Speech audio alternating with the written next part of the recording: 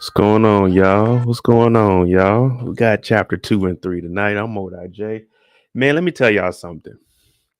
They could have just made episode 1 and 2 a movie, dropped that, and we would have been good. I was struggling trying to get through episode 3. I ain't gonna lie to you. I'm not gonna lie to you. I was struggling to get through episode 3, man. We're gonna talk about it though, but they definitely could have put 1 and 2 together, dropped the best man, the final chapter, the movie, and been done with this. We don't need to go all we everywhere now. We everywhere in the chapter 3. And y'all be talking about more, you need to read more books. Not if it's gonna be jumping around like this. I'm not. Not if we gonna be jumping around like this. Hey, y'all like that song? Yeah. We got the new intro. See, that's more for these type of shows because there ain't no killings, there ain't no drugs, there ain't none of that in there. We have to speak proper when we talk about this. I can't say the word ain't when we watching The Best Man because everybody is successful with real world problems. Chapter 2 is actually the wedding. Pretty good episode. That's why I say, man, they could have just made this a movie. We don't need 3, 4, 5, 6, 7, 8. 9, 10, 11, 12 episodes.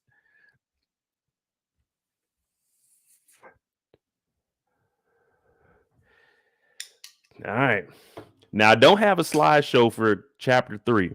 I do have the slideshow put together for chapter 2. Man, y'all know me.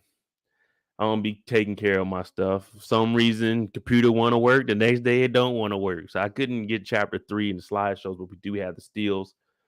So we're gonna start it off. I'm Modi J. This is the best man final chapters. Chapter 2, chapter 3, the wedding and brown girl dreaming.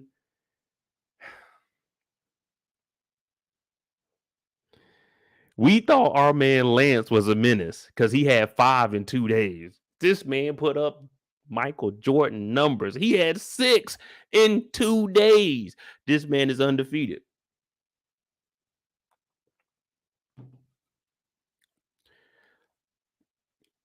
Jump into these shows here. If you're new to the channel, make sure you hit the subscribe button. Definitely hit that like button. We jumping into it. Episode 2. Shelby done showed up. You remember at the end of episode 1, Shelby showed up with them things out. Everybody's like, what the hell? What the hell is Shelby doing here? Shelby shows up and all the girls looking. See, Candy, she used to be a stripper, so she know like, hey, you doing some of the shit I used to do back in the day. She's like, what the hell? How'd you get here? Shelby like, fuck what y'all talk about. Fuck what y'all talk about.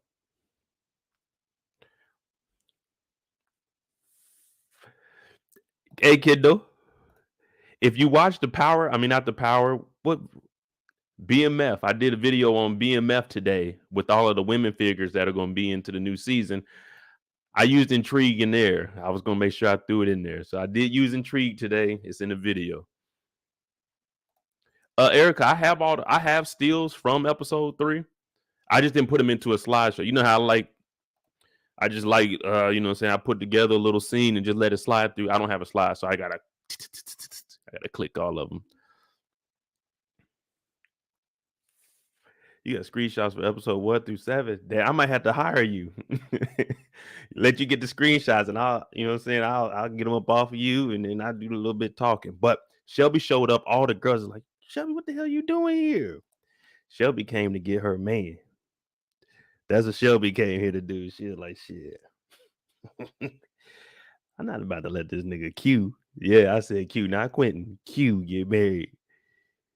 What they were doing back in the day, we seen the best man. We knew that she was throwing that thing around. She always wanted Q. She was pushing over our boy. She was pushing over our boy. But that's Julian though. And the same thing that happened with Q getting her, it's the same way he got X, the unicorn. He wasn't kissing her ass. At first, all he did was clown Shelby and the best man. They ended up getting it on. And here we are. This is 2015. So this is supposed to be 2 years after the best man holiday. So this is 2015. She showed up. Jasmine's trying to stop her. Jasmine is a lovely lady. Now we find out a little bit about Jasmine later on, but she's just trying to do her job. You're the assistant to the owner. You're the liaison to all of his best friends, his brothers and sisters. Yeah, you like, ma'am, you need to leave here.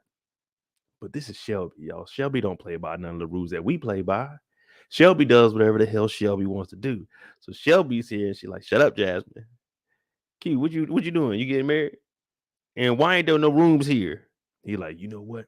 I should get your ass arrested for trespassing. Like, okay, look at Q standing up for himself.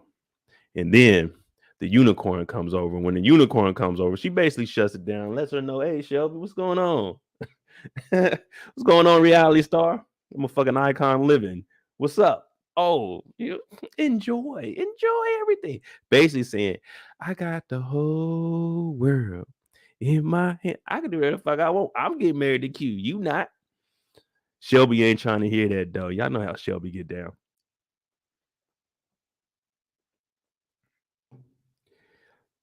Shelby ain't trying to hear that. And the unicorn, she just stepped up. She got Q acting different. And everybody's looking too. Julian remembers that. Julian's like, I'm glad. I'm kind of glad I got out of that situation because he's listening to how she's talking to Q. He's like, I couldn't be dealing with that.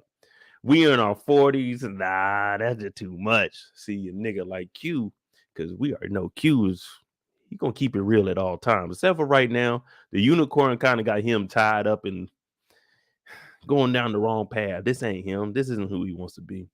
But Shelby, that's that fire that he needs. You know what I'm saying? That fire and ice, that icy hot. You put them things together, whew, you got something magical. Your back get to hurt. What you do, you throw that ice hot on, you're like, oh shit, nigga feeling better. You Shaq even got the little patch. You put a little patch over your shoulder, like, damn. It's just what the doctor ordered. Now it only lasts for like that one day, but you just get you another patch. And Shelby's telling them, look, I'm here and I'm here to stay. I ain't really worried about you getting married, even though she is, but I'm here. And I'm just enjoying the party. And the unicorn also said, oh, yeah, get reacquainted. See, the unicorn, what she's doing is she's using that power and leverage she has over. She's like, yeah, go ahead. You do what you want with you. But guess what? I'll marry that nigga. I'll marry that nigga. What up, Alex? Coupe DeVille said, as soon as it got spicy in episode 4, I said I'm out. So I'm going to watch episode 4 tonight. We're probably going to do 4 and 5 on Wednesday. But as of right now, we got Shelby. She showed up. She showed up to the wedding. And everybody's looking like, damn. Me, I'm looking at it like, oh, this about to be good here. What's Shelby about to be on?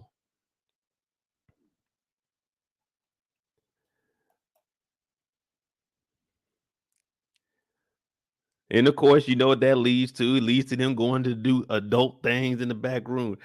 My boy was getting, she was putting that work in on him too. Look how damn sweaty his damn white beater is. that was a white wife beater when he had it on. That motherfucker turned into that white beater that DJ had. You know it's hard out here for a pimp. That nigga was in that motherfucking room sweating. That's how goddamn wet this motherfucking tank top is. Pause. You know it's hard out here for a pimp. That nigga heart can't take it like it used to though. He gonna need that shit, that Mama Maya. He could need some of that Mama Maya. Shelby flew Ollie down here. Now she flew down here and she knew exactly what she wanted. I could barely get a chick to respond to a text, let alone fly to another country to come see your daughter. Like she came out of pocket for this her own to go get some. I said, damn, I'd be damn. That's motherfucking cute. I don't know. I got to put Q's Mackin on. Well, nah, I can't put him above L Boogie because L Boogie, he doing it with one he ain't known. He known her. He already had this before, so of course he know he gonna be able to get it again. But we got to take in consideration she did fly down there. Listen, she flew down to the island, no place to stay. She knew there was no rooms, but she still flew down there. She said, "Fuck this. I ain't never had another." You know what I'm saying? That Bow Wow and Sierra song. She flew all the way down there, no place to stay. First night in it, she said she probably went down there with no drawers on. With that dress she was wearing, probably had no drawers on either. Straight to work. And she got permission from the fiance.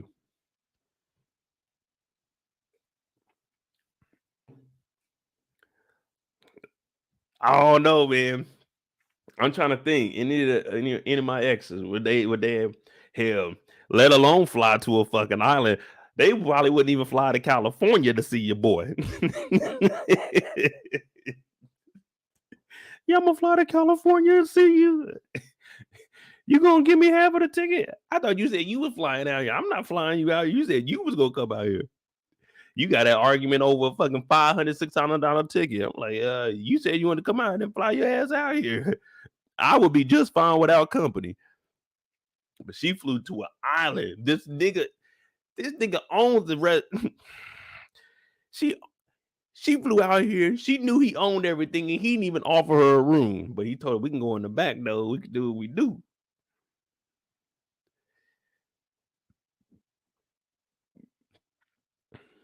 Q is the man. Q is the man. Shelby can't. Hey,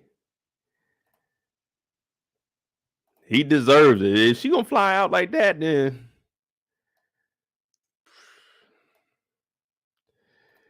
so what y'all think about Q and Shelby at this point? I know some of y'all watched further, but when you seen this, what were you thinking? Did you think that the wedding was going to continue and we was going to be good to go? Just, hey, we got that out the way. He's still a single man right now. Technically, he ain't married yet. They did get the tattoos, but they ain't married yet. So he's technically a single man right now.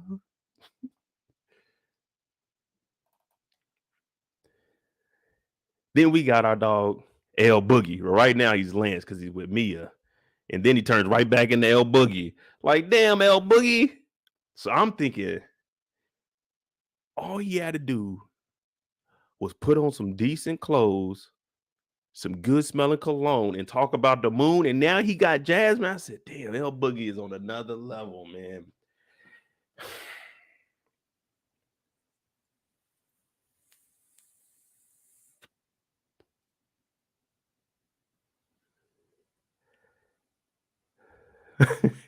Said the wedding was basically over once Shelby got there.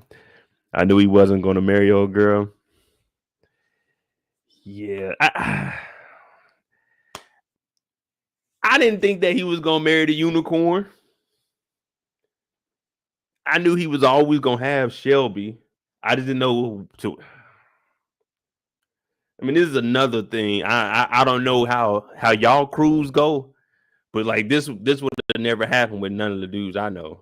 Like, all right, y'all were dating, like y'all was for real, and now see, you may have knocked her down, but you wouldn't have did nothing serious with her. But this crew right here, this crew is totally different. They all different. We gotta remember. Q came up with money. Q's dad had bread, so these are more privileged kids, so they're more lackadaisical when it comes to these type of things. That's why they were all right with it. But L Boogie in the bed, so he's thinking Mia, Jasmine, Mia or Jasmine. He lay in the bed. He woke up like, damn, boy, I'm big tripping because he over here daydreaming about Jasmine. Now, Jasmine is an attractive woman. But dog, you would just think about your wife, and then I'm like, damn, boy, L Boogie, you a bad man. That he could turn it on and off like that. Mia, Jasmine, Mia, Jasmine. Like, damn, nigga, all right.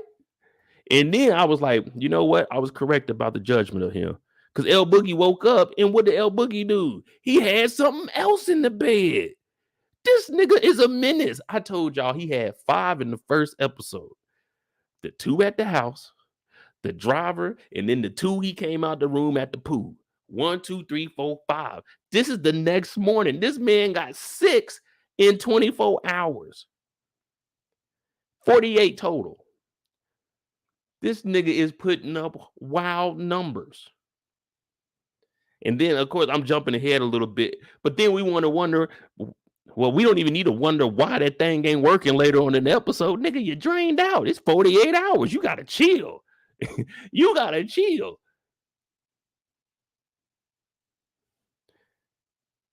Talking about it ain't working. Calm down, brother. You need to take a break. We still got another day or 2 out here. You should have spaced that out. Maybe day 1 and night 2. You know what I'm saying? Not day 1 night, day 2 morning. No. You got to space that out. Day 1 and then night 2. Maybe night 3. He's a hell no. I want Jasmine now. Now he thinking about Jasmine. He got up. He got the new thing in the bed. He wake up, he think about Jasmine. And where Jasmine ass at? Jasmine ass out here leading them on. She know damn well where Lance L, aka L Boogie Sullivan. She knows exactly where this nigga's room is. She gets up in the morning. This isn't. This isn't.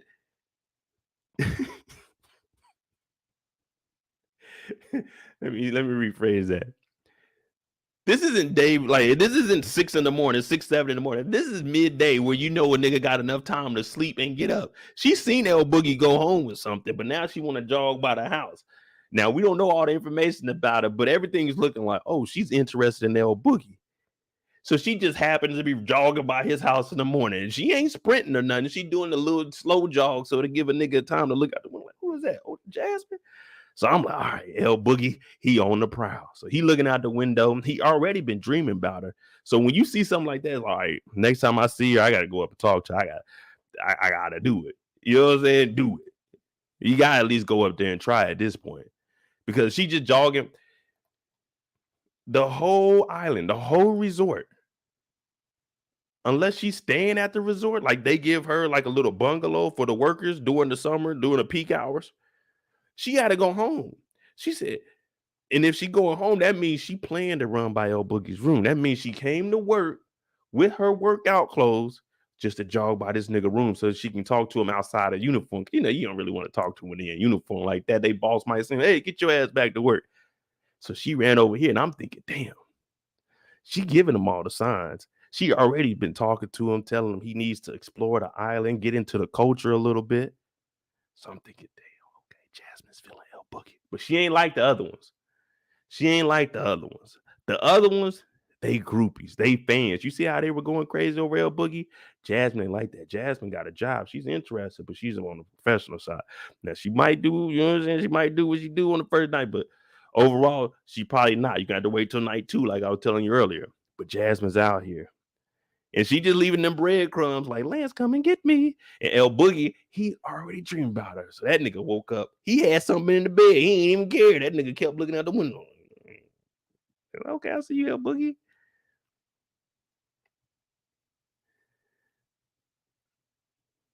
I'm telling y'all laughing, but look at it. He was thinking about his wife, thinking about Jasmine, and had something in the bed. Now, I'm not saying what he doing is wrong because he a single man, but god damn, El Boogie, I told y'all yesterday, leave us some. Us regular folk, we ain't friends of Quentin. I didn't know it was going to be a celebrity wedding. I just heard that this resort was nice. It's black owned, so I showed up. But I can't talk to none of the women because all you hear is El Boogie's on the island. Oh, El Boogie this, El Boogie. Man, fuck that nigga El Boogie. I don't know him. He was an all right running back. Nigga got the nigga got the Russian championship. I mean the Russian title. I'm calling him a regular player. Like, he is all right. He cool. He's straight. I ain't hating him. I'm just saying, damn, this nigga, you blocking on all of us. It's competition out there. But we back to business because this is what it's all about. Unfinished business. He said, hey, nigga, with all due respect, I'm getting 10% off this deal. Look what they just sent you on your phone. He picked up the phone and looked, that motherfucker had it. I told y'all yesterday it had to be about $7 million. It had to be like a $7 million deal that he was getting. He said, Lynn, look at that. We gonna do this movie or no? Man, there's no debate. I looked at that and said, shit. Where's the dotted line at? Like, I can do this right now. Matter of fact, fax it on over to me. I'm going to the front desk right now. Hey, what's the country code over here? I'm about to send the fax over. I got to sign this ASAP. We getting that done. Now she talking about, you know what? I'm about to go out a little bit. I got to do some things. I told y'all in The Best Man that Robin was low-key a hater. No one believed me. No one believed me, but I exposed that she was always hating on them books. And we even see it more in this episode. I said, damn, not my girl Robin. Because I always had a crush on her. But she out and about. She's going out with Savannah. I think that was her name, Savannah, the lady that cooks. She's going out with her, get some recipes. Shit, we got 3,000 people. We need to spice it up a little bit. We can't have the same menu for a whole year. You know what I mean? You want to see something else. I want the flavors.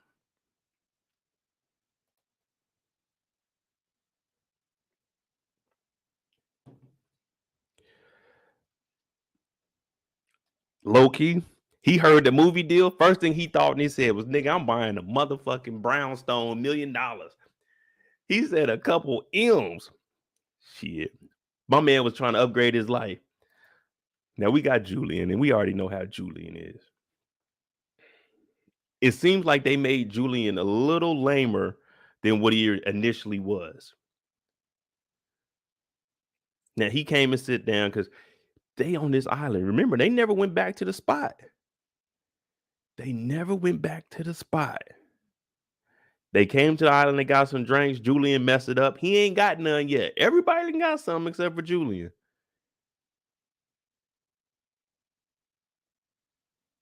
And he's like, look, man, I want to apologize. All that best man stuff. That wasn't me. I can do better with myself, you know. And I want to be here to make you happy. She's like, oh, it's all right. Still ain't gonna give you none. But he don't care though, because he got on, what is that, a parrot?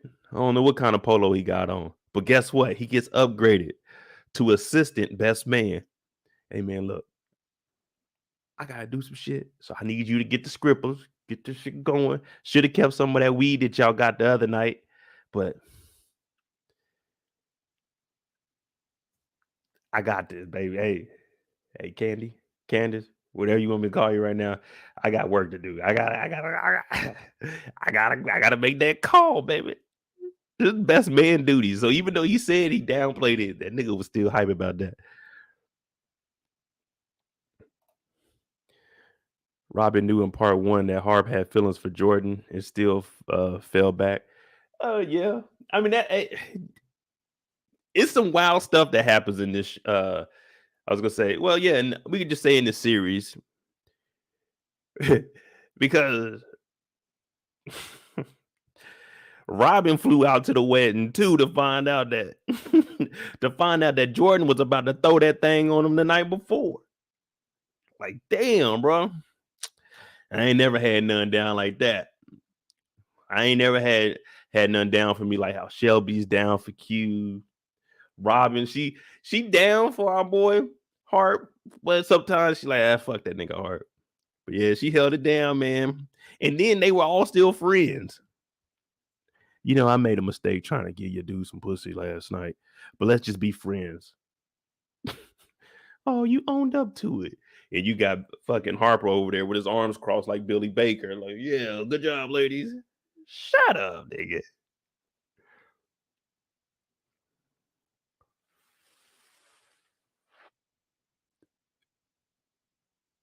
Ellie Brown said, come back and talk about the game. Well, I started the game season 1 or whatever the last season was, and I know they got the new season that's coming out now.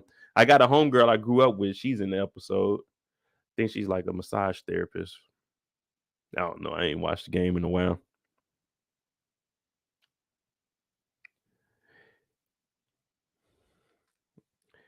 Yeah, L, we know about Shelby. I mean, that's towards the end of the episode. We're gonna get to that because right now we're just breaking it down scene by scene, and trying to see if there's anything that we may have missed. One thing we ain't missed is that this nigga Julian still wants to be that best man.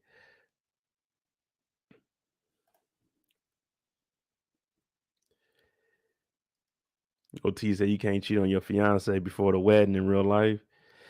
You're not really single. I mean, you are really single. I mean, you can't go into a job and on the application put my fiance. That motherfucker says single, married, divorced, or widowed, not dating. You go into the bank like, who is this? I'm his fiance. Well, your name ain't on shit, fiance. We looking for a wife's name. Nah, you see, we can't give you access to that account, darling. You got to get on out of here.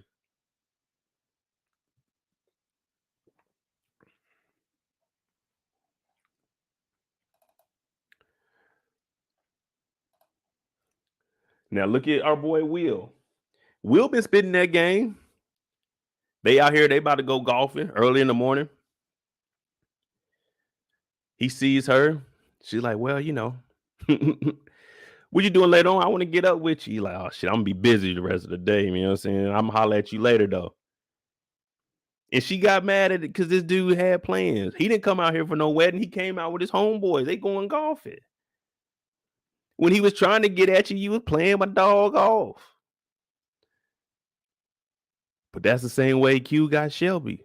The same way Q got the unicorn. He wasn't kissing no ass. He told her straight up, like, hey, I'm about to go golfing. Me and the boys, you know what I'm saying? We go 4 holding none. You know what I'm saying? And then after that, I got some other shit I gotta do. She's like, oh fuck niggas. This is why I don't mess with niggas. Yeah. She out there. She ain't got the room part yet. You know what I'm saying? Everybody down there getting knocked down, and she know it. She wants some fun too. It's been a while. Y'all know she go to sleep with that laptop. She said it. I didn't. She said she go to sleep with that laptop. I'm like, okay. That's a lot to be telling our boy Will. But she was throwing that bait out there, just like Jasmine, leaving them breadcrumbs. Now, Will, he was trying, but I respect Will. He wasn't aggressive about it. He told, well, we ain't got to that part yet, but yeah, he wasn't aggressive about it though. That works in some instances, but someone like that, you're gonna have to go ahead and try while y'all out here on this island because all that linking up when y'all get back to the city, back to the state, that shit dead. She gonna go home, whoever she was talking to, back at home, who she could be talking to. So you gotta try while you on this island. You gotta try to swing for the fences. But Will was like, man, she attractive. What's going on, Cheryl? And then she got mad because he was busy. When he was trying to take pictures, she didn't want to take no pictures. I would have hit her up that night. That night when I sent her those pictures, and she said, "Good eye, sir." Oh, what you doing after the dinner? I'm gonna be up for a little bit. What you doing? We on the island, baby. Y'all ain't got shit to do tomorrow. Matter of fact, I know my schedule. I know I'm gonna be on the beach with y'all tomorrow, so we can go ahead and do the drinking thing tonight, and then we can get the cleansing tomorrow. You got to go ahead and try. See, Will's with his boys, and I respect this. All right, we went on the guy trip. Shit, give me an opportunity. Was okay. What'd you say your name was? Jordan Armstrong? Hey, boy. Hey, after golf, I'm gonna get up with y'all. Fuck with y'all. I'm about to see what this is on. I'm about to see. I already offered a swordfish.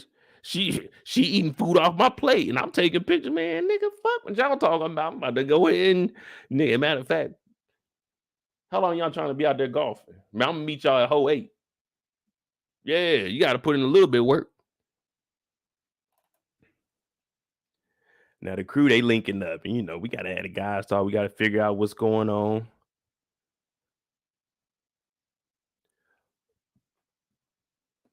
Everyone finds out that he knocked down Shelby, which wasn't really, how can I put it? Wasn't really a bad thing. I mean, we all knew he was gonna knock Shelby down. Shelby flew out here. We already went over that. Shelby flew all the way down here, so we knew she was gonna be throwing that thing. You know what I mean? She not just flying out here to congratulate him on his marriage.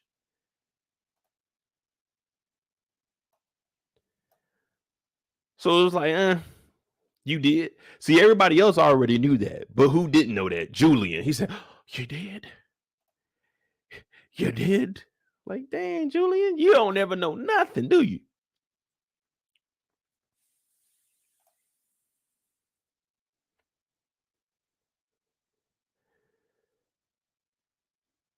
We find out that Julian's the one setting it up. He getting the scrippers.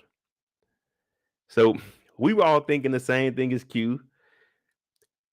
Julian isn't the one that we have set up. Anything that we're trying to get some excitement from, Julian's not going to be the person we go to. His type of excitement is a little bit different than ours. His judgment is a little bit different. That's our boy. We fuck with him, but he thinks he does things a little bit differently.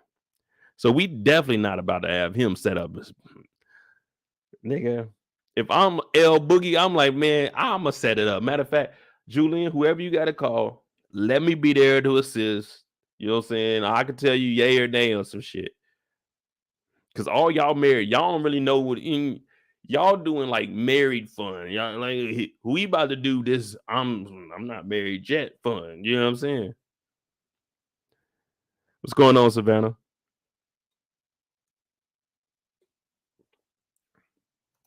Elle said maybe it's just me, but I feel like Nia's character is her true character. I don't know, man. I mean, I said that sometimes it's art imitating life.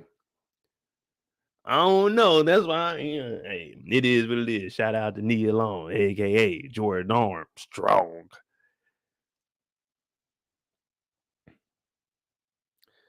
It did start feeling a little bit like Empire towards the end of, I think it's episode 3. But Julian, he's setting it up. We got the bachelor party tonight. Q took over. They trying to get our boy Lance right. Lance don't give a damn. Lance is looking at the ladies giving him a massage, like, all right, I'm digging this too. But really, he got Jasmine on his mind. I wake up in the morning, got Jasmine on my mind. We got our girls Jordan and Shelby now. They walking around the island. You already heard Shelby say, "Hey, be spontaneous, do your thing." Do your thing. Do your thing. Now we know she doing her thing. She jumped right off the jet. Right off the jet. Came to the resort. No room to stay. Bags just in the front. Left him at the front desk. I'm looking for Q. Went to Q and gave Q some. Now the next day, she walking around. Everybody looking at her. You know, she's showing off. She cracking on Jordan, talking about, Will, he would give you some. He would give you some. You didn't have that damn grandma robe on. You got this robe, you got to show something out here. It's hot, girl. You got that on. It's a hot girl summer. You supposed to, hey, we out here on the beach, supposed to be living it up. You know, Jordan is just classy. I told you she's a little bit different. She's like, nah, but I've been throwing these hints at Will, but Will ain't came to try to do nothing. I mean, she's right. Like, you got this outfit on, it ain't working. But the unicorn showed up just to prance and, hey, ladies, how's it doing? And Jordan is messed up. Jordan just heard her best friend smash this woman's fiance. It was like, oh, y'all be nice to each other. You can't leave these two alone. Now, I know it ain't your business what they supposed to be doing, but hey, where I'm from, they about to be scrapping. It's about to go down now. These motherfuckers about to get, because the unicorn was talking slick to her, wasn't she? The unicorn was on her head. She was like, oh, how was it last night? She said, oh, I had a ball. She said, no, you had 2 balls, didn't you? Yeah, you had something in your mouth, didn't you? How my pussy tastes. I said, damn, she talking bad to her. She talking bad. It ain't nothing she can say either. It ain't nothing she can say, because right now Shelby looking like a damn fool. Shelby is losing right now. The unicorn is undefeated. The unicorn said, go ahead, smash this nigga one more time. She did that just to get the upper hand on. I said, damn. The unicorn, that's a bad motherfucker. One of a kind. She said, how my pussy tastes.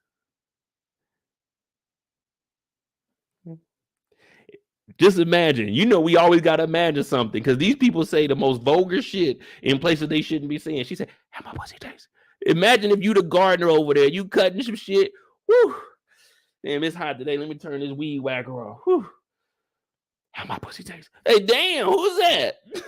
You done heard your boss's wife say, how my pussy tastes. Like, whoa, what's going on? Now you got to put your headphones back on. Like, I ain't hear nothing. So if they come, I don't know nothing, boss. I was over here cutting these trees. That palm tree, man, I was making sure the coconuts weren't falling down on nobody's head. I climbed up there, knocked them all down. I don't know what they were talking about. I said, damn. This is one time Shelby can't fight back. She commissioned 2 balls last night. She said, go ahead, get reacquainted.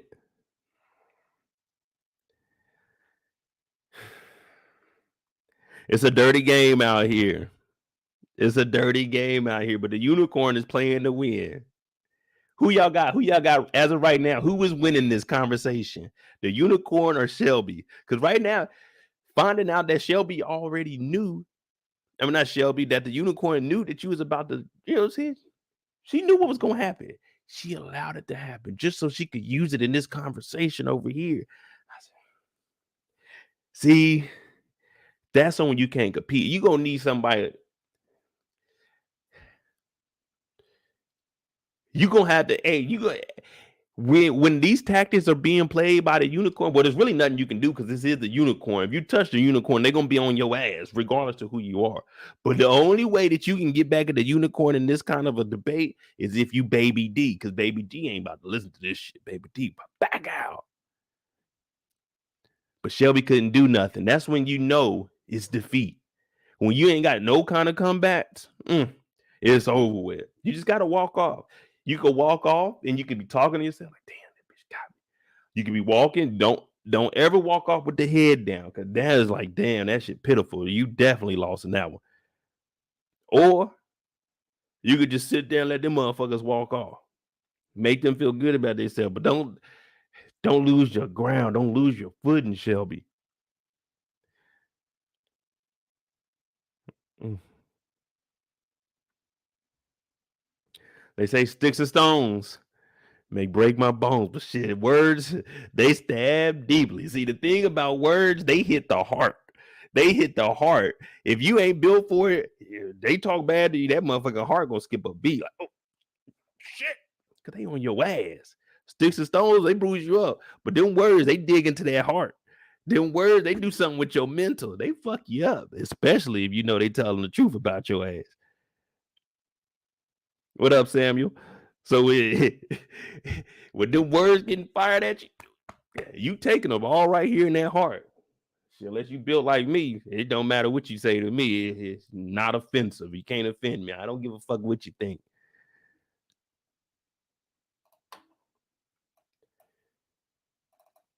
Now we headed out to the beach in El Boogie, 6 and 24 hours, 6 and 48 hours. We don't even know what the count is right now. It's like on Space Jam when the Monstars was whooping the hell out the Looney Tunes and the score was just going crazy, like, and it didn't even have a score on there. It said kind of one sided, ain't it? That's how it is right now. El Boogie is putting up numbers. I'm talking about he's going for the Kareem record in one season. He's like, hey man, let me talk to you. What's that mama say?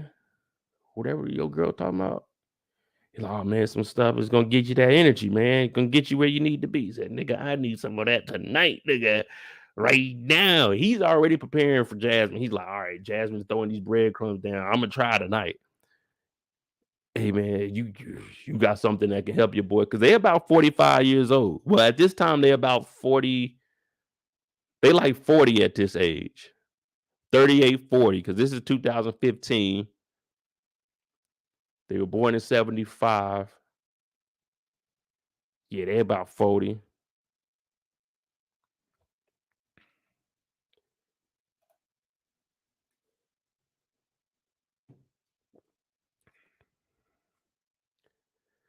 It's a good series. I'm thinking they could have did episode 1 and 2 and just did the wedding all into one, like a 2-hour movie, and would have been good with it. Because episode 3 was kind of hard for me, man. It didn't have the best man vibe to me or something. I don't know. I was struggling to get through it. But anyway, he's about to hook his boy up. Now it's time that we all pull up. They come out here, they talking about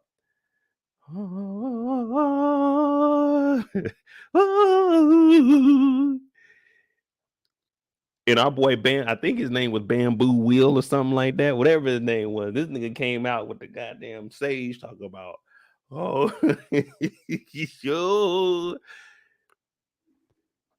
Jordan talk about, I know him. That's Will. How she get mad that this nigga Will got a job? Someone answer that for me. Nah, they a little bit older than me. They about like right here. This is supposed to be 2015. They about 40 years old. Because if you watch it, matter of fact, I'll show y'all.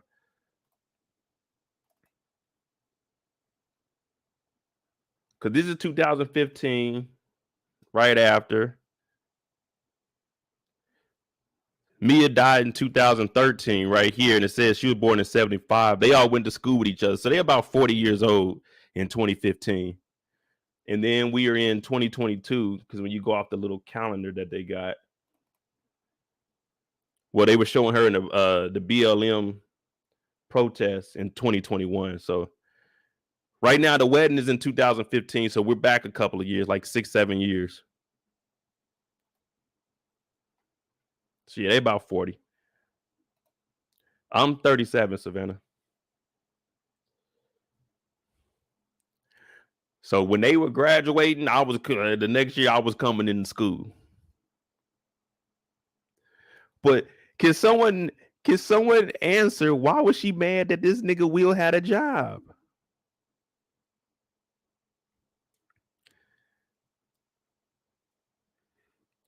So wait, are y'all talking about? I'm saying on the show right now, and like what we're watching right now, they're about 40 years old. Because this is 2015, and then 2022, they're about 48, 47, 48. Which is weird because the storyline we see Lance talking about he's coming back to football. Now I know 48 you ain't, nigga. You see what I'm saying? Like I know I'm digging into it a little bit too much, but I was just looking at the calendar and everything. Like, okay, so they almost 50 in the when we get to the modern day, episode 3.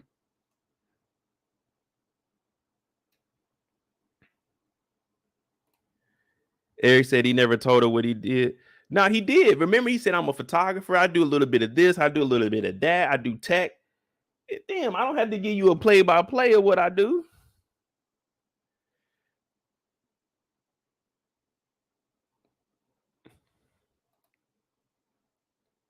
Yeah, Mula, this is 2000. No. Yeah, this is 2013. And then the beginning of it, it's either 13. I don't know, man. I don't know. All I know is when it first comes on, episode 3, when it first comes on, it's 2015, and they showing the wedding right here. So that's why I said this is 2015, because the wedding was this weekend, September 6th, that Sunday. So what we're watching now, the episode is in 2015, because here go the wedding. We actually over here looking at the calendar they put on here. Yeah, so the wedding is 2015, 2 years after Mia died. Because this picture shows us Mia died 75 to 2013. So the wedding is 2 years after.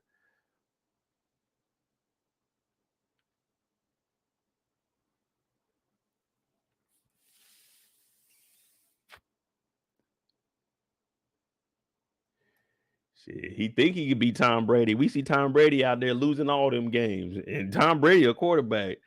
L Boogie gonna get out there. They gonna tear them knees up. Pause. Fuck his old self up, man. You better chill. I remember the last game I played. I was 33 years old. That's that when I was out in Arizona. We won a championship that season, but I messed up my hip. I said, "Oh man, I'm done with this." L Boogie. All right, L Boogie. They're gonna be boogieing on you, all right. That's gonna be their celebration. Every time they tackle you, them niggas gonna stand up and do the boogie.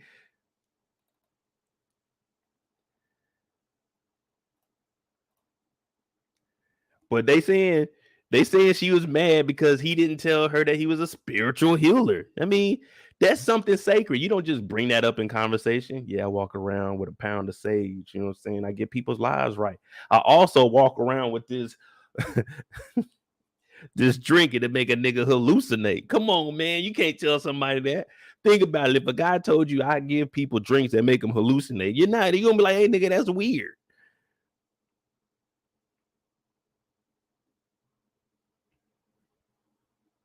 You see what I'm saying? Like, dude, I told you I was a photographer, baby.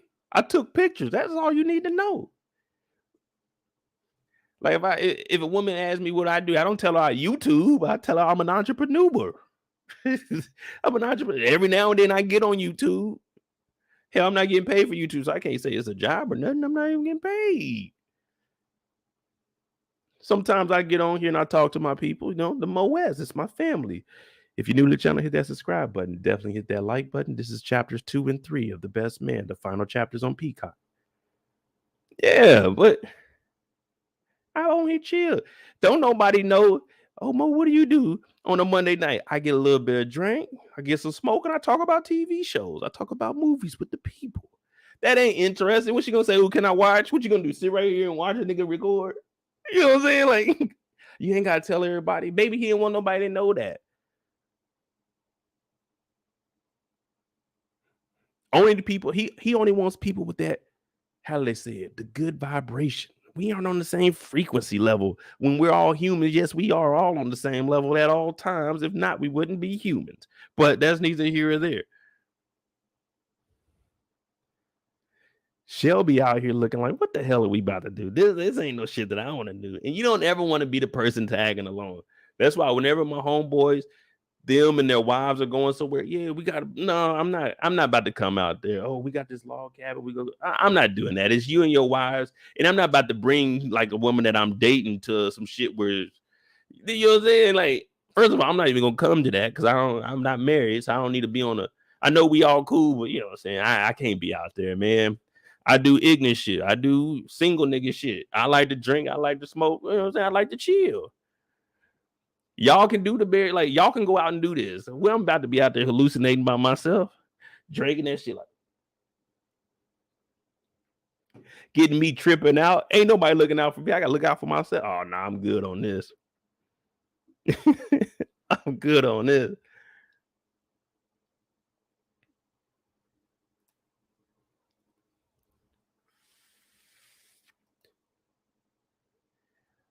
Hell, my sister and brother-in-law, they be going on all kinds of trips. They're like, oh yeah, we got this spot, young. I mean, it's different. I can go with them because that's my sister and my brother-in-law, and they all cool. You know what I'm saying? We just chilling and stuff. Now, I mean, they're gonna go off and do their own thing, but it's still like, man, now y'all go ahead and enjoy that.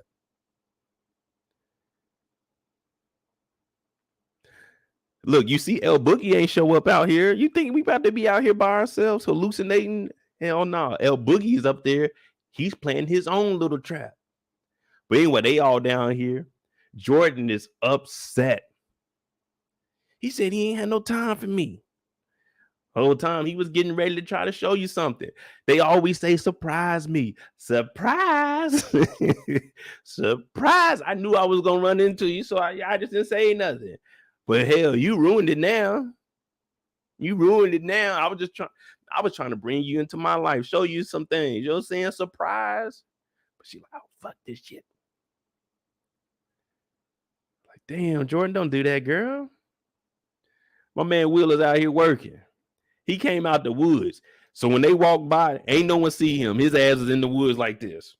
The nigga came out with the sage. Hey.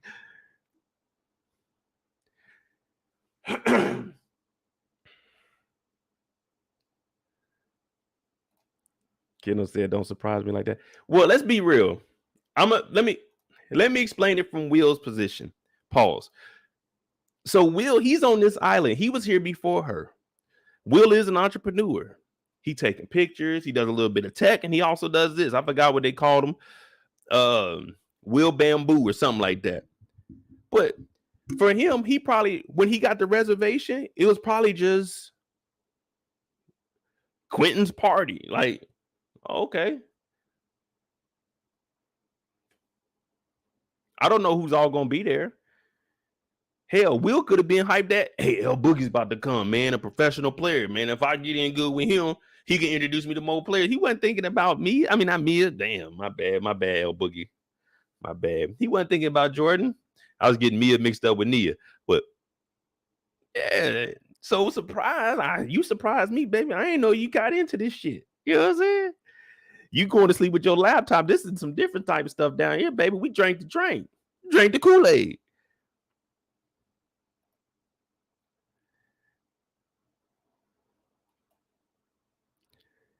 Candy out here, like, she's like, I don't know about this. And that stuff came out thick too. I'm like, man, that ain't no regular juice right there. It was this beet juice.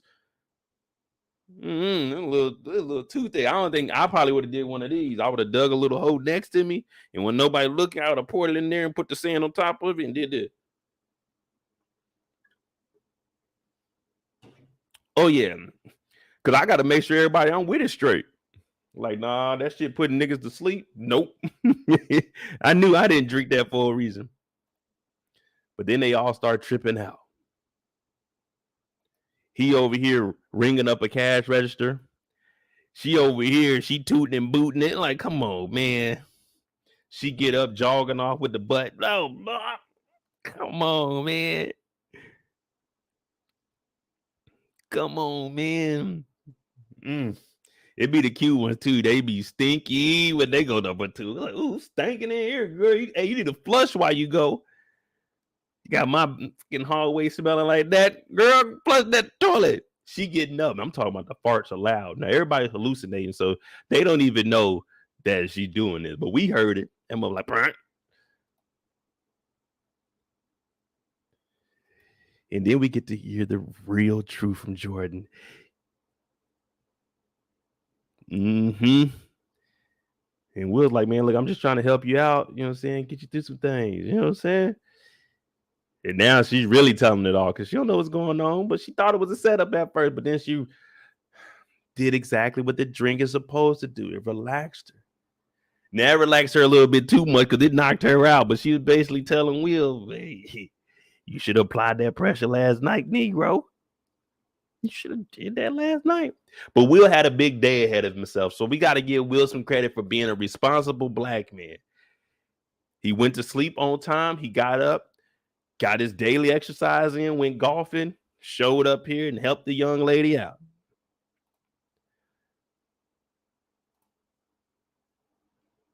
And then, of course, you got Julian and Candy over there. It sounded like she was having an orgasm. He wanted some, but he couldn't get none.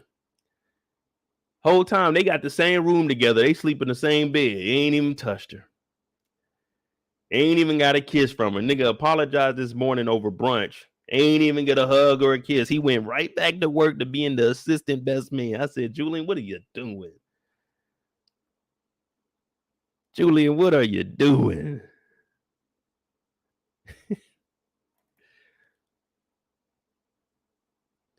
Lance in the room. He trying to get right. He eating them roots. You know them thing nasty. He said, I'm gonna get right. And guess what? She just happened. Y'all can't tell me she's not doing this on purpose, man. You can't tell me she's not doing this on purpose. She's literally stopping in front of his room and stretching. She had to jog from the main office over here. The path, there's not even a path here. She's running through this nigga's grass. I'm like, man, I'm feeling exactly like Lance. Man, she's throwing these signals. I gotta at least try at this point. See where it's gonna go. She's showing some kind of interest. She out here. 1 and a 2 and a 3 and a 4. 1, 2. She doing push-ups. She got the leg over. She crossed back like this. Oh, you hear that that back pop? She said, oh, yeah. Woo. She jogged all the way over to his spot to go do some stretching and warming up. Girl, you jogged all the way over here. You might as well keep on jogging. Ain't no time to stretch. She doing L Boogie wrong. She doing L Boogie wrong, man. She leading them on at this point. She should have led with, hey, I have a fiance. Got this man over here talking about his ex-wife, going into his feelings, just to hear a conversation of a hurt man. She's leading our boy down the wrong path. She got this nigga having dreams about her. This nigga can't even get it up. He ain't even messing with her, but he can't get it up. That's one of the worst things that a man got going on in his life. He can't get it up. Damn, I gotta focus on this. He looked out the window. He forgot he couldn't get it up. That nigga jogged outside. He said, well, you know what? I am a professional athlete. If you want to do a little bit of running, let's do some running. He forgot that thing ain't even work. He was trying to get at Jasmine. I said, damn.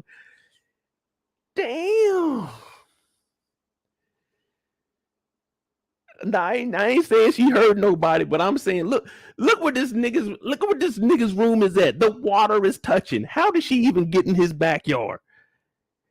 Dog, she's climbing over bushes to get back here just so he can see her. She's leading him on. She's leading L Boogie on. She know right now he vulnerable too. He just told you last night in front of the moon. You know, Mia would have loved this.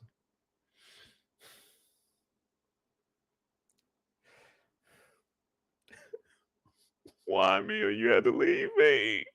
So she hearing all this. She said, you know what I'm going to do? I'm going to mess with his head a little bit more. I'm going to be over in front of his house at 8 in the morning. Now, this is in the afternoon because I forgot they were out on the beach. So this is probably about 3, 4 in the afternoon because this is September. So it gets dark a little early. I think sunset was like 7:02 p.m. So right now it's about 4:30, 5 o'clock. Sun's getting ready to go down. She's talking about, I'm going for my afternoon jog. This is in the evening. So she didn't already work the full 8-hour shift because, you know, they got to start early. She worked the 8-hour shift, said, you know what? I'm going to go jog by his room. Mm-hmm. That's what I'm going to do. Wait till the sun go down. That heat ain't on me because I hate running and I'm sweating too much. You know what I'm saying? I'm going to wait till the sun go down a little bit and I'm going to get this run in. El Boogie came out. He couldn't resist it. He said, I got to try, man. I got to try. There's no way. This isn't a coincidence that within one day she just happened to be in front of my room in my backyard. Like it ain't no way that this is a coincidence. I got to try. So she talking about, okay, cool. Hope you can keep up. She takes off on his ass. He jogging, trying to keep up. And he trying to tell us he going back to the NFL 7 years after this episode. Nah, you ain't going to no NFL. You couldn't even keep up with Jasmine. So look at Jasmine. Mm-hmm. She's fit. She has a personality. She's smart. She got a job. Oh, hey, Mr. Sullivan. Oh, oops, my bad. Hey, Lance. El Boogie fell for it. El Boogie said, I'm going jogging. Nigga, he ain't do no stretching. She jogged to his spot, did some stretching, and then took off on his ass. Now it makes sense why he couldn't keep up. He was in the house eating roots. He ain't hydrate all day. He tried to get out there. He wasn't loose at all. He just started jogging. Yeah, you ain't gonna be able to keep up. Now Shelby comes up and she's like, look, Q, this ain't you, man. What's wrong, baby? This ain't Q. Right now you acting like Quinton. You Quinton. He said, nah, this is me. The unicorn showed me some things. It made me realize there's more to life than just running around here wilding out, being like El Boogie. Shelby said, that ain't. We're going to get on Shelby ass too, because Shelby's a messed up individual. Right now, she came down here. She just got destroyed in a heated battle with the unicorn. The unicorn dogged her. Up 2-0 right now. Played her ass. And now she got to go to Q because she's thinking, well, Q, he did smash last night, so maybe he'll take my side. And she trying to get him back to the old Q. You know, the Q that she like. Bad boy Q. I ain't got no job Q. I'm going to do what the fuck I want Q. That's what she wanted. But right now, he got this cleaned up act. He's clean. He don't smoke. He don't drink. He hallucinates. He out there doing stretches with his bae, back to back. You know what I mean?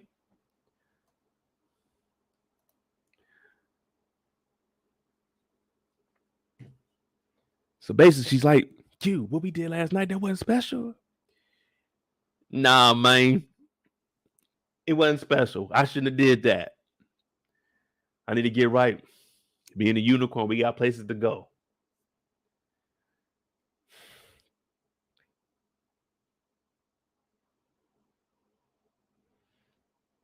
Shelby flew all the way down here. Shelby wasn't trying to leave without round 2. Shelby wasn't trying to leave without round 2.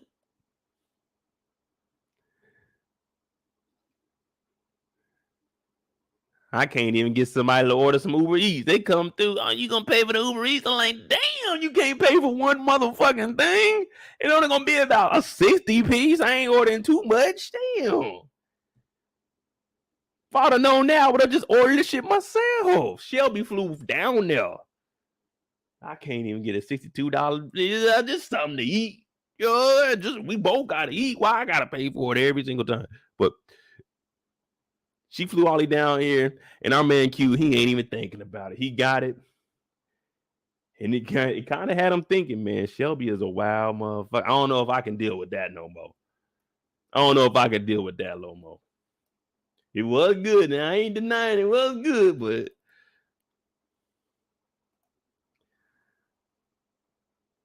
nah, Q was telling the truth, man. But Jasmine out here lying.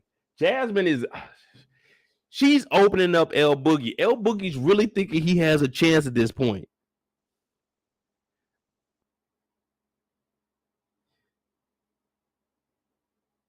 And she's doing all the right things. She's asking questions. She's getting El Boogie to talk. And like I said, he's vulnerable right now.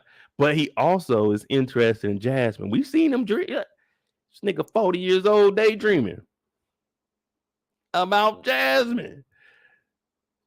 So she's like,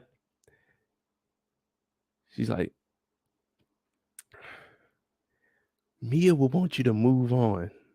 Enjoy life for what it is. So right then and there, I'm thinking, oh, she is interested in you, Boogie. Boogie. They on top of the mountain. They looking over the cliff. That wind is blowing. I'm talking about just like the Titanic. Near, far, wherever you are, you will all. Yeah. The only thing is he bald headed. So L Boogie is thinking, all right, I've been showing the love. You know what I'm saying? We've been respectful with each other. I opened up. I talked about my wife. I actually explored some of the culture. We doing this little jog thing, and now she's talking about my wife who want me to move on. So that means move on with you, or what? So that's what he's thinking right now. That's what's going through his head. He's like, well, you know what? Jasmine is the first person that's actually talking to me as a fucking person and not L Boogie. She's talking to me as Lance Sullivan, Mr. Lance Sullivan, not L Boogie, the running back with the Russian title. So he's like, oh shit, move on. Okay. Jasmine, she's attractive. She in shape. We running, we jogging. Okay, cool. Cool. You know what I'm saying? Later on tonight, we're gonna get something to eat. Oh, Jasmine, you ain't gotta work tonight. We good. All of us is, you know what I'm saying? We all cool. So hopefully my friends would understand. All right, I'm trying to talk to Jasmine, so don't be talking to Jasmine to work Jasmine. Jasmine's with me, Jasmine. You know what I'm saying? You can ask her for something and she can tell other people to do it, but Jasmine not about to be working tonight. Jasmine with me. So that's what L Boogie is thinking. He like, I got one. Hun. All right, look at L Boogie doing his thing. What's up, Cher?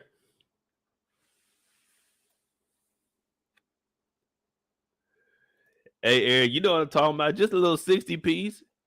I ain't asking for much. Ain't asking for much. It ain't like I'm asking for the 60 piece to go get the haircut. Yeah, I'm asking for a 60 piece so you can eat and I can eat. So we can do this together. And just order this shit off your phone. You know what I'm saying? You gonna pay for it? Yeah, all right. But if I order that motherfucker, I'm ordering my food. It's just a little 6 piece. That's why I don't get nothing from nobody. I just buy everything myself. But L Boogie, he think he got a chance, y'all.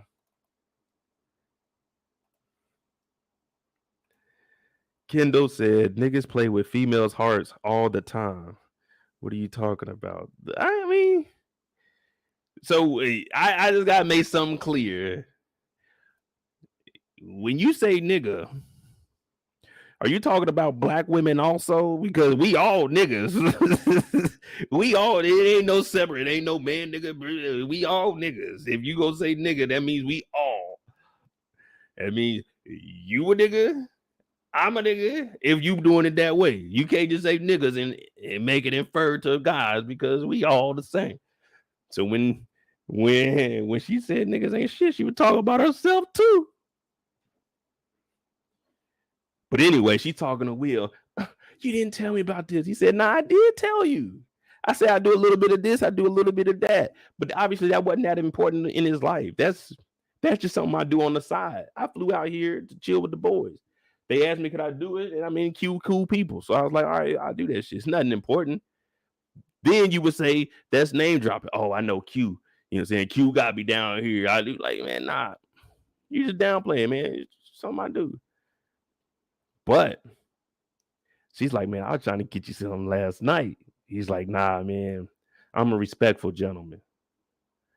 I want to connect more when we get back to the mainland. I be in and out of New York City. So basically what he's saying is, nah, I don't want to do it down here because your ass going to be around every day.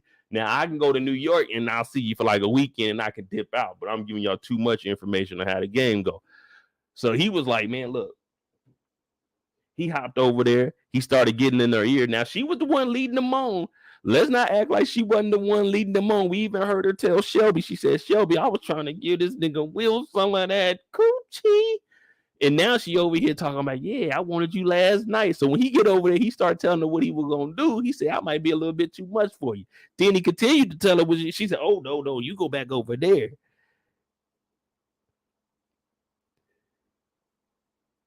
She said, oh, no, you go back over there. I said, what the hell was Will saying in there to get her like this? What was Will saying to get her like this? Jordan Armstrong, the businesswoman, the executive producer. He was in the ear telling her something good. Tell me something. Tell me that you. Will was up in that ear.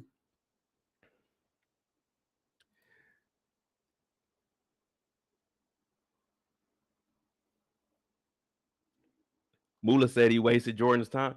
Well, can we really say that though? Because it's still a long day.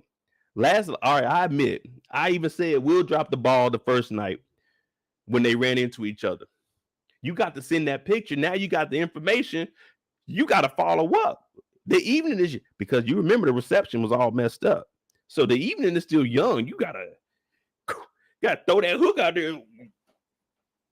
Whoa, you gotta see what you can catch. But they still had tonight, the wedding night. So I wouldn't say he wasted her time because all right, last night he had to get up. He got two jobs. I'm a photographer and I'm the spiritual man. I'm sorry, I was busy. But what you doing right now? What you doing right now? You said we could go. We got the blackout curtains.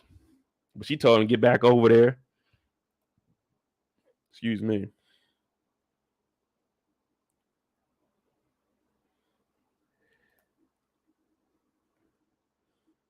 Then y'all really don't like Will? Will was that bad?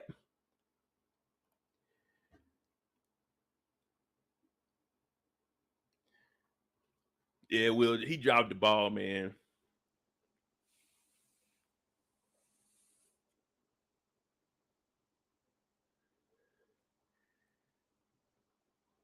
I think Joy, I mean, she probably didn't want that to be her character, and it's still showing that she really wants Harper. She really wants Harper. Even though she said she was gonna have fun with him, ain't nothing happened. Now, Candy, she's still trying to find her way out here. She's working with the kids. Our boy Julian is a big time lawyer, so he's already doing his thing. He's him. According to the kids, he's him. Yeah, that's him. Y'all know what we said. Yeah, that's him. And he's giving her that motivation and encouragement that she needs. Like, you gonna be good with that. Shelby shows up, and Shelby's like, I gotta ask you something. I didn't rent it out the whole spa.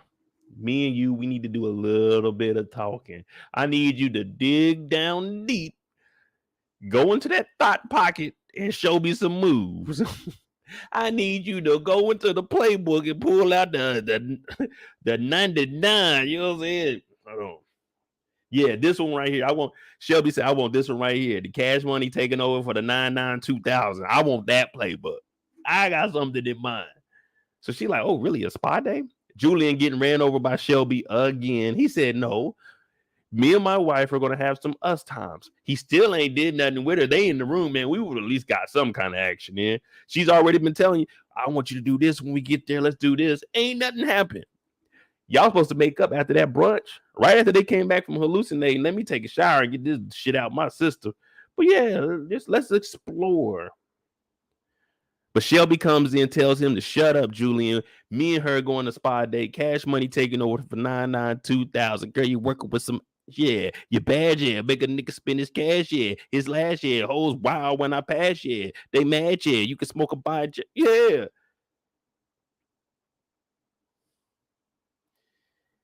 That's what she was thinking. Shelby wants the real deal. Shelby said, oh, yeah. I like them hot. The ones that don't tell me to stop, eat, swallow, and they know how to pop. I need a project chick, a hood rat chick, one that don't give up. And so she took that. And she a donkey with it. Yeah, that's what she was trying to get. That's what Shelby trying to get. She trying to throw that thing. She get it from her mama. That's what Shelby talking about. She want that old juvie. She want that old hot boys.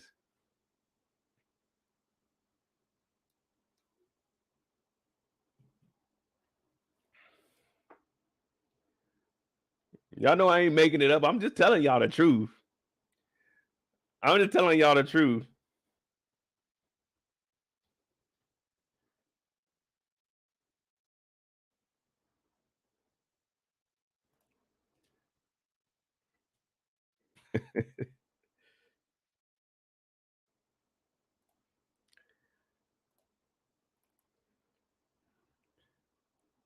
Now we got the unicorn showing up.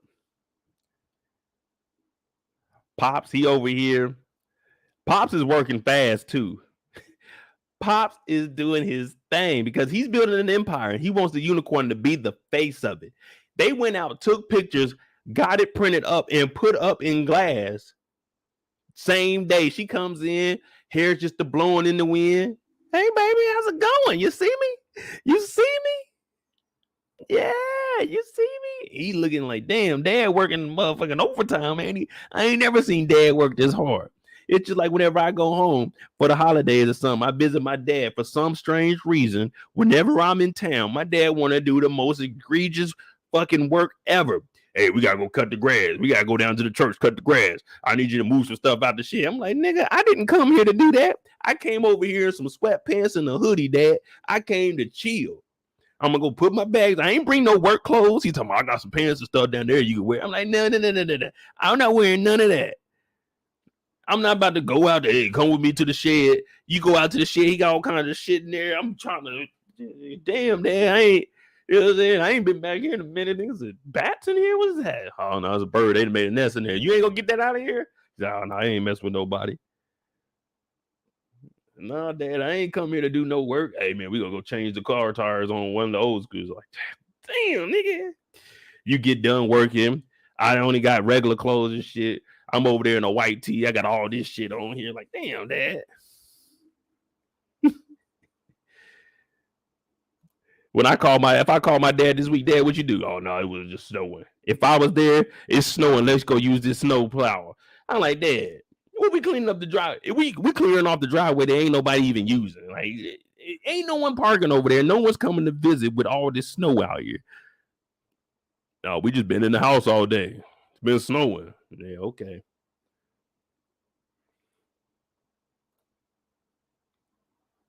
Nah, Kendall, that ain't. Look, I went home from Germany, so I only went home. I was in Germany for 4 years. I only went home 3 times in 4 years, and once I only paid once to go back. The rest I had to come back for some training. I would go home, dog. I'd be there for a week. Let me tell you, I was working a full-time job, going to visit my parents and shit. My mama called me. What are you doing? Ma, I ain't doing nothing. I'm in the bed. Oh, well, can you get up and go do this and do this? And I'll be off work at this time and you can do. I'm like, damn, I'm not trying to do all this. I didn't come home to be a messenger boy, mama. Dad already, where you at? Oh, I'm with dad. We in the city right now. I don't know. He want me to go pick up something. Nah, all right, I'll call you back, mama. It's so much shit. If I gotta pay for a plane ticket to go somewhere, I want to go and relax. It's not being bougie. I just want to relax. His dad working overtime, so they got the pictures of the unicorn up, and he like, man, what the hell? Y'all taking this a little bit too serious. And he just had Shelby last night. That was an experience he ain't had in a while. Shelby and the unicorn, they 2 different people in that bedroom. They 2 different people. And I'm not making this up. The unicorn told us. The unicorn told us they 2 different people.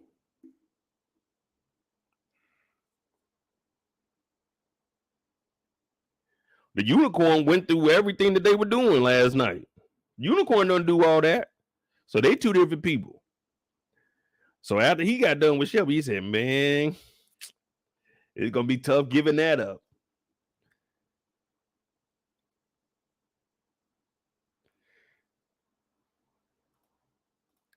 And look at Billy Baker in the back. The classic go-to pose, Billy Baker. Arms crossed, one hand up, he's thinking. Hey, Spencer, what do you think about Q marrying Shelby? I mean, not Shelby. I don't want him to marry Shelby. I think he's going to marry the unicorn.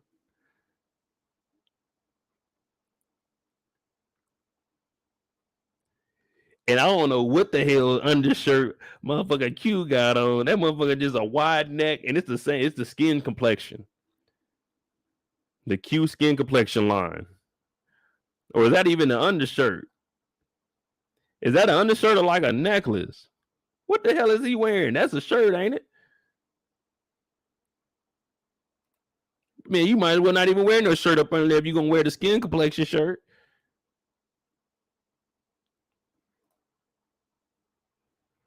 Man, they got our boy Q out here down bad. This is what happened, man. He been hanging out with the unicorn. This is how she got him dressing. We ain't gonna forget episode 1. He came out with a whole poncho on.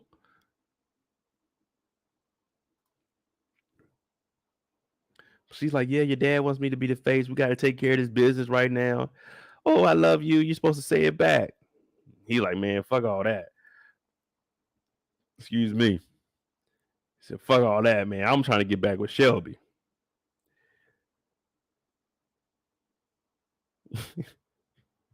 You already know what's going through Harper's head. Harper said, I'm about to put this shit in the book.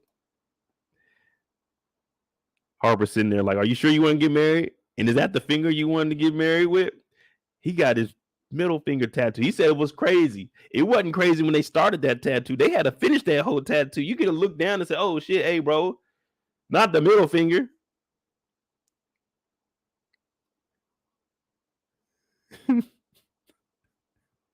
Hey, Erica, he did. Hey, I was wondering what were they? I thought they were bracelets at first, but they like fucking ripped up parts of the t-shirt. Because when he was at the airport, he got them on. I'm like, man, the hell. Let me try to knock this out so we can go ahead and try to jump into 3. Or we might have to do. See, we might have to do all these episodes as they own individual episodes, man. Because I could take an hour movie and turn it into 3 hours. My bad, y'all. I'm gonna speed it up. Next, they have the bachelor party. Then, what's your name does some stripping, Shelby. Then Jasmine, she tell, I could run through it like that, but he got the wrong finger tattoo, man. He wasn't serious. He wasn't serious at all.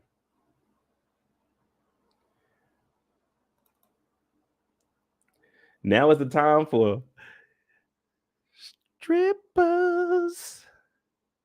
Strippers come out to play. Strippers, you've been on my mind. Oh, strippers. Yeah. So they getting everything set up. Lance is saying, hey, those roots, they working, bro. The roots. But the thing is, Q was like, man, y'all really left Julian in charge of setting up my bachelor party.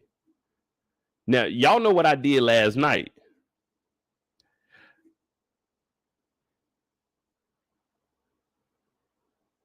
I told y'all what I did last night. So I need something to be bigger. And this is the bachelor party. It got to be bigger and better. Like what I got with Shelby, that was a handful and a mouthful, literally. But tonight it's got to be big. It's my bachelor party. And you got Julian in charge. Julian's like, nah, baby, I got it. Now they were telling Julian $500 per chick. $500. Now they brought 4, so that's at least 2 off the top. 2 off the top plus what they got a tip. So this realistically, this type of party right here would be a minimum of a $10,000 party, especially because they know it's for Q. But they are on the island, so we're gonna cut them prices. But it's probably about a $5,000 night. Lance is in here. He's thinking about things, and he's like, you know what? I'm good with it, bro. Go ahead, turn that book into a movie, man. Do your thing. Do your thing. So at least we got the blessings.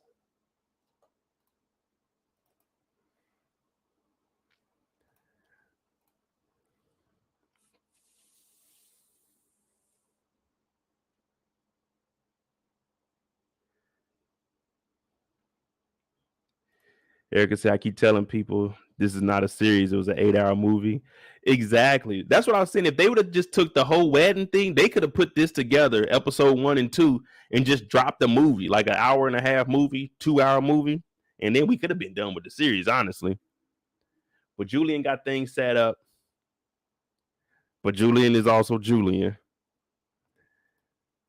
He got 4 of them, 500 apiece. Sheesh. Sheesh. They came in. I said, oh, it's going to be a long night now, buddy. Because, well, we using USD. So if we using USD, I only need about 50. That 50 go a long way. You overseas, that 50 about, shit, $150, $200. Yeah, you take that 50 a long way overseas. So I'm like, all right, cool, we good. And if anything, I'm just going to go with L Boogie. L Boogie, let me hold something, brother. Let me hold something. You know what I'm saying? $100, $200. But Julian's like, man, the entertainment is here. And he ends up slapping one of the girls in the face. They're like, oh, shit. What the fuck is wrong with you? Fucking weirdo. This nigga came in with $200 in ones and gave each nigga $10. He said we need some ones to make it rain. This nigga came back with 200 ones and said, here go 10 for you. Here go 10 for you. Man, that $10 gonna be gone so fast. You throw it one hand, everything gone. The whole $10 gone.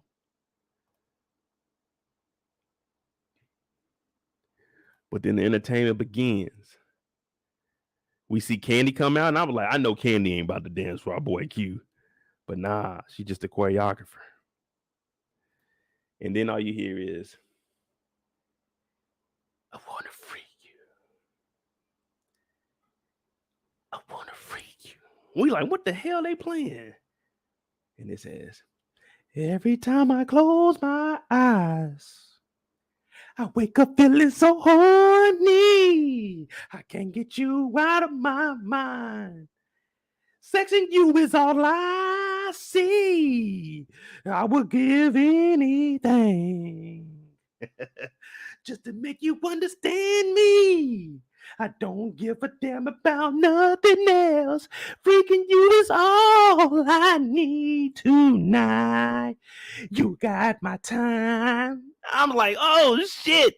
Shelby come out shaking that thing. I'm like, oh, here we go. Here we go. Shelby is in the house. I was like, oh. In my mind, I'm thinking, Q, move, nigga. Let me get in that chair, nigga. Let me get in that chair. Let me get in that chair. I'm counting my $10.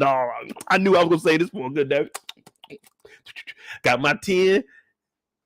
Stripper. Shelby came out. Look at Julian. He's like, oh my God.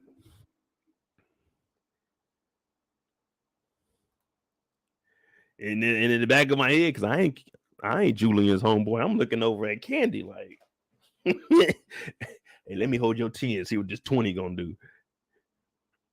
Let me see what this 20 gonna do. Candy talking about, oh, I taught her that. She up there doing her thing. Julian's like, he's speechless because that's who he fell in love with right there. He didn't fall in love with Candy, the housewife. He didn't fall in love with Candy, the medical weed smoker. He fell in love with Candy, the stripper. Mm-hmm. Do you love me? She said, I love you. That nigga said, I'm gonna marry this one. That nigga said, I'm gonna marry this one.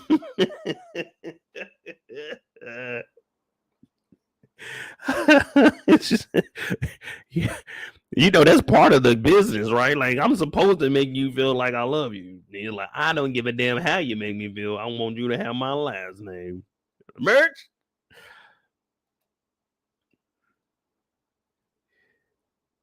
They over here getting it in. I'm like, all right. We already know where this is going. That damn skin tone tee. That skin tone tee is that motherfucker hanging down a little bit further than it's supposed to be. That motherfucker hanging down a little bit further than it's supposed to be. I told you they only had $10. Look, $1, $2, $3 on her, and this nigga got the other $7 in his hand. They all got $10 a piece. But that $10 go a long way. Go a long way.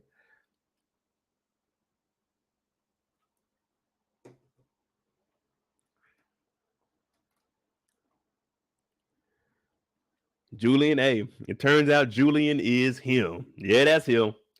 That's him. Even though he didn't plan this, Shelby did this on her own because she knew what Q liked. Q liked that. So it didn't matter how she came out there. As long as she did her thing, she was going to be good. So Julian's like, yeah, I'm the man. Hemi merch. That's what they call him. Hemi merch.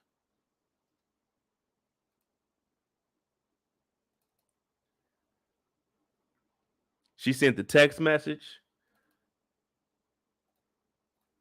Yeah, Shelby thought she had him. Meet me at Adult Cabana 1A.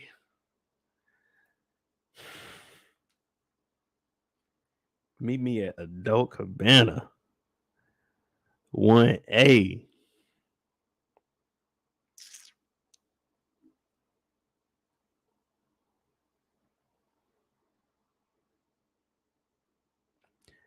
Hey, Eric, it's just a 60 piece. I can't even get a 60 piece. He getting this set up for him. He got the text messages. Come slide through.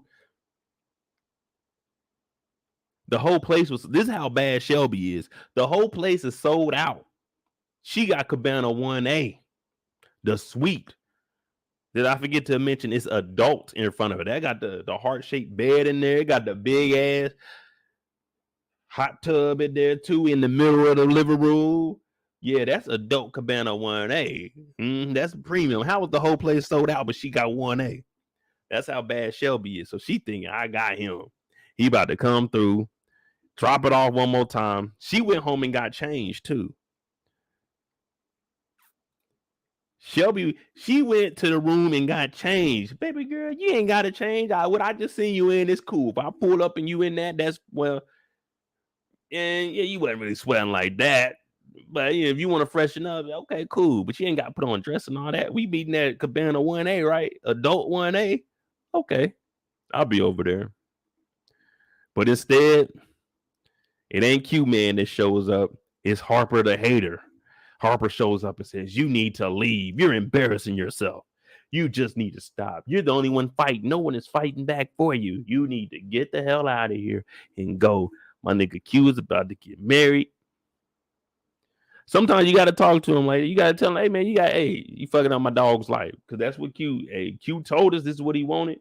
Even though Shelby knows that's not the real Q. Harper knows that's not the real Q, but still Harper's like, man, I'm looking out for the best of my boy's interest. And Shelby, you are wild as a motherfucker, to be honest with you. You have been wilding out. We seen you on TV. You whooped his ass. I can't let you get back with my dog. Yeah, you let him smash. You just got to leave him alone, man. You was whooping this nigga ass on TV. Come on, man. You can't be doing that. Don't nobody deserve to get their ass whooping. You did it on TV. And now you up here trying to mess up this man's wedding.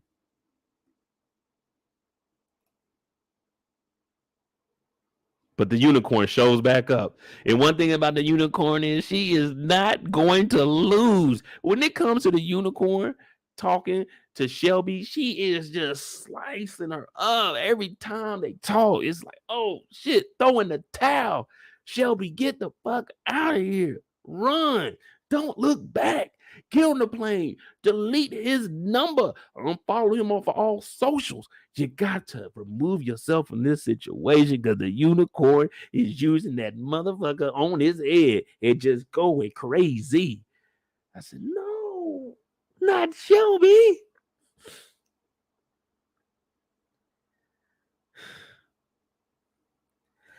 Shelby went from throwing that monkey to throwing it back to taking a cab to the airport. That is a hell of a 24-hour swing right there.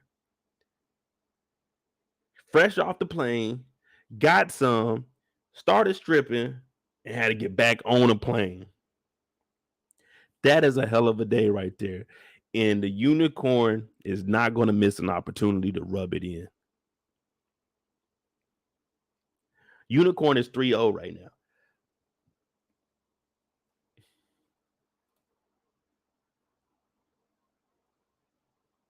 And the unicorn played a little bit dirty. She did bring up the kid. But then she said, keep my man out of your mouth. So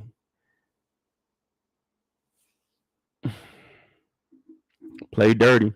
Like I tripped in mud before the game. And the coach wouldn't even let me get in. Ashley, you know it. You know it. Throw in the towel, man. There's nothing you can do. There's no coming back from this one. Right now, we going by WNBA rules. This is a 3-0 sweep. 3-0. It's over with. Yeah, I know we can say the unicorn won in the long run, but when it was a head-to-head battle, no. The head-to-head battle, see, they had to bring in that third party. The third party being Q. But when it's head to head, just them two, oh, the unicorn won that. And on top of that, the unicorn is the icon. I told y'all in the beginning, icon living versus reality star. There's a huge difference. There's a huge difference. You got to get on TV and make a fool of yourself to get a check. I just got to get on TV and get a check. Huge difference. Now, you know what I'm saying? Hey, if it pays the bills, do what you got to do, man. You're embarrassing yourself, Shelby. Shelby don't give a fuck. But then I told y'all earlier. Sticks and stones bruise you. Them words hurt. Them words hit the heart. And Shelby is, realizing it's over. I'm defeated. And what does she do? She get on the phone. She crying, talking to her daughter. Kennedy's like, "What's wrong, Ma?" She said,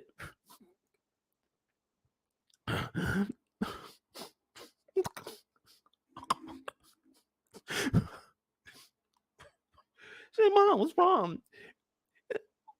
Is Uncle Quentin getting married?" "Yeah, he is. I just want you to know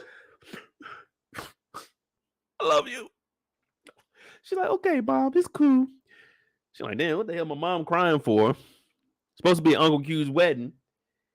And we're going to talk about this a little bit more when we get to Shelby ass, when we finish this thing off. But come on, man. Shelby was like, "Damn, I am making a fool of myself out here." Came out here, threw that thing, danced a little bit, and this nigga still about to go get married. But what I tell y'all, you on that island, you got to swing for the fences, man. You can only try.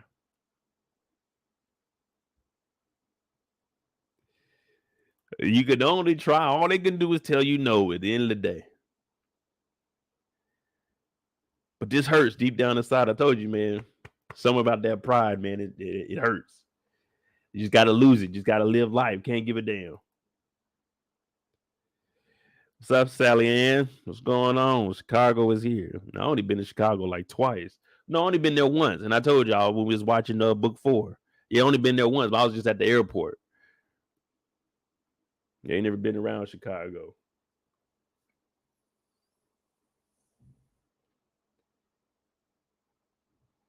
But El Boogie out here trying. I told you, we on the island, swing for the fences. Now El Boogie, he got the schedule down. He knows that she's going to be on this trail. That's why you don't ever run that same trail every single day, because y'all just told me y'all didn't want Will to surprise you by popping up at an event that he was booked for before you even came there. You don't want to, fellas, don't do this. Like, you might put yourself in a situation where, all right, you can cross paths, but this nigga was already out on the beach. You wait. Now you're going to look like a fool. Let's just say she doesn't show up today to go running. Now your dumb ass out there. You got to jog your ass all the way back to your room. So this right here, I would have just waited for her to walk past the room again and then try to holler at her, or I would have got her during the day. But El Boogie's like, nah, I got to. Can you meet me halfway? Right at the borderline is where I'm going to wait for you. I'll be looking out night and day. Yeah, Black Eyed Peas, they were cool. No, I can't go any further than this. So El Boogie then went out here. He put on the all white to hit the beach with the Air Maxes on. Why Hoop is here? What's going on, brother? Now look at him. He out here. He got the joggers on. He got the Nikes on. He got on a fresh white tee straight out the pack. You know what I'm saying? Shout out to El Boogie. He sent me this one. He out there. Hey, top of the morning. You ready to do some running? Woo, I'm ready. So she's like, all right, cool. And that water clear as hell, too. So he's like, yeah, I just been thinking about moving on and doing my thing. She said, well, Lance, I'm engaged. I got a nigga. Sorry I led you on these 2 days, Martin. I just didn't want to go to Arizona. She told this man, I got a fiance. After we done had all these talks about my ex-wife, you talk about moving on, you coming and stretching in front of my room every single morning. Now you talking about you got a fiance. Why you didn't tell me that when you were flirting with me the first day? You wasted all my damn time. I thought we was getting somewhere with this. You came out there, we were looking at the moon together. I don't just look at the moon with nobody. Unless I'm trying to explain something. Hey, man, you know, this happened when the moon does it. That's when I be out there talking to somebody. But if I'm just staring off at the moon and we just talking about life with each other, that's something intimate there. That's something. I thought we had a bond. I thought we was a covalent bond where we were sharing an electron together so we can come together and make one. You got a fiance. I just told you, what do you mean you got a wait. So wait. So now I gotta know now. Hey, any other time, any other situation, if I get shot down, I'm perfectly fine. But I gotta understand. It's one thing to have a conversation. Because I even get annoyed with that. If I'm trying to talk to a woman and then she tells me after we've been talking for 5 or 10 minutes, oh, I have a boyfriend. Why the fuck did you just waste my time? You could have just said I had a boyfriend and I would have just walked off. Now I didn't had a conversation with you about nothing that meant nothing because I'm not gonna think about your ass after this. This nigga was jogging on top of the cliff. This nigga was outside with the suit on, looking at the moon. He was about to cry. Why'd you waste this man's time like that? This man told you didn't have to call me Mr. Sullivan. You can call me Lance.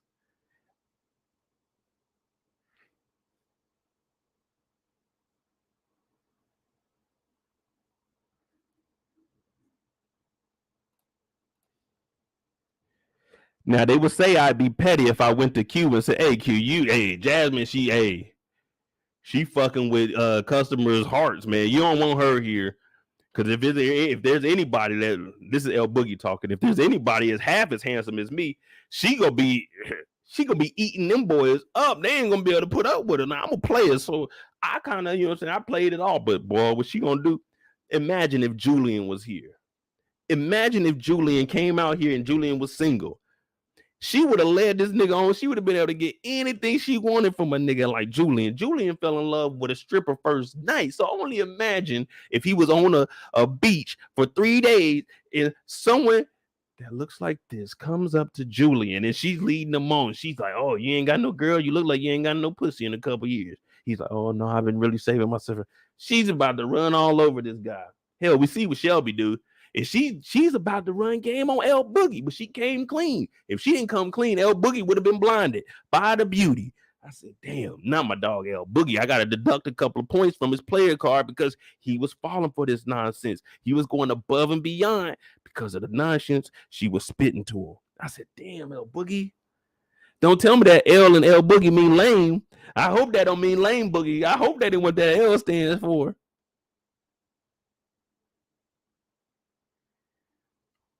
And then on top of that, she said, I got a fiance. What this nigga do? He went jogging. He went jogging with her. I was like, man, hell no. Nigga, I'm jogging back to my motherfucking bungalow. I've been eating these roots all day. I'm not about to go running there nowhere. I'm about to about face and walk to my room. Nigga, please. You got a fiance. You should have said that shit. I don't need to be seen out here jogging with you. If you got perception is reality. People see me and you jogging around. They went, what the hell going on? Because you ain't supposed to be involved with no employee. I mean, employees ain't supposed to be dealing with customers. We know how that go. So if they see us together, she like, what the hell they got going on out there? Nope. Hell no, I'm going back to my spot. Matter of fact, I'm about to go lay down. It's too goddamn early and it's too hot out here. That sun's right there in your face. As you running, the left side of your face is on fire. And you running with a nigga fiance. And you don't do that. Because now think about it. What's the conversation going to be when we jogging? I'm not telling you shit else about my personal life because you caught me in a vulnerable moment. I told you about my wife, everything she loved. You didn't need to know that information unless you were trying to fill that void. Now what we going to talk about? Because I sure the hell don't care about. I'm El fucking Boogie. I got the Russian title. I got 1,500 yards in 4 straight seasons. You think I give a fuck about your 9 to 5 work? I'm L to the motherfucking Boogie. And the L don't stand for lane. The L stands for made a hard right from the far left lane. That's how I'm swinging. You know what I'm saying? I'm detour you in the left lane. I got to turn right. No right on red. I don't give a damn. Going right back to the crib. What? This is showing L Boogie is maturing. Said, all right, look at him.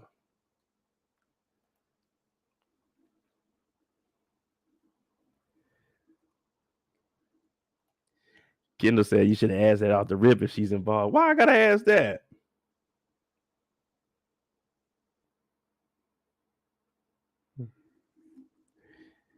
I thought it was if you was with somebody, you're supposed to let people know. It ain't my job to come here. You got somebody at home? You got a fiance? I don't see no ring. Shit. And she don't tell me she ain't got nobody. Shit, I don't give a fuck. It must not be too serious. She ain't bring it up to me. She ain't tell me if her and her fiance was on good terms and shit, she wouldn't be trying to kick it with L Boogie. But Jasmine is one of the good ones, and that's what she was trying to show him. Man, you out here wilding out, spreading yourself thin. Pause. It ain't got to be like that, man. Find something that's meaningful to you. Find something with some stability. We haven't seen him with anything of quality. He got, Eric said he got the 2 for 40 yesterday at the crib, at the hotel.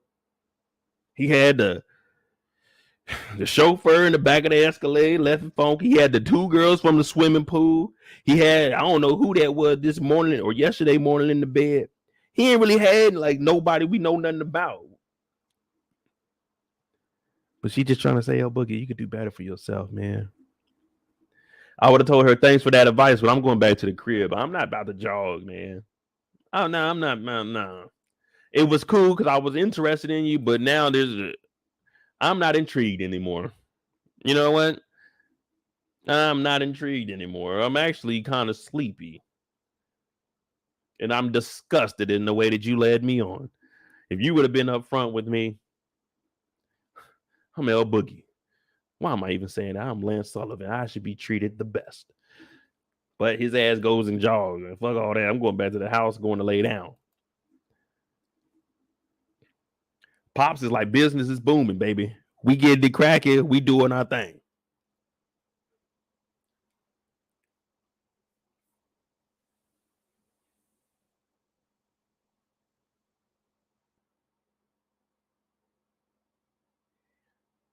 Man, hit that like button, hit that subscribe button. I'm about to give me another drink.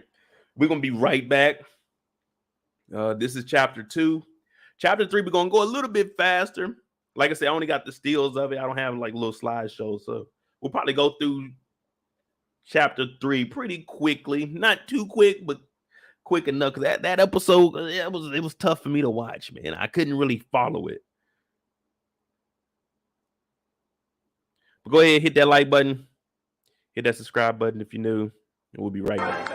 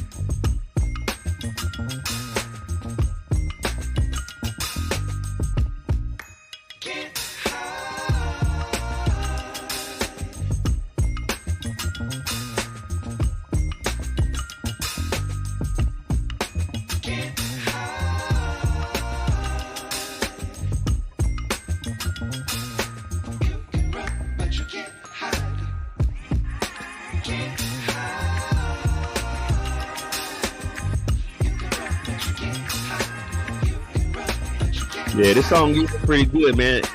Crazy enough, this is in the YouTube library. So this is a free song they have. I said, damn, this is a motherfucking vibe right here. I'm going to play that for the best man. So if y'all hear it anywhere else, I'm the one that made it a popular song. So I don't think I heard no one else playing it on this screen.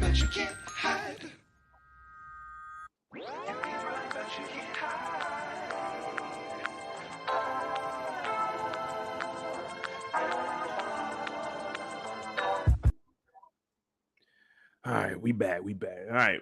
Now, we know Pops is working overtime, and he's basically telling his son, look, you hit the gold mine, baby. Basically, he's the modern day McDowell's. You remember McDowell? He thought his daughter was marrying a Prince Hakeem. The royal penis is clean, Your Highness. He said, you hit the jackpot, Q. Ooh, we did it, nigga. The legacy lives on. The Spivey Corporation. We're good. Whew. Damn, son, I didn't think you was gonna be shit. But look at you. You about to marry a unicorn, nigga. We about to be in business. Harper shows up with bad news.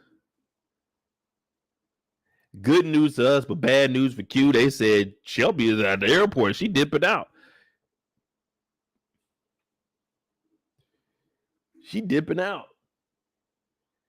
Jordan was like, nah, he for real, man.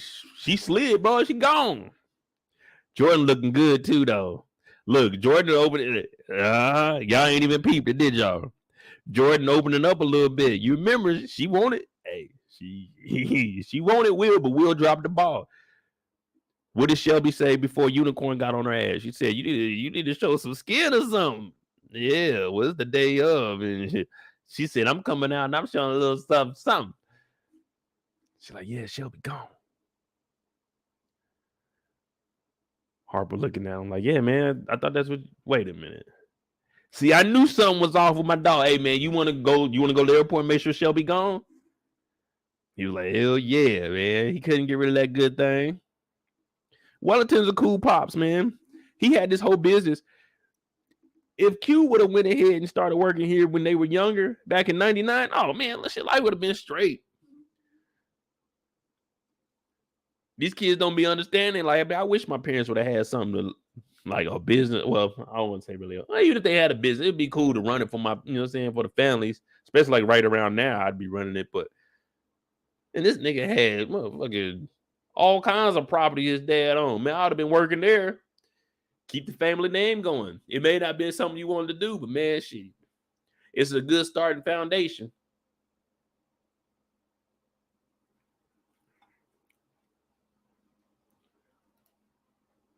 But of course, we only think about that because we older, man. We young, ain't nobody thinking about, man, let me carry on the legacy, man.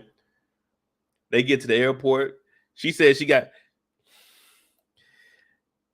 they gave her that economy plus. She riding with me. You know what I'm saying? I'm gonna be honest with you. I barely even ride economy plus. It got to be a special occasion for me to ride economy. I'm riding econo me. You can find me in seat 3E. Nah, I'm lying. 3E too close to the front. That's a little bit too much more money. But you can find me about seat 12, 10, 11, 12. Yeah, that's where you can start seeing me. A little bit extra leg room. But shit, if need be, if I see a domestic ticket anywhere in the States for like over $700, you shitting me. How much for the seat in the back of the plane? I ain't paying no $700 to fly somewhere in the United States. The hell with that. I'll take an international flight for $700 before the States. Man, when I went home for Christmas from California to Missouri, man, I spent about $500 on around. Man, $500 for a fucking 3-hour flight? Man, please. You gonna come back for Christmas? Hell no. Y'all think I'm about to pay $1,100 for a flight to Kansas City? And you hear Southwest, they just shut that. Like, I'm flying Southwest. I don't give a damn. You can get Southwest. It is. Southwest is charging Delta. They charging American Airlines. They start charging United Airlines. They charging the same damn prices nowadays. Southwest used to be $49 across the board. That motherfucker talking about $349 one way. Nigga, there ain't no one to get away. That's gonna make me want to stay at the crib. Fuck. I flew from LA to Manila in the Philippines. That ticket was $400. How I'm gonna take a 15-hour flight from LA to the Philippines for $400, but it cost me $400 to fly 3 hours from California to Missouri? Shit. Now look at Southwest. Ain't no one else. It's not just snowing at the Southwest terminal. It's snowing at every terminal. But somehow Southwest is the only one canceling all these flights because their system can't keep up with it. Hey, they talking about some people sitting up there right now. They can't get rescheduled for a flight for like 4 days. Now everybody ain't fortunate enough to be able to sit at an airport for 4 days or go get a hotel for 4 extra days on top of their trip. I'm looking at Southwest like, man, y'all fucking up, man. We were rooting for Southwest back in the day. Back when they were legit just Southwest. Them niggas only flew to Texas, Arizona, New Mexico, and like Nevada. Now they flying everywhere. Y'all ain't Southwest no more. Y'all trying to be South America in America. Come on, man.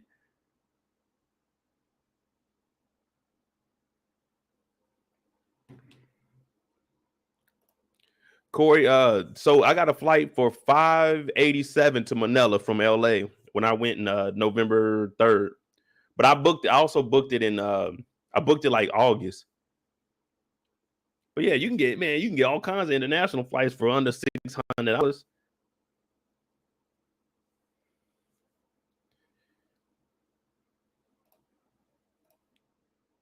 Erica said the website is down. Yeah, I was just watching it this morning. Like, damn, boy, that's messed up. But now, you know, this international airport here, security ain't a big thing. This just shows you how much pull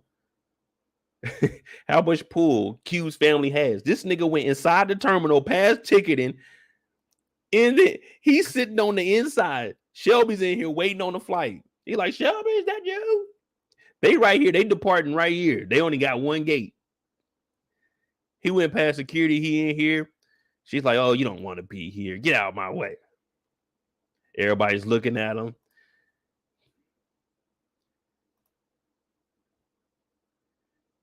This right here is one of the most nerve-wracking things and one of my phobias. I don't like attention. Like in a public environment like that, I don't like attention on me. So for him to be making all that noise, like that right there, that's a trigger. And I'm like, hey man, hey man, get up, dog. Like, what are you doing, man? Y'all, if y'all gonna talk to each other, go talk to each other, man. Y'all need to be making it. I really hate that, man. That shit. I get nervous in them kind of situations.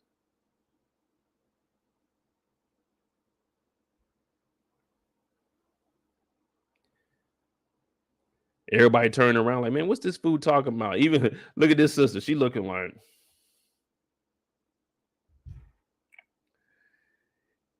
She looking like, let me get on Twitter. Hey, y'all wouldn't believe it. Shelby Taylor ass is flying economy. She with the regular folk. You know they getting the picture of Shelby out here. They about to put that motherfucker on Twitter. It's gonna go viral. She gonna have to defend herself. Oh, it was a last minute flight. I had to get out of there. You normally don't ever see me on that as a private jet. This girl like, yeah, okay, you be talking all that shit on TV. We see you with us, regular folk.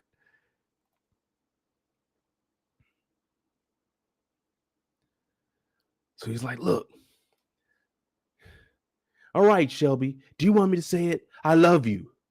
I fucking love you. You don't mean it. He said, I'm on one knee right now. I'm on two. I'm begging you, please don't leave me. I can't do nothing without you. I can't breathe without you. Everybody looking like, damn, this nigga Q in love for real. This black guy like, man, let me stay back, man, before people get to acting a damn fool in here. That's just how I'm looking too. I'm like, man, I don't know, man. What the fuck they doing? What's all this yelling? Because, you know, you coming out the bathroom, you got your little ear pods in, you like, you got to press the stop. Like, what the fuck they talking about? This nigga yelling. Security ain't come over to see what the commotion is. I'm like, damn, I'm going to stand back here just in case she get to popping off or he acting a damn fool. He got the little wristbands on too. Like, what does this nigga think he is? A Power Ranger? He came in here talking about Mastodon. Look, man, I love you, man. I can't do nothing without you. At least today, he didn't have the skin tone tee on. He got the white tee on.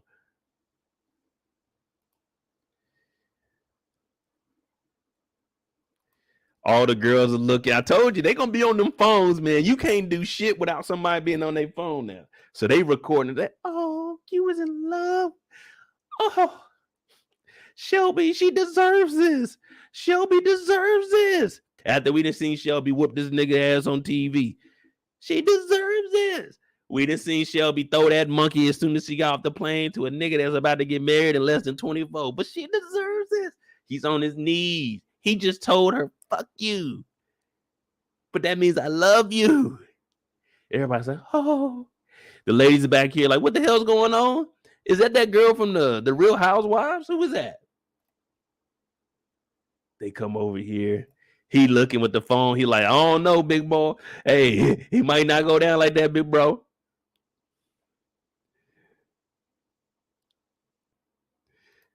He said, it might not be working, big bro. Look, this white man right here, he don't know who the hell any of them are. He just trying to get on his flight.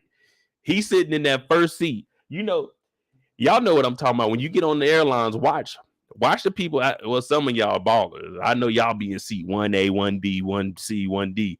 Y'all be in it, just be 4 seats up there. But look at the people sitting in those first seats. When they get there, they only doing 2 things. Well, technically they do 3 things. You got the person that's sitting in those front seats, those first 6 rows, 6, 7 rows in the economy plus. They not gonna make any eye contact with you. What they gonna do? They gonna be sitting there looking straight like this. They don't want to make any contact. They don't want no issues with nobody going into the back with the rest of us regular folk. Watch them. They gonna be sitting just like this. Or you're gonna have number 2, and y'all know exactly who this be. The ones that look straight at you when you walk them by.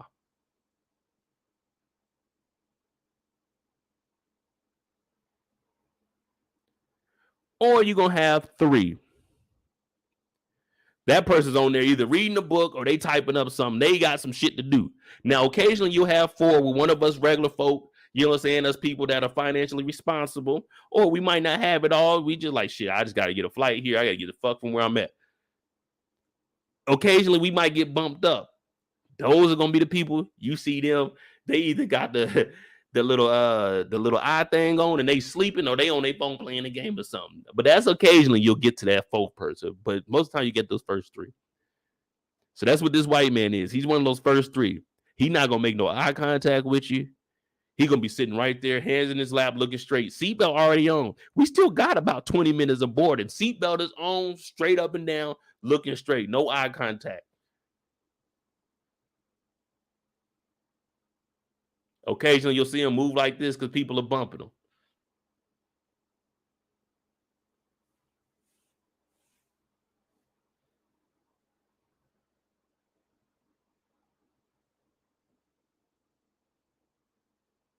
Like, okay, I see you. I see you, bro. But it works. Expressing yourself just a little bit, it works. Now, it only works in certain occasions. And it varies situation to situation. We just seen L Boogie take a L. L Boogie opened up for 3 days. It took a L. L Boogie took a L after 3 days of work.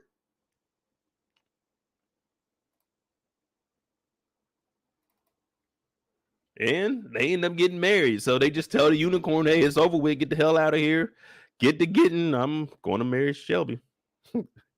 Happily ever after, y'all. Happily ever after. Julian was the best man. Pops is happy. Everybody's happy. She talk about all the things that she learned out here. L Boogie still trying to play it cool. Right now, hey, it's the 4th quarter.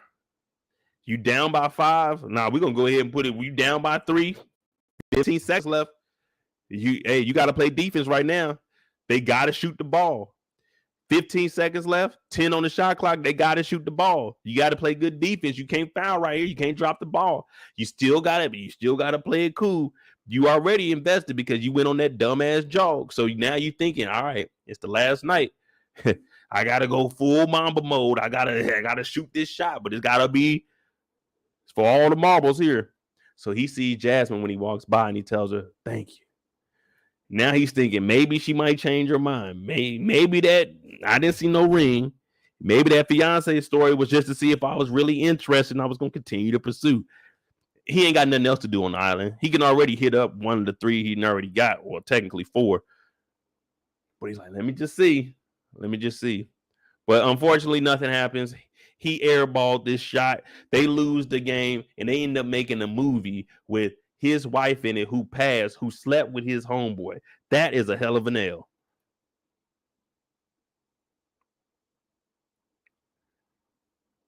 That is the hell of an L.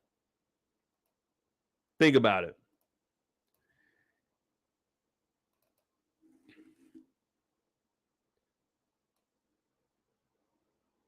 Hell of an L, bro. The unicorn, they got her ass up out of here. She just set the whole bungalow on fire. I bust the windows out your car. Dude. She really made a song about busting a nigga windows out the car. Like, hey, what the fuck is wrong with you, man? You know you're gonna pay for that, right? I don't know about y'all. Somebody break the shit out of my window. Hey, okay. You do that if you want to. I'm suing somebody ass. You go into court. I ain't gonna do nothing to you. I'm gonna break them pockets of yours. Now, for her, it ain't gonna be nothing. She got it. She just upset. But you going to jail. You burn down some shit of mine. You going to jail. That'll be one time. I ain't too proud. Hello, 911 emergency. Yeah, I'm kind of new to this. I've never really called to report a crime on somebody, but there's a girl. Y'all may know her as a unicorn. I know her as a beep. You know what I'm saying? They got to blank that out when they show it back on TV. I know her as a bee, and she didn't caught one of these damn bungalows on fire. I need y'all to come arrest her immediately. Is that how it worked? She about 5'3", maybe 107 pounds. She got long hair.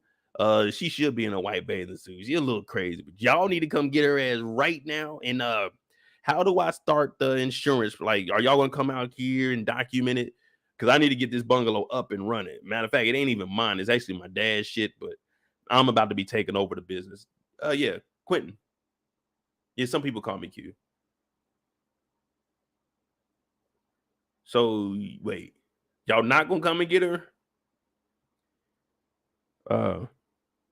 So why did I call this number if y'all not gonna arrest her?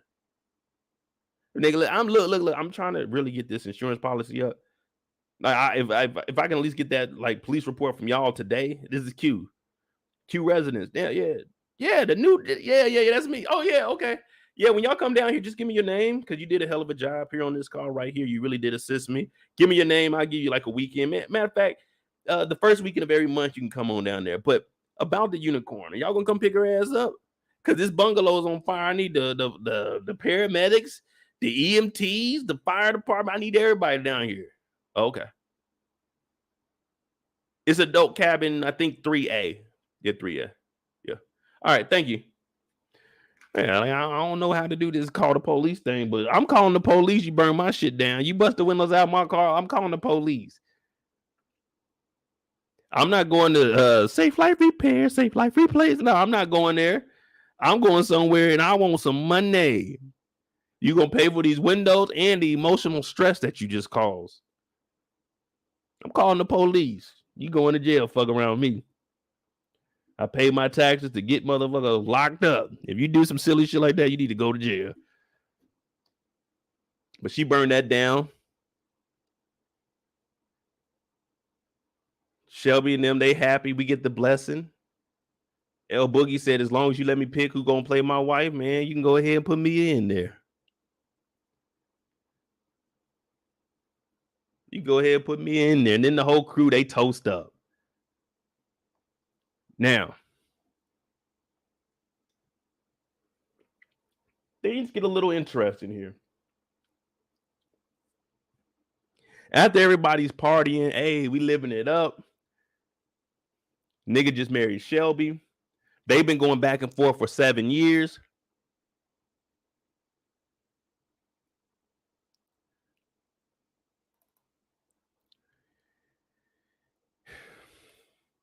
He talking about me. I'm trying to be the best stepfather I can.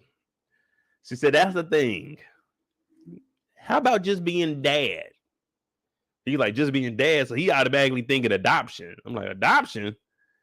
Man, I'm just gonna be step pops. I don't know about adopting right now. I understand that it's cool, but Shelby ain't really stable right now. He shouldn't have married her, but I don't know about adoption right now. But she's like, nah, none of that. Ain't none of that adoption stuff. I just want to let you know that Kennedy is your daughter.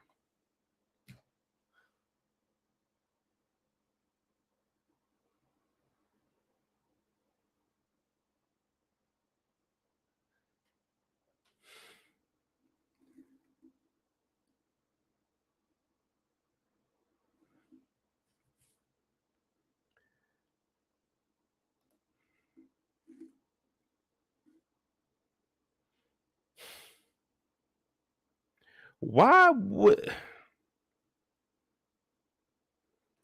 Why wouldn't you tell me this 7 years ago, 8 years ago? Why wouldn't you tell me this before we got like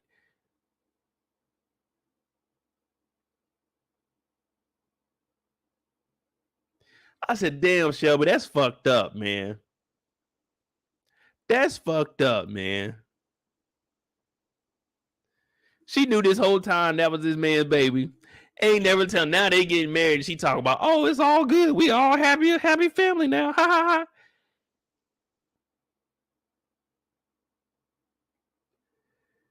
These baby mamas is wilding the fuck out. And it's one thing to be wilding out, but it's another to be this fucking old doing shit like this.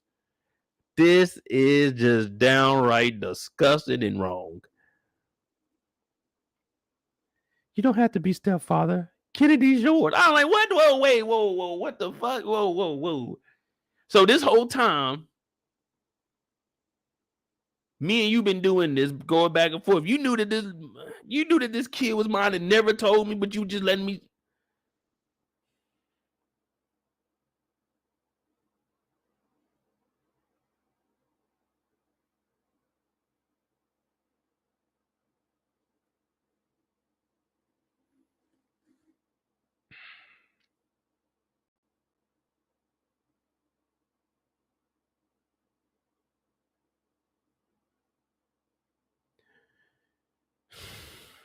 Man,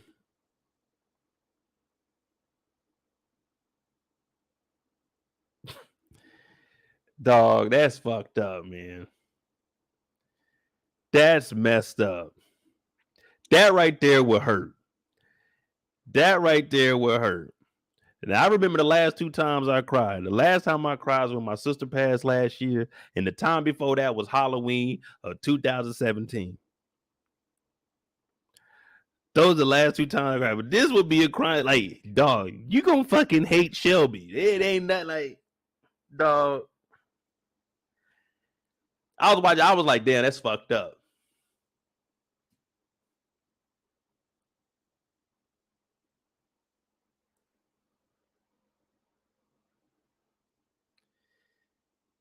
Dog, hey, there's nothing.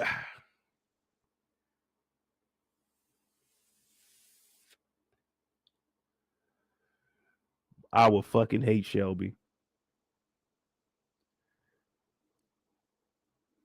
I would have really been hurt too. Like, God, I just married this bitch. Like at this moment, I can call her a B. He called her a B earlier, but she ain't deserve that. But this is a moment you can call her a B, and it's like, hey, let it all out, brother. Let it out, because she fucked you over in this situation.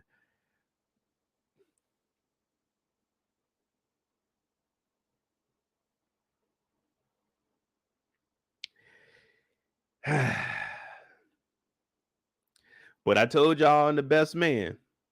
That's why you don't mess with women like Shelby. She was fucking your homeboy. They was dating and you got with her. If she gonna do some shit like that, it ain't no telling what she could do to you, nigga. And now you got a daughter that about 7, 8 years old. You ain't gonna spend no time with her. You would have been there, but you ain't even get a chance to. And then she done got your ass. You done married her like a fool, and now you got a goddamn grown daughter. And you missed out on all the good times.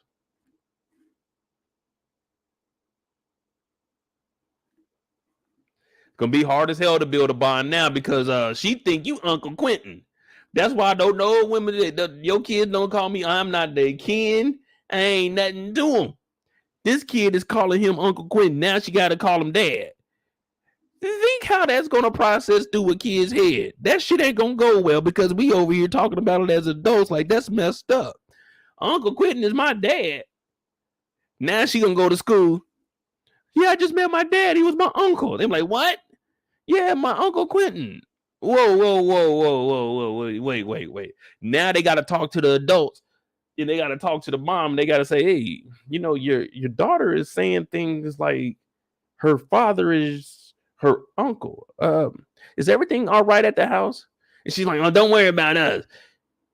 And now she getting mad, but the people are really just concerned about what's going on in this household. Think about it. If you heard a 7-year-old say, my uncle is my dad. What the fuck? I gotta find the nearest woman, advisor, teacher, somebody. Can you repeat this to this lady? A woman's gonna have to deal with that. I ain't got no place for that. That ain't. This kid saying her uncle is her dad. I think y'all CPS. Somebody gotta get involved in this. I don't know how that works, but someone gotta look into this. What's up, Shakara? That's messed up, man.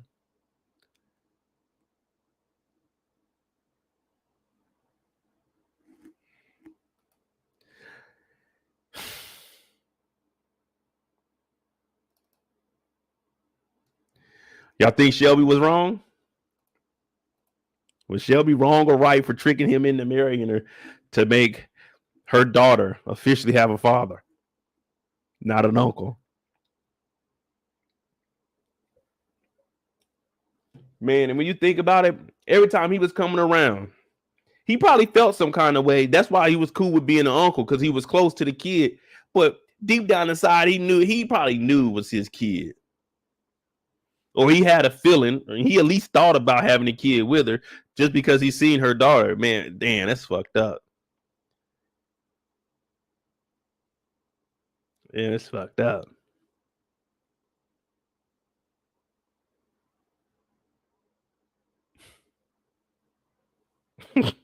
And Q married her, man. Oh well. Yep. Shelby's off the. I can't think about. I can only look at Jordan because everybody a married woman now. Damn. So while they out here, they on the yacht, they partying, popping bottles. Robin's been walking around with Savannah. She like, you know what? Hear me out, y'all. Listen to me. She said, we should just scrap everything in New York City and just come move out here, live off the land. Of course, we're gonna get. We heard $50. $50 for the strippers gonna go a long way when you're on the island. When you're international, that dollar go a long way. So she's like, look, we can go out here.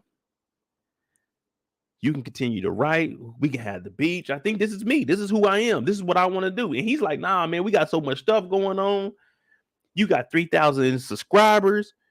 I got books that are about to become movies. You just heard the crew say I could turn the book into a movie, baby. I got to get back to the NYC. They're going to fly me out to the LAX. We're going to do what we got to do. I might even holler at Tyler Perry, go to Atlanta and shoot some things in the Tyler Perry studios. I'm not sure right now, but it's working. This is a huge follow-up to my Oprah book club. Y'all remember in 99, I was an Oprah book club. That's how all this shit popped off, baby.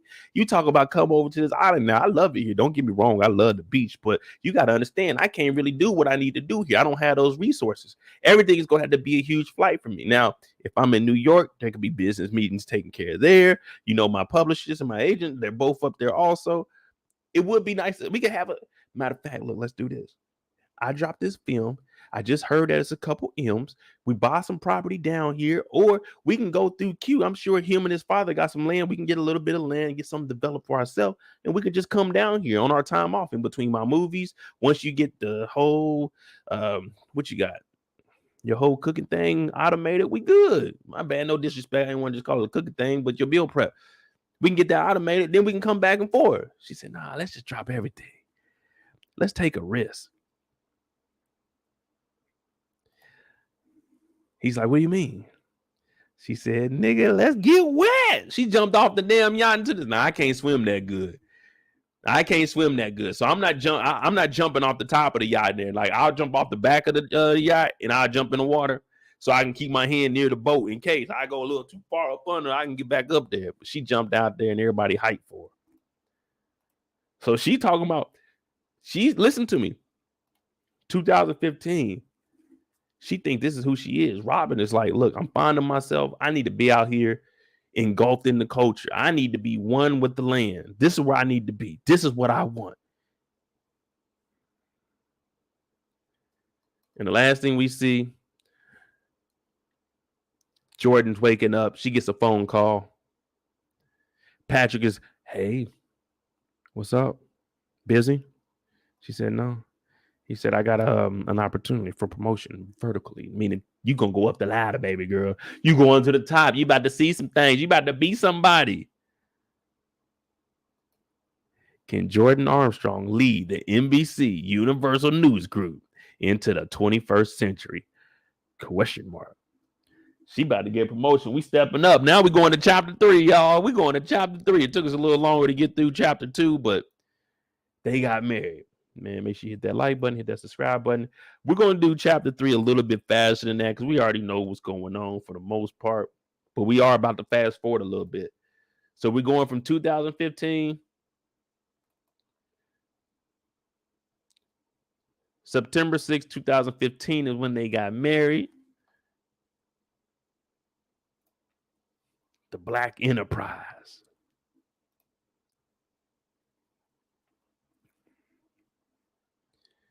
The new king of the sexy Summer reads a candid conversation with Harper Stewart on his latest buyer's remorse. Okay, he doing his thing. Everybody blowing up. Now, this is right after, too. This is how fast he blew up. September 6th, 2015, he was at his homeboy's wedding, negotiating a new deal. 2 days later, it was a holiday on Labor Day, so wasn't nothing really open. 2 days later, he in the magazine, Black Enterprise. I'm like, damn, Harper is working his ass off. Robin's Nest, there's a new player in home meal game. Robert has stepped up her game, man. She got some men up here. She got carrots. Okay.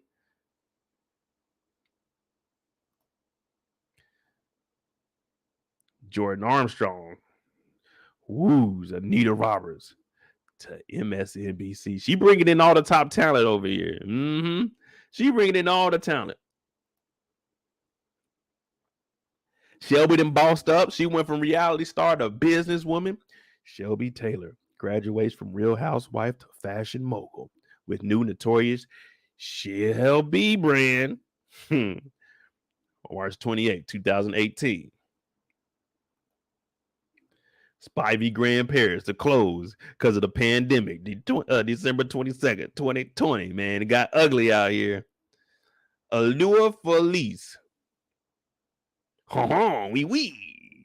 Hey, France is a nice place. When you go to Paris, you don't really need people be going to Paris for like a week. I mean, it's cool, but man, you can really see Paris in like 3 days.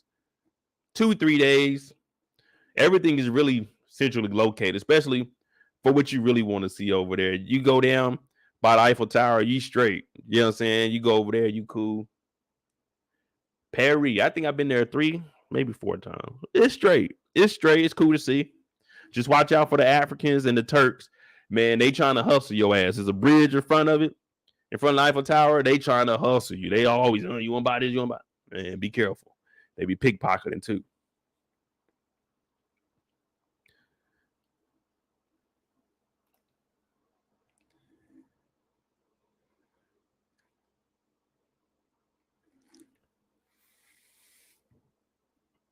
So everybody got stuff going on at this point. Robin's out here in the protest, the BLMs.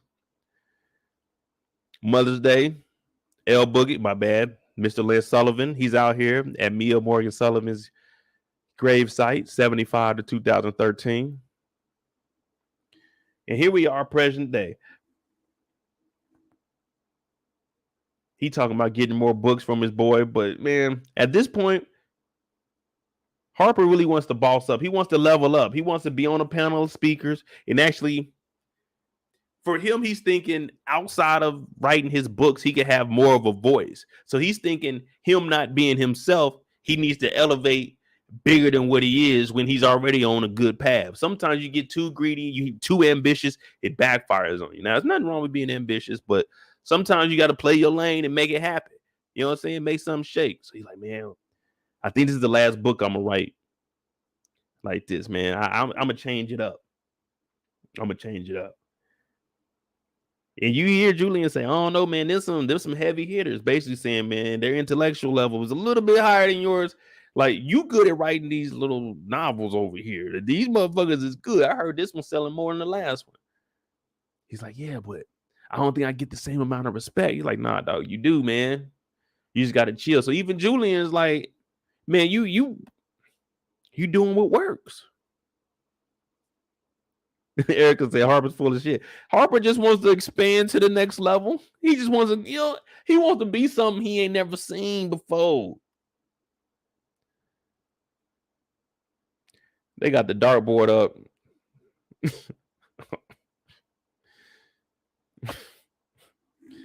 They ain't cooking in there. Harper's autographing his boy's book. You know what I'm saying? Ain't nothing like having a #1 seller. I wish I had a homeboy that was a #1 seller, man. Shit, I did have a homeboy that was a #1 seller in high school, but he wasn't selling books.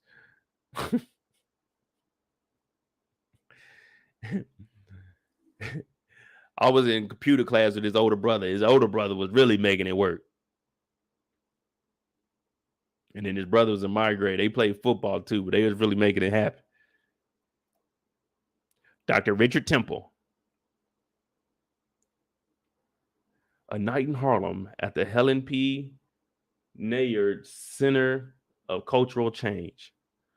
Okay, he's trying to get up on here. Dr. Richard Temple is the moderator. Now, a lot happened when they were out there on that beach, and it kind of worked for our girl.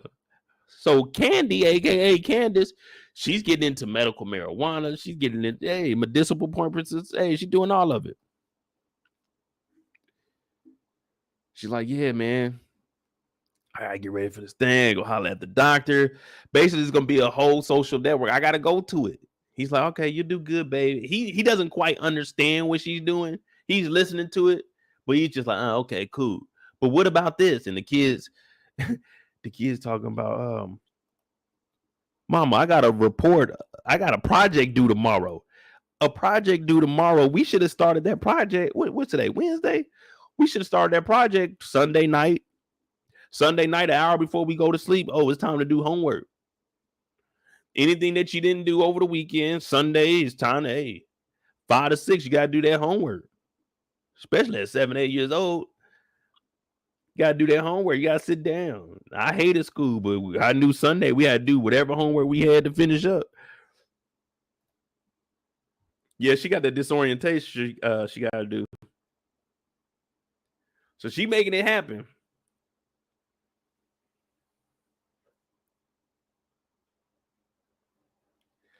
Y'all donate to the Cash App. I'm going to be trying to go for my PhD after I finish my master's.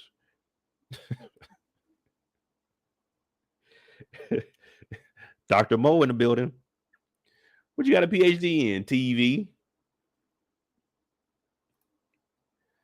Hey, Mom, my Eat Your project is due tomorrow. Are you going to be back to take me to get my supplies? She's like, tomorrow? Why didn't you remind me? Like, that's what kids do, man. That's what kids, I can't have kids. Did you hear all the shit they got to do? So my parents had me and my brother as an adult. I'll look back like, damn, that is a lot of stuff y'all had to do. Now, me and my brother, all of our stuff was kind of off center because I was in middle school while he was I was in 5th grade. He was in 3rd or 2nd grade, something like that. So none of our stuff really fell on the same days. And then I went to middle school and we was in high school 1 year together. So none of our stuff really fell on the same days. But they talking about she got to do a school project. The other one said she got violin lessons. I'm like, nigga, that is a lot to do. Neither one of the parents remembered that they were supposed to do it either. Nah, that's just too much. On top of that, she trying to get a PhD, man. Golly. It's a lot going on in the house. I'm trying to think how we grew up. So we grew up. My dad was working nights. Well, he worked days when we was in elementary, and then he got a promotion. He started working nights. He's in the military, so he'd be gone on the weekend. My mom was going to school, so it was me, my brother, and my sister. So shit, we was basically, I mean, they were there, but shit, we was basically in between time. We were trying to raise ourselves, especially at this age. But I forget they rich though. It ain't like us. They rich, so they got a lot of other rich people problems.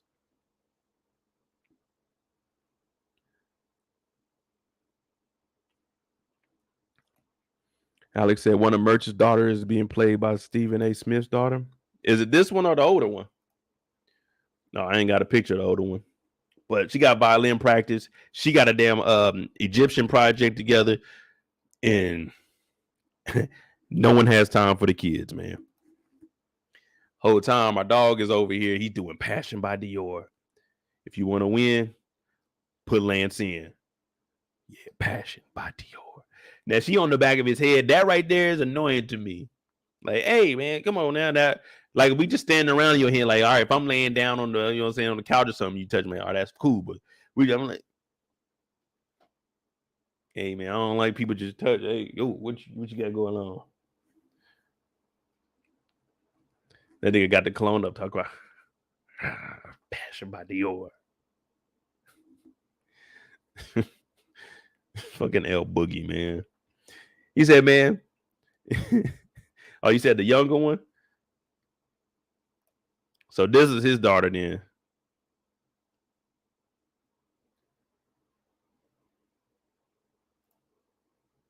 At least they gave her a speaking role. That's cool.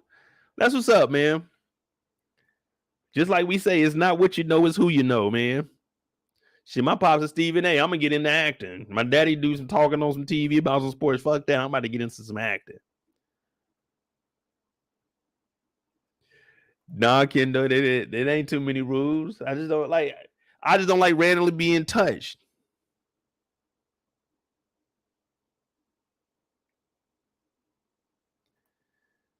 I just don't like randomly. I don't know, man.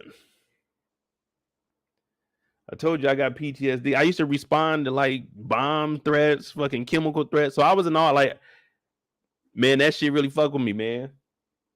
I got to pay attention to detail. You go in there and fuck up, it's over with. You tear one of your suits, it's over with. So for me, it's like, man, I be very cautious. Like, I don't know, man. I was on a plane with people that had Ebola. Well, luckily they didn't have Ebola, but they had the symptoms. So I responded to all that shit. So especially when C-19, this COVID shit happened, hey man, I was having a nervous breakdown there. And I'm like, God damn, boy, this is what we prepared for.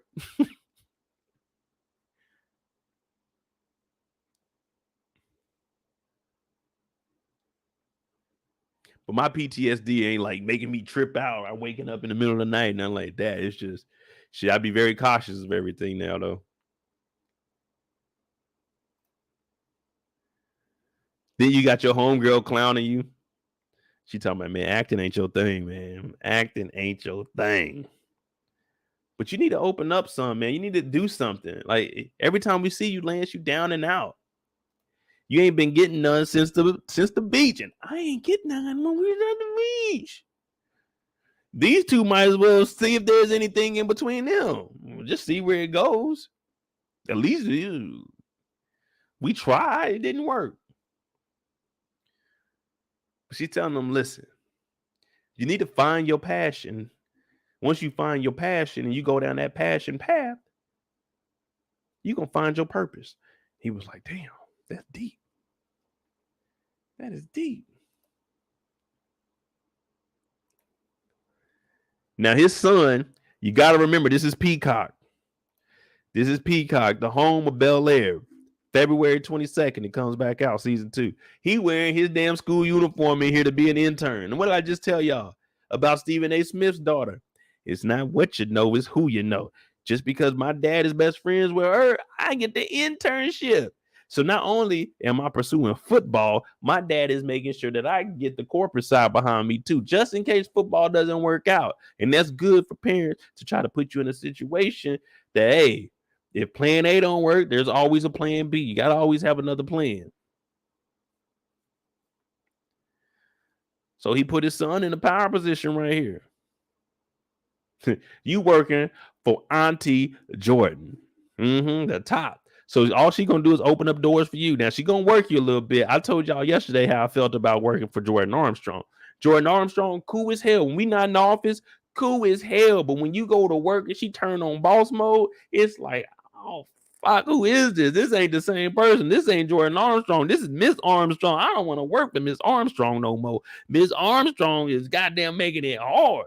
I'm talking about Armstrong. I'm talking about the strong arm robbery. I'm talking about this shit is too strong for me. I can't stand the rain. No, this shit too hard. She talk about do this, get this done, do this. He said, oh, well, I got to work till 6. She said, no, you can take off.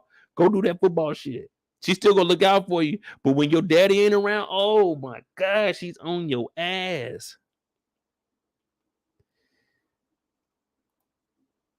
Did I see Devotion? I don't know. I got to look it up. I probably have. I watch so much stuff, man. I really do be forgetting. And that's kind of why I'm upset with this. I wish they would have dropped these episodes like once a week so I could have some interest into it. Because for me, trying to binge through something that I haven't watched before, it's kind of tough.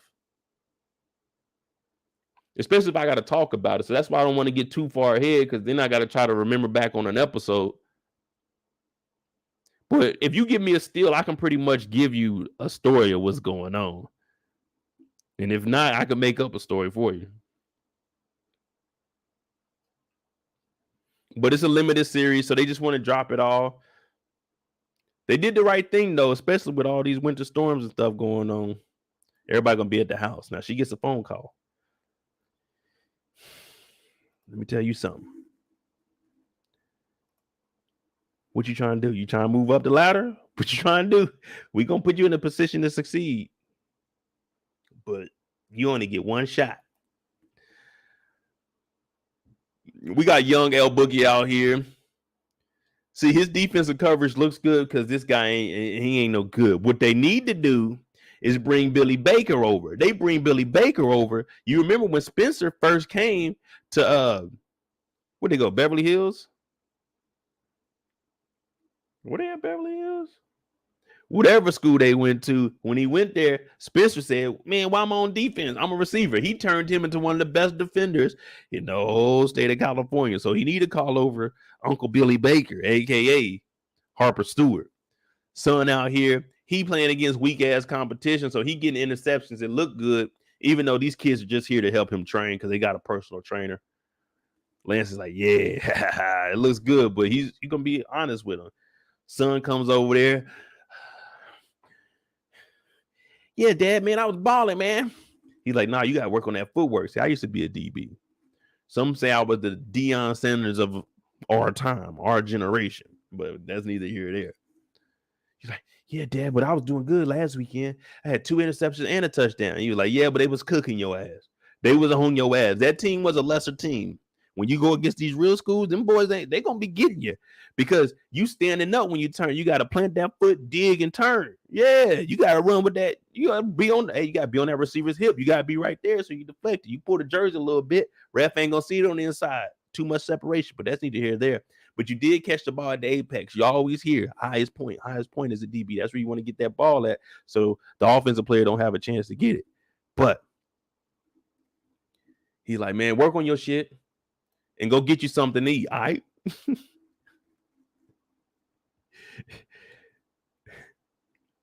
Oh, no, then I haven't seen it. If Jonathan Majors, that's one of the films I did want to watch because he has like 3 or 4 movies out.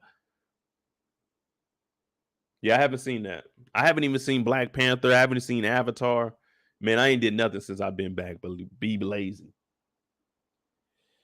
Now, Harper's trying to buy this house. We heard he made a couple M's, and he's saying 1 Hollywood check is a down payment.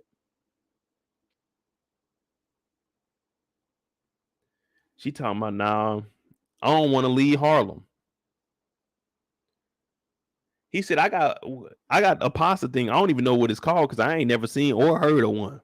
I got to watch HGTV to even know what that is, but I ain't never heard of no pasta What do you say? A pasta thing? I don't know. It sounds like some rich people shit.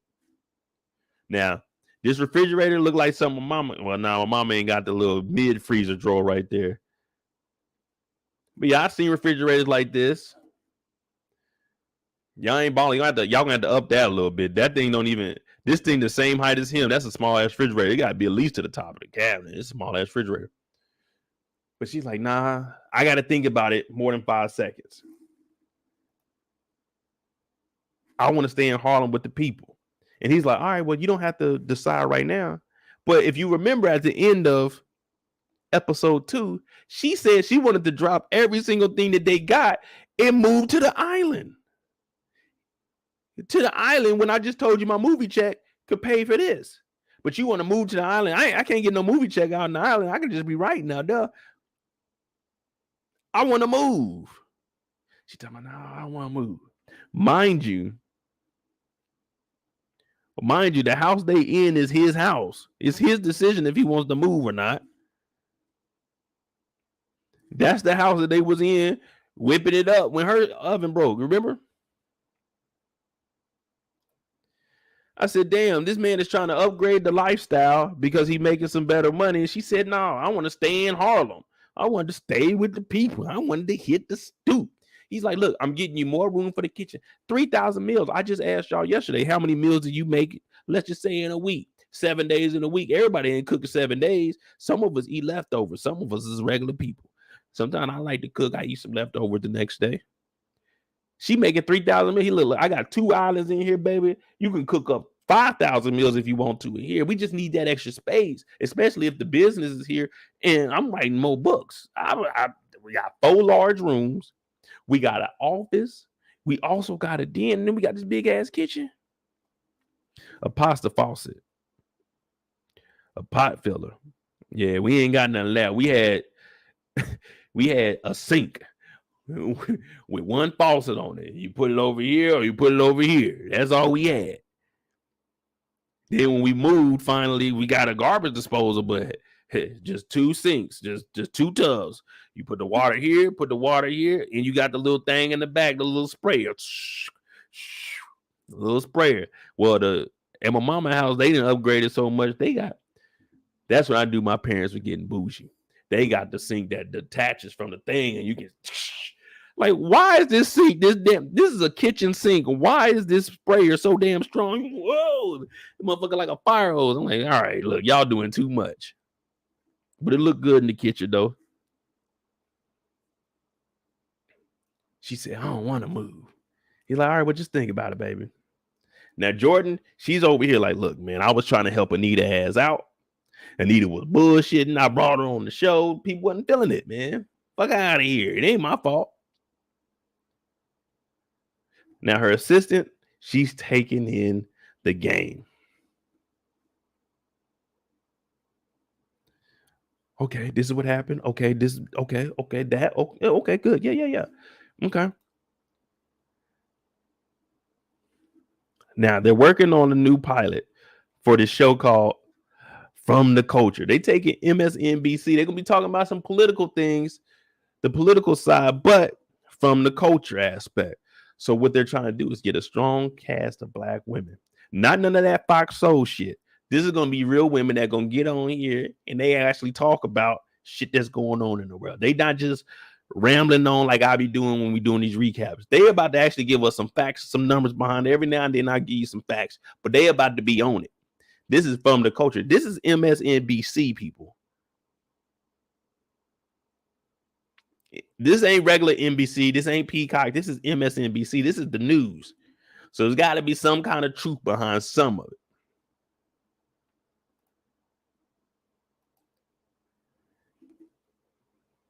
So we got to get this shit together.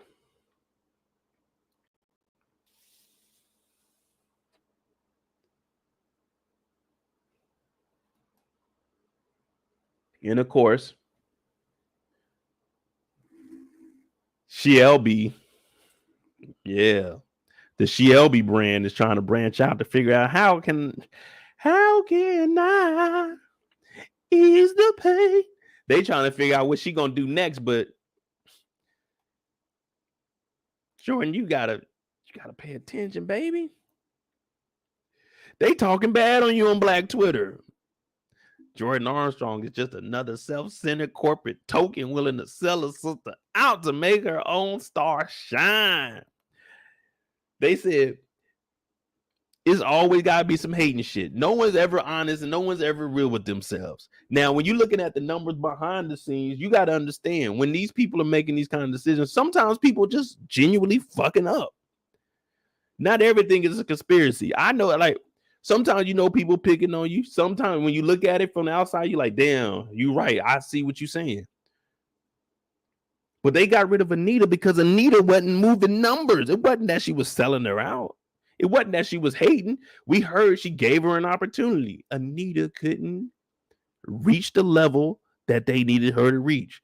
But whenever you have a disagreement with somebody, today is considered hating. You can't be honest. Now, I could be honest. Niggas can call me a hater. I don't give a fuck what they talking about. I'm just going to tell you what I see. If I'm right, I'm right. If I'm wrong, I'm wrong. But this is how it is. When you get on social media, they just be talking shit. Now, I don't knock anyone's opinion on anything. I'm going to hear you out. And I'm going to make a decision on whether I believe it or not after I hear all the facts. Now, because I disagree with you, I ain't got no issue with you. I'm just saying I don't believe that's what happened or that's what it is. We just heard from Jordan that Anita wasn't doing her shit. We all go to work and there's always somebody that ain't doing something. But you don't say nothing because you ain't no hater. It's like, damn, man, motherfucker be bullshit. They be coming in late. Don't nobody say nothing, but you ain't no hater. You ain't gonna do that. But when they start getting called out, damn, finally somebody seen that shit. You ain't gonna hate on them because shit, that ain't your job. You don't get paid extra to tell on the next person. Now, if you see them doing some fucked up shit, hey, you need to report their ass because shit can go left quick. Like, you put everybody in danger. But in this case, they just fired Anita ass because Anita wasn't doing her job. No conspiracy, wasn't no hating. She just wasn't doing her damn job. Robin over here bossed up. Robin's Nest is going off, baby. I'm talking about numbers are through the roof. Everyone's happy here. This is the only job you go to besides Chick-fil-A where everyone is just naturally smiling. Look, she back here smiling. Well, she ain't really doing too much smiling. She kind of tired, but she's smiling. Robin is smiling. Everything is going good. You don't ever see this. Think about it. When you go into work tomorrow, look around. I want y'all to count how many people, I'm going to put up a poll, how many people did you see smiling just on a regular throughout the day, just at their desk?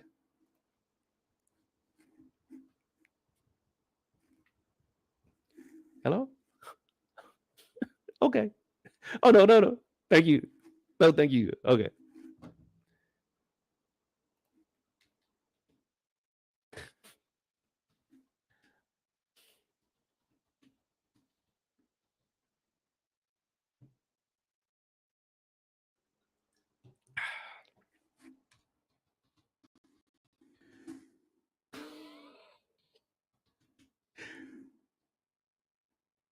Kendall says she's on vacation. When you go out tomorrow, anywhere you go, any business you go in, just tell me how many people you see smiling. I bet it's up under 50%.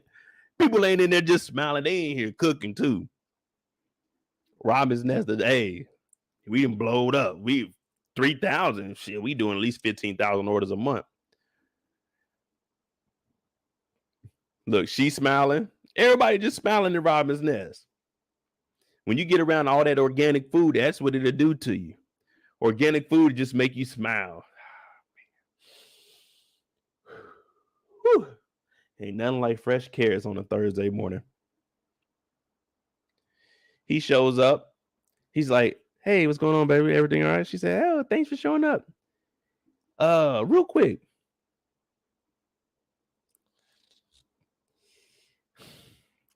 I got to ask you something.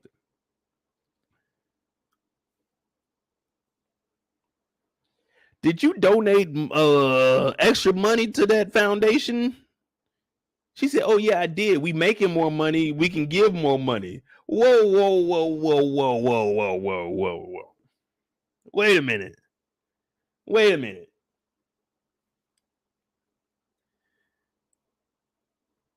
because I'm making more money. You decide to donate more of my money. Don't say we making more money. I'm making more money. Robin's Nest is doing good, but I'm making more money. That extra donation money ain't coming out of your money. That coming out of the extra money I made. Don't be. She said, yeah, an extra 10. An extra 10. You put 10%. What the fuck are you? He said, okay. Let me chill. We are making some more money. He said, have you thought about the house? She said, oh, Harper, I don't want to do this at work. Do this at work? You donated 10% of my motherfucking money. But I can't go buy a house. She said, I don't want to talk about this here, Harper. Harper in his head, he was thinking, this motherfucker that spent extra money told me she wants to stay in Harlem next to her fucking people, but I can't buy my goddamn house. He's like, man, I'm doing this for y'all. A bigger space to work. Better school for my kids. Who don't want better schools for their kids? She said, damn it, Harper, I want to stay in Harlem.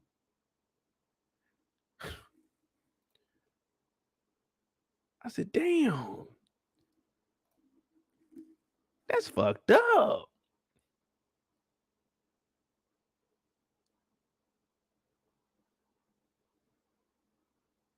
I'm just trying to do better for the family.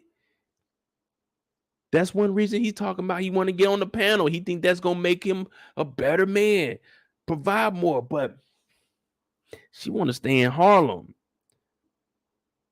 All he wanted to do is move up to the, what do you say, the northwest side, the west side? I don't even know how New York is structured, but he said he wanted to go to a little nicer area.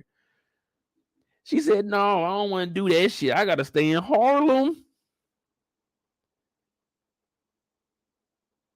I want to stay in Harlem in your house, your old house.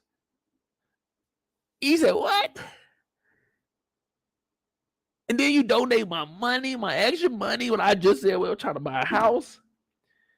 But if I remember correctly, we was on a yacht. You said you wanted to drop everything and leave New York to move to an island, but I'm just trying to move down the street. What part of the culture were you going to indulge with down there on that island? The local culture? Them ain't the niggas that we around in Harlem. Gentrification is here, man. It's black people where we gonna be living. But you said let's go live on the island. I said, damn, that's fucked up.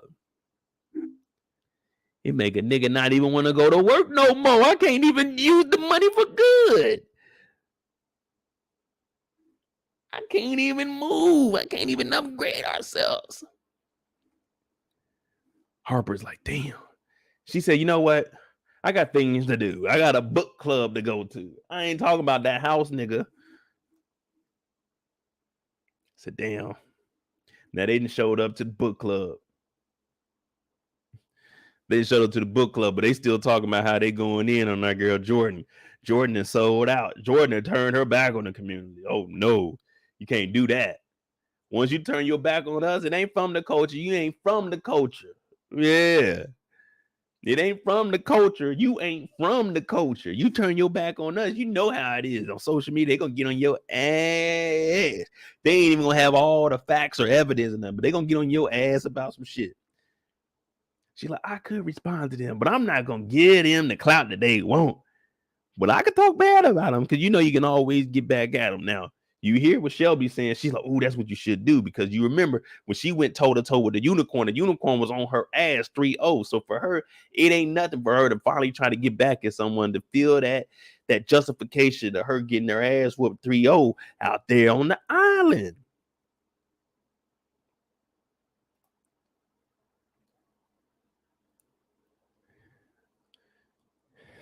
Now, we just talked about our girl, Robin, donating extra money, downplaying anything that our boy Lance wants to do.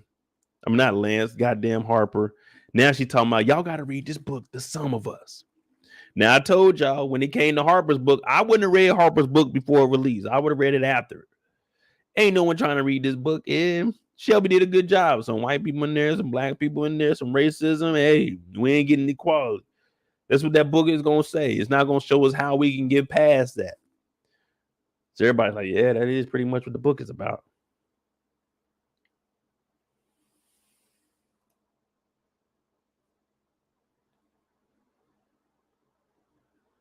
Oh no, man. I like Candy a lot, man. Candy's one of my favorites. My bad, Candace. But ain't nobody want to read that damn book.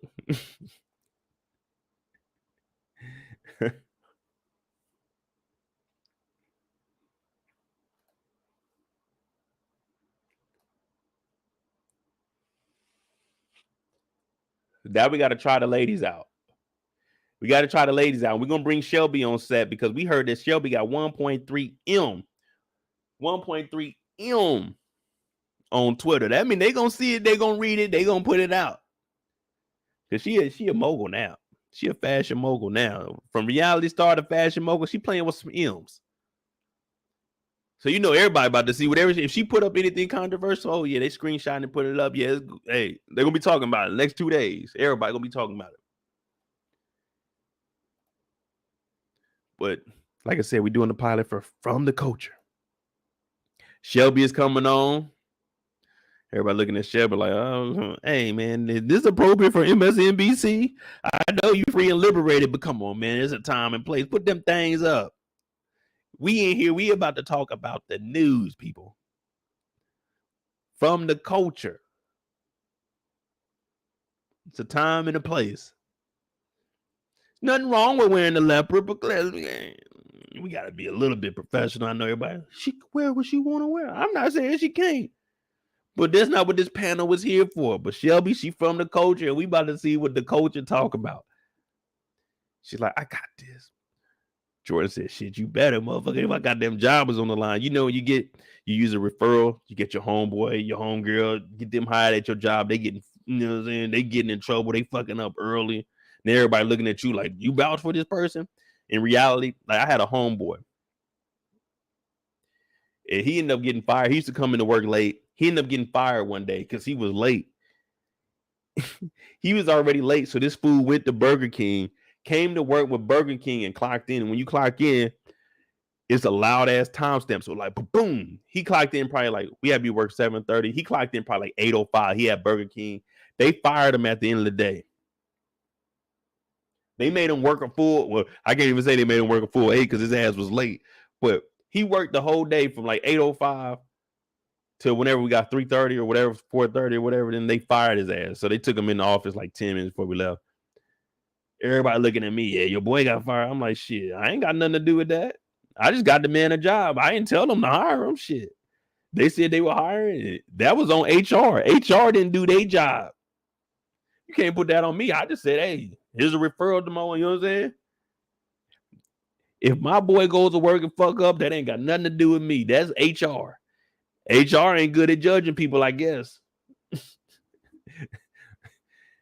Shit. Whenever I tell my homeboy we about to do something, he be at my crib. Yeah, if he show up 5-10 minutes late, it don't matter. Ain't nothing starting on time anyway. But shit, my judge of character, cool. That's on HR. Y'all should have looked at his resume when y'all interviewed this nigga. Ask him, do you show up for work late? He might have said, yeah. Shit. But that's because I worked a regular job. Now, on the other hand, for Jordan Armstrong, this is her career right here. You heard Patrick say, hey, you want a promotion? All right, we got a show for you.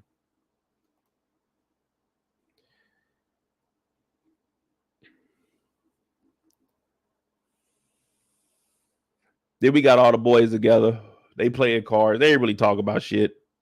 But a happy wife equals a happy life.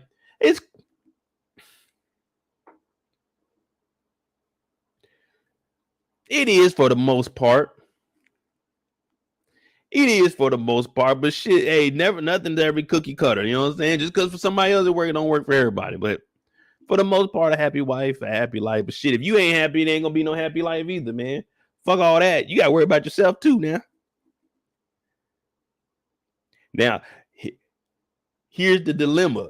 It's Q talking about Shelby. Negro, we all knew you shouldn't have married Shelby. We all knew Shelby for who Shelby was. Nigga, do you not remember the day you were supposed to get married? Shelby showed up, gave you some of that thing, stripped for you. Then you was at the airport begging like a fool, and you married her. Yeah, nigga, we told you it wasn't gonna be easy married to Shelby. She whooped your ass on TV. You should have been done right then and there, over with. But you let her come back through, and the pattern continues, man. But they all living it up, chopping it up. And of course, Q's gonna keep it real, and he tells them straight up, look, man, trying to be somebody else, that shit ain't gonna work. I went bankrupt pretty much during the pandemic. All my shit, repairs are shutting down. Shit was hard, but I kept that in. I ain't need to tell y'all that. But you got to be you, man. If writing those books is what's paying the bills, that's what you got to do. You got to write those books, man. You go to Costco book signing, you get $1 million deals. You got to continue to do that. That's your lane. You got to stay in it, own it, be the best. Right now, I'm aiming to be the best when it comes to breaking down these shows on live stream. Now, people can talk about it and I give everybody credit, you know, saying I've messed with everybody. But when it comes to holding their own on the live stream to talk about a show, man, we going 4 hours tonight to finish the whole show. I can tell you a story. I can break a story down now. I'll put myself up there when it comes to live streaming about a TV show now. Because I really didn't like this episode that much. It was kind of hard to follow, but I'm trying to make it entertaining. So they playing cards, and we already know that Julian, he on some next level. I'm still losing shit. And Julian like, yeah, man.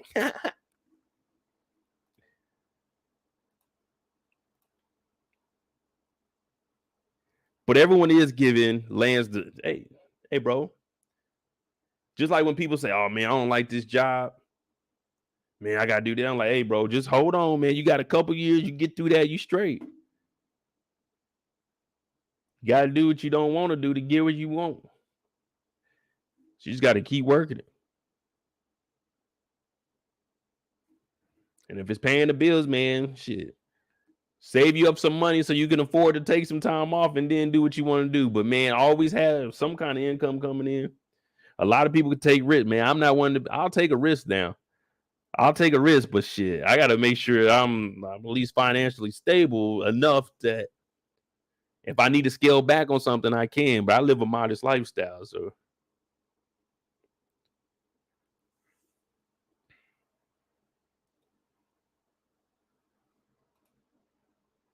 And Shelby, she's for the culture.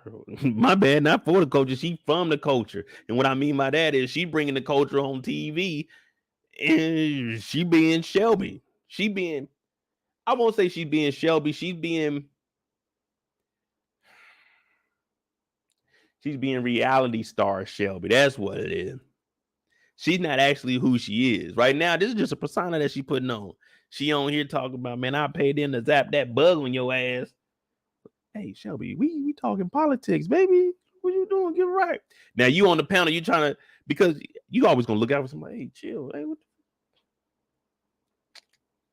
the... And everybody in here, all the execs and white folk, man, they ain't trying to see that shit.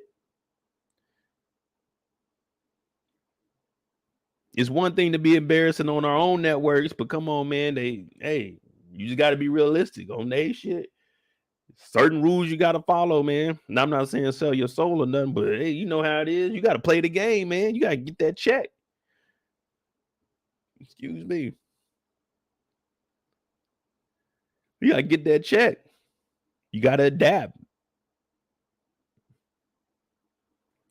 And it ain't nothing wrong with moving up in life, man. You always trying to move up. Progression.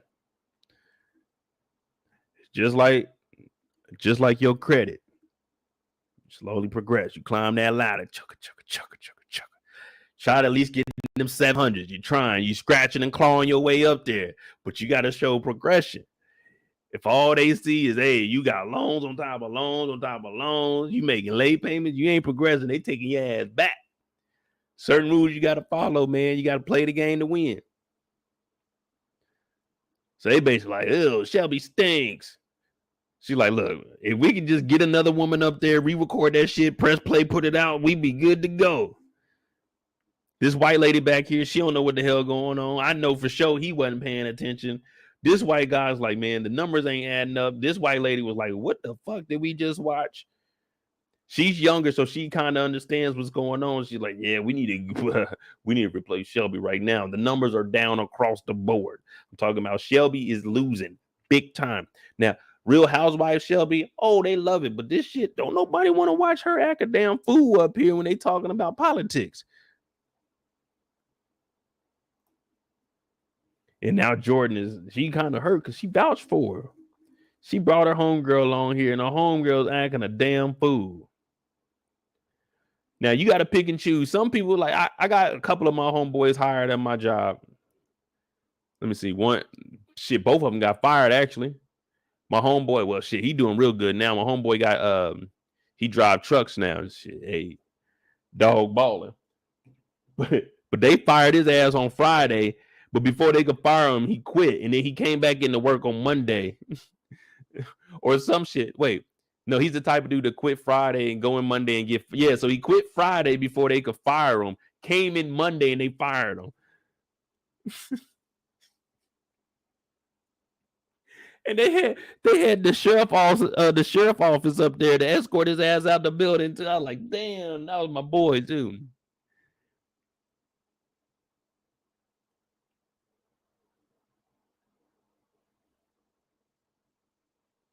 It was weird how it happened.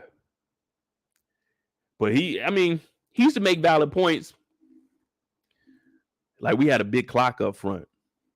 I know. We ain't talking about the best man. We're gonna get back to it, but I'm gonna tie it in. We had a clock up front, and let's say we go to break at 9:15. Yeah, 9:15 to 9:30. So when the clock hit 9:15, they're supposed to say break. But we had a supervisor, fucking bitch. She it would be 9:15, but she wouldn't call break, and she'd be looking at the clock and then looking at us like joking around. So my dog that got fired one day, she did that shit. She looked at the clock and then looked at us. He said, fucking call break. Everybody, it was quiet because like we worked at you archiving documents and shit. So it was quiet in there. He said, call fucking break. Because she was looking at the clock. It said 9:15, and she was looking at us. He said, you want us to be back at fucking 9:30. You better let us go at fucking 9:15. Everybody like he got a point, but it's like, man, you can't do that shit, dog. They end up firing that nigga. But that was my boy too, man. That was my boy. When he got fired, I was just sitting there laughing, like, nigga. But shit, I got back to work though. You know what I'm saying? I needed a check.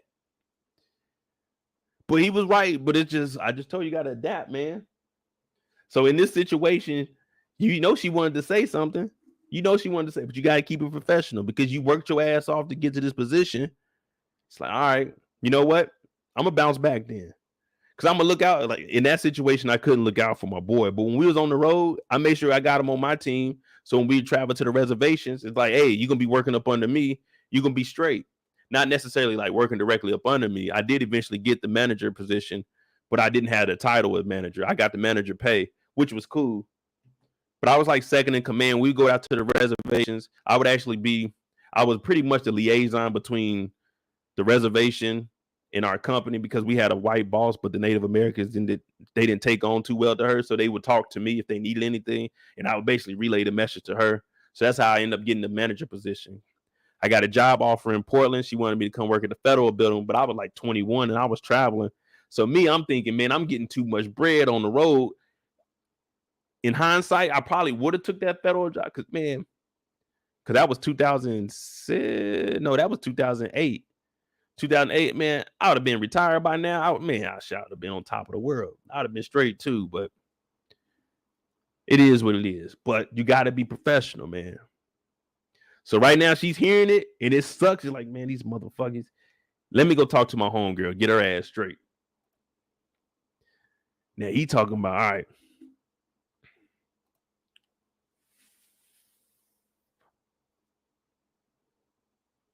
We got a few changes we need to make to that damn book now. We gonna put some shit in the movie. That nigga Julian Merch, wherever his name is, yeah.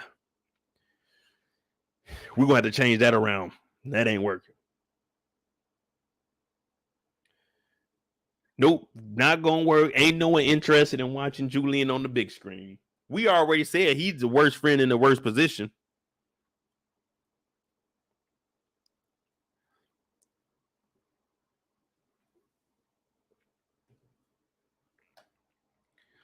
We gotta change up some stuff. Eric said that's how I be. Yeah, you gotta play the game, man. Y'all know how it is. Hell, man, you know how many motherfuckers came up to me when I was in the military. I'm like, hey, dog. But you know, you can't really say too much shit slick. Cause they be on your ass. You get rolled up for anything, man. They goddamn give you that paperwork. Ain't nothing you can do about it. But yeah, man, I got a lot of stories, man. People getting fired in life, man. Shit, getting kicked out the military. Life has been fun, man. You just gotta, cause we all mess up. Everyone, not not any one of us are perfect. Now there are some people that are perfect, like when it comes to work life. But when they messed up, they be getting paranoid. Oh, how about I may have did this? Like, hey man, you just submitted a document. It was like a couple of spaces in, but you'll be all right, man. Like, no one's gonna criticize you that much. Like they be messing up on little grammar, you know what I'm saying? Like, hey, don't worry about it, man. You send it out, I'll sign it out. Like, man, don't worry about it. I'll tell them I did that shit.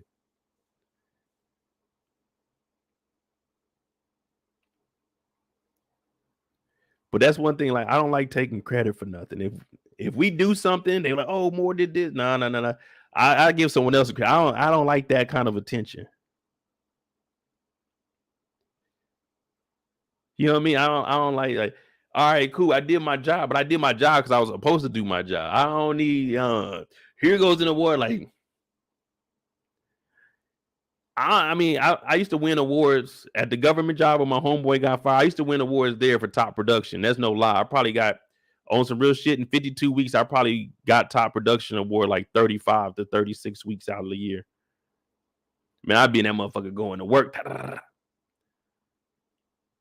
But the only reason I did that is because the money was good and I got to go travel. So I go work at the office, get to travel. Like, man, I love traveling. That's how I got into all that shit. Man, they give you a hotel, they give you a per diem check.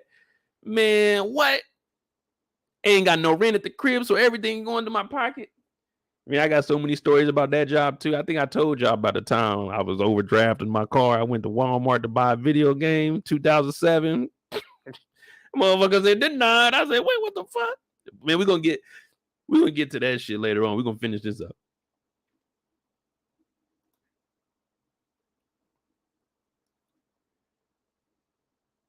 Someone should interview. Man, no one's really trying to hear my life story outside of y'all. We got a lot of stuff, man. You know what I'm saying? For getting cussed out in basic training because I got a big ass scar on my head. I got cussed out in basic training because they thought I came down there with a part. I'm like, hey man, this is a scar, bro.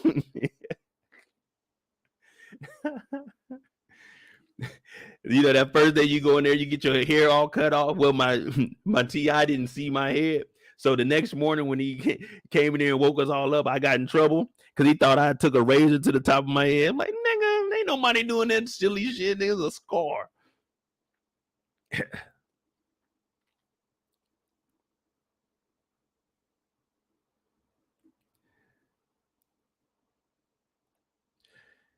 Corey said, I feel like black people are way too humble when it comes to being rewarded for things we think we supposed to do. Shit, life gets hard. We need I mean, I don't mind it.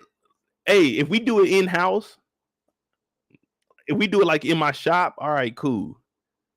Because there was what 22 of us, and I was the only black person in there. So whenever I did something, it just felt like, all right, y'all just giving me an accomplishment because I'm the only black person there. I do more, I do bigger things than this that y'all don't give me rewards for. So it's just like shit like that. That's why I always been that way. Or if we got like an award ceremony, you got to go on the stage. I'm like, man, just give me the. I don't need everybody. Like, hey, just say Mo got this award for something. You got to go up there, do some saluting and shit. I'm like, man. But my boy about to get some M's for this movie, but they got to change it up a little bit, fluff it up a little bit. You remember on Five Heartbeats? Yeah, it was Five Heartbeats, but they had a don't live the life of a millionaire or a movie star. Do do.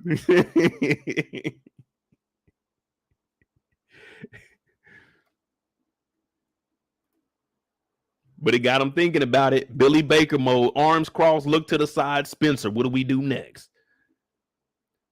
That's his go-to. That's his signature. Whenever you see Taye Diggs in the movie, Taye Diggs, my bad, sir. Whenever you see Taye Diggs in the movie, arms crossed. That's his go-to. Now she's in here.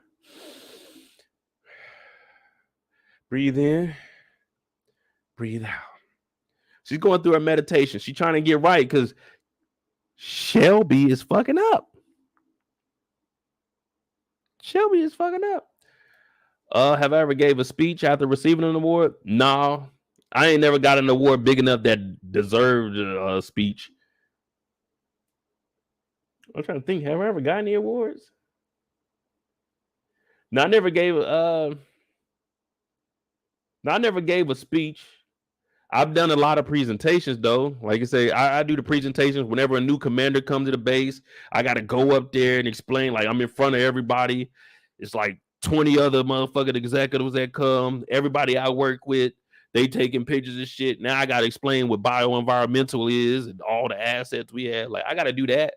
Or I had to do a lot of presentations. I go over to the fire department doing like their gas masks. Not their gas masks, but their respirators.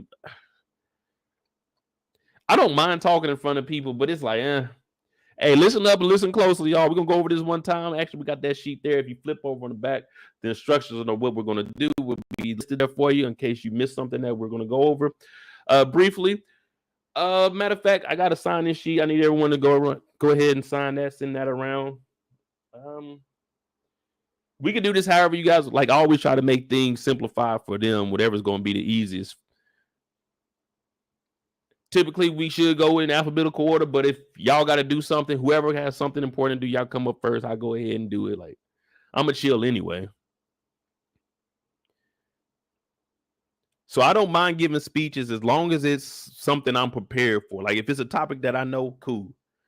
But if it's just me, I got to go up. I can freestyle a speech. But if I got to give up some information, like some actual real information, then I need to be prepared for it. Don't be trying to tell me a week before. Give me something that I've been going over for like the last 3 or 4 months. Because if not, hey, I'm a paraphrase. We're going to skip over some things, but you'll figure it out. Now, I didn't understand what's going on with the son. Was he kind of looking at her creepy when she said, you don't have to wear that? You don't have to wear your school uniform. You can wear whatever.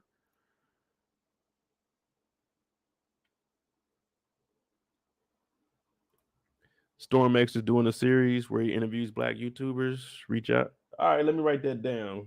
Storm X. I'm gonna have to check out his channel. Or is it a woman? My bad. I don't want to have to check out their channel. Storm X. Yeah, I'll see what they got going on over there. Oh, he had a lot of followers. Okay, yeah, I'll check him out. I don't mind. Hey, anybody that cool and they working, hey, what's going on? But where were we at? Oh, he wasn't looking creepy. He got hella excited. Nah, he was looking creepy, man. If I go back to the episode, this whole scene is what they would call cringe. This is the definition of cringe. Don't he look like a young Candyman? He looked like Candyman. If they had somebody play Candyman as a young man, that'd be him. He came in here. Like, damn, nigga, all she said was you ain't got to wear that uniform. You can wear whatever the fuck you want to wear. That nigga.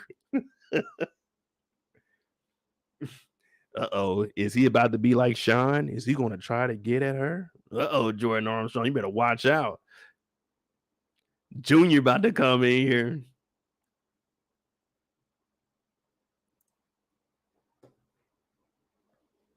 No, I don't know, man.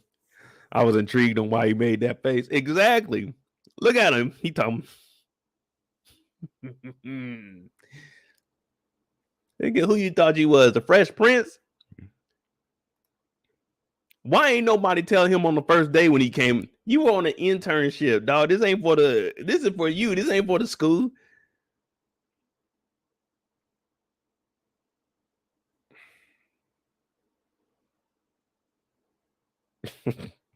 Yeah, I'd be like, hey, bro, when you when you in there, you don't want to smile in front of boss like that, bro. Like you just go in there, give her a nice head nod and a little nigga. Don't be standing there staring. Yeah, we know she look good, but hey, nigga, don't be in there staring like that.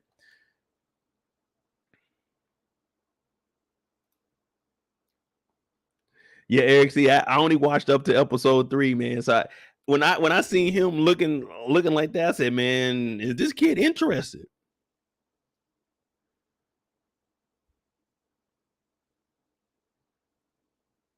See, like this, I could give a presentation over how this is set up from the culture. See, I could go in there, I can give them layout. I can memorize this description there. See, I could do a presentation like this because you only got what 1, 2, 3, 4, 5. All you got to do is basically tell them the layout here, and you ain't even got to read none of this on here. It's a lot of shit. You can read like the first sentence or two, but you can just fill in the blanks. So a presentation like this would be easy. You can stretch this to a 25-minute meeting. Because really, you're not explaining anything here. All you're gonna do is just talk about the setup and the lighting, and then you just gonna explain the show. But you explain the show in the direction you wanted to go in. So yeah, this would be an easy presentation. The only problem is the presentation is easy. It's just the presenters is the ones that fucking up. We got to figure out what the hell we gonna do with Shelby ass. Shelby came in there with them things out. We know that Shelby be shaking a tail feather. Shelby over here talking about, girl, sting you in your ass. Hey, Shelby, chill, baby, chill.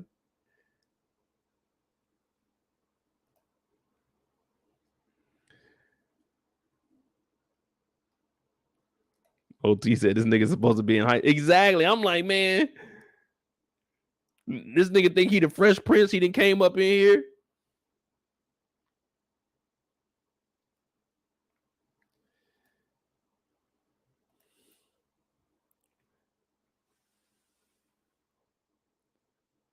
Man, matter of fact, I'm about to show y'all what I like.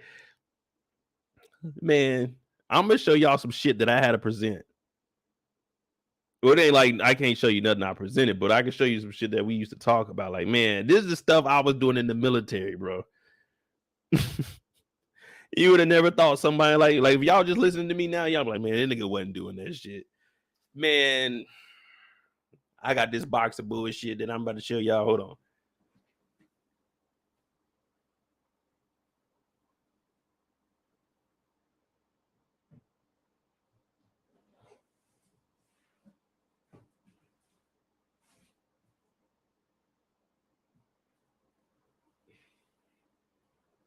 Like this all the shit that I used to do at work.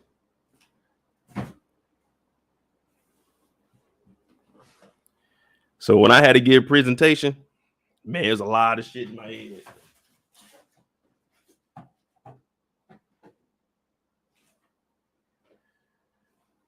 You got the 2015 Guide to Occupational Exposure Values. Like, it ain't really talking about nothing. You just document shit in here. But let me show you something. The NIOSH Pocket Guide right here for chemical hazards. Any chemical made is in this book. So when I used to go out to people's shops, I got to go through a list of all the chemicals they got. Formaldehyde, like anything, I look it up, formic acid, and I got to understand the the compounds in here. I got to understand the target organs that they attacked. Like, dog, this is the shit that I was going over. Coal dust. Go out there, take some air samples. I gotta look at the molecular weight, see how much it is, so I can see what kind of filters for the air. Like, man, I used to do a lot of shit. A lot of shit.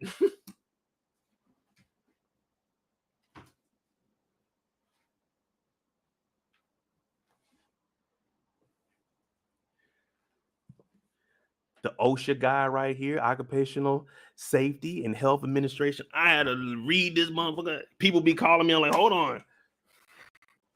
Okay, you need a hot work permit. You need okay, this is for confined spaces. Oh yeah, you need to do this. Yeah, man, it's a whole bunch of shit. I never thought I'd have a technical job where I had to like actually pay attention. You didn't want to get lost in the sauce there. Your ass be going to a response and don't know what you're doing. You did, they did, everybody did.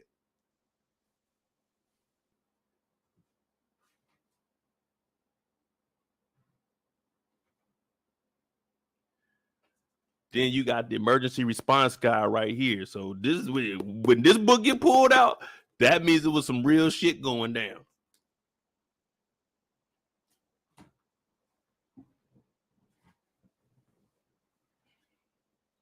But anyway, back to the show. He's talking about turning this movie, talking about turning it up.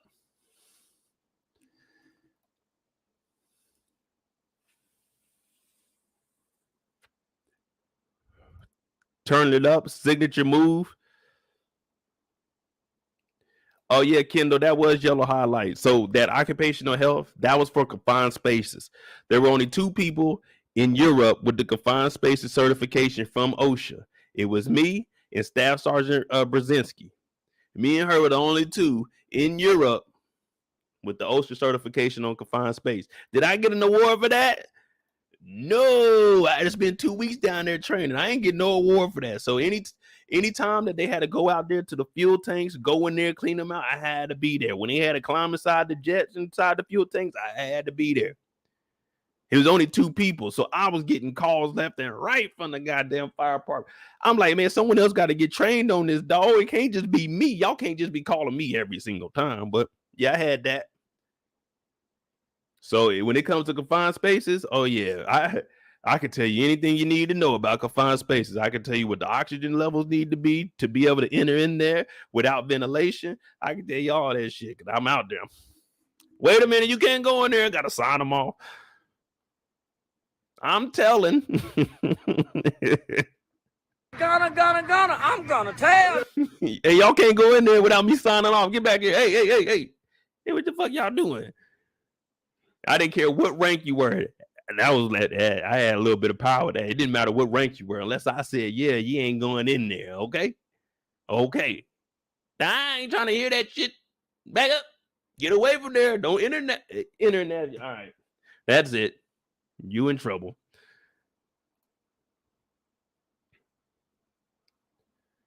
So he's in here thinking about what he got to do.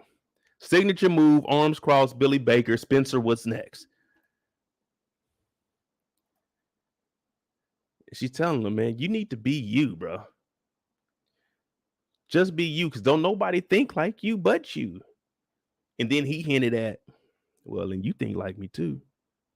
And that always leads me back to the first episode where he said, man, finding your soulmate, you just never know. And he's also throwing these hints out like, man, right now, me and what's her name? What's the old girl name? I be forgetting her name sometimes. Robin, yeah, man. I know it's my wife, but I be forgetting her name sometimes. Cause right now, Robin ain't treating me like Robin. It feels like Robin is robbing me of my dreams. She don't want to move. She want to spend my money. She want to donate my money. She's like, nah. You need to be you, man. Continue to do what you do. He said, you know what? Just to let you know, I'm still interested in you. And you think just like me. So he's throwing out the little subtle hints. We're going to see if she catches on. And she's like, find yourself. Be you. And while you try to find who you are, I got to go talk to Shelby ass. Shelby about to lose my goddamn job. Fucking Shelby. Shelby came in here with this.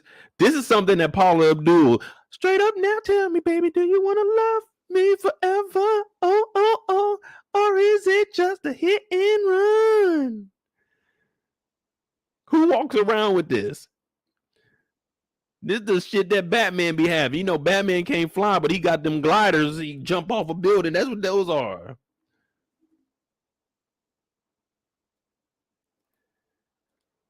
She's like, dig a little deeper, Shelby. You can't just be just Real Housewife Shelby Acadam food. That can't be who you are. She's like, man, I actually want to be me. I'm actually smart. I want to talk about things. She's saying, yes, let's try that. Be you. Don't be, you know what I'm saying?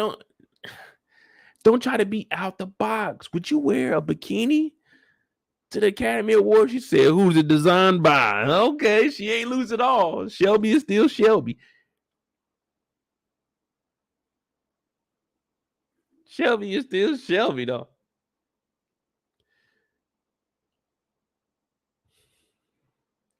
Yeah, man. He dropped the ball. Like, I'm trying to think.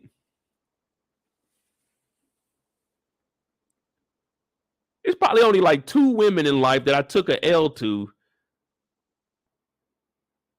that I'm like actually still cool with. Probably only like 2. And I won't, when I say cool, like we see each other, it's like, oh, what's up? You know what I'm saying? Like, it ain't nothing more than that. But other than that, man, I ain't just kicking it with people that, you know what I'm saying, shot me down. Or I missed out. If I missed out on opportunity, then nah, we definitely ain't gonna be around each other. No need for temptation. But I could take a L. We all get shot down. He get home. He just found out that he needs to find himself. Baby, Rob, where you at? Where you at, baby? We got money on the line. Big figures, 7 figures, 8 figures, 9 figures. Where you at, baby? Hello, Uda. What's up, baby? I was just thinking about you. Must have heard me. What's going on? You good?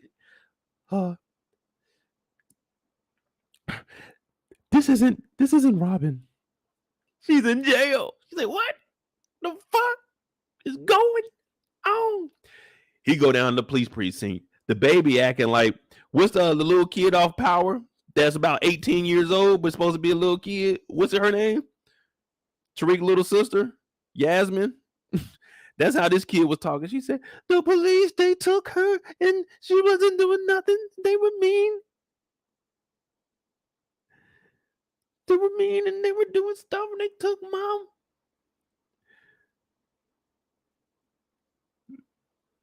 Yeah, it's about 19 years old. Yaz got her own spinoff. They got her talking like an infant. That's how this little girl was. She's like, and they took mom. And if you look closely, they just got a nigga back here just randomly walking. They walking all slow. He in handcuffs. Mom came out. Hey, man, I don't know if y'all ever been to a jail, but like, yeah, we hug and we get the fuck up out of there. We not hanging out in front of the police precinct. Now, the precincts in New York will look a little different than ours. Like ours ain't just big ass buildings. Ours is just like a little 2-story building sometimes, unless you're going downtown to like the county jail.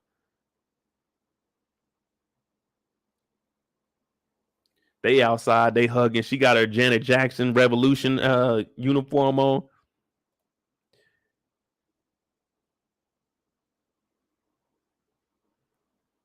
Miss Robin, if you're nasty.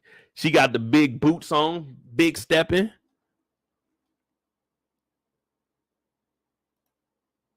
And now they get to the house and it gets real. They get to talking like adults do. And you never want a conversation to turn into an argument. You don't ever want an argument to turn to raised voices. But this conversation had to be had. It's just been building up between the two. And he's like, if you're going to be out there,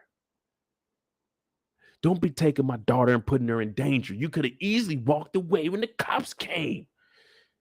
She said, no, we live in a democracy. We could do what we need to do to get what we need. He's like, yeah, but don't put my daughter in harm. Don't ever do it again. She said, don't you ever tell me what to do and not to do with my daughter. So both of them, they right in their own rights, but you don't want to hear them arguing. The baby is traumatized. The baby got that PTSD. Now whenever she see the police, she's like, leave me alone. I don't want no problems. She seen her mama get arrested. Now they be saying infants, people get arrested in front of infants or traumatized them. Infant don't know what the fuck going on. Now a kid this age that can put together sentences, oh yeah, now she know what's going on. I see my mama arrested. Now she's gonna correlate police with getting arrested for no reason. But like an infant, come on now, them kids don't know what the hell going on. Who was in the wrong here? Robin was in the wrong here. Now it's okay, go out there protest, but you can't put your kids in a situation like this. Yeah, they may arrested you for no reason, but what I asked you guys couple of months ago. I always ask people, what do you live for? What's your number one priority? Everybody always says kids, even though your number one priority is to make sure that you are living good. So if you living good, you can make sure that they living good. That's why they say put your mask on first on the airplane before you help a kid. If you can't help yourself, you can't help the kid. But you can't put your kid in a situation because this is doing all the riots and protests.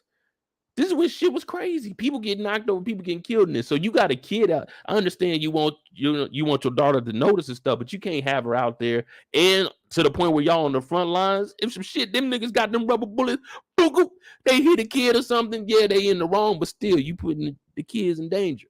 So I got to side with him on this. Like, if you're gonna go out there and protest, you can go out there and protest. I support that, but don't have the kid out there because anything could have happened.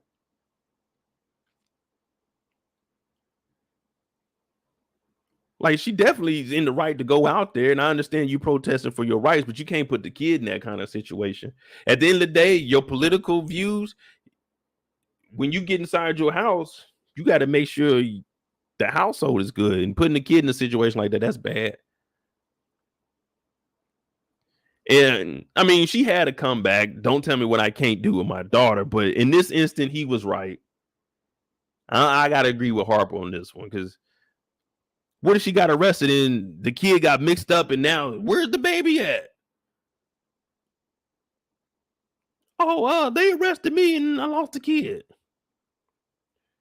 Why'd you have the kid out there protesting anyway?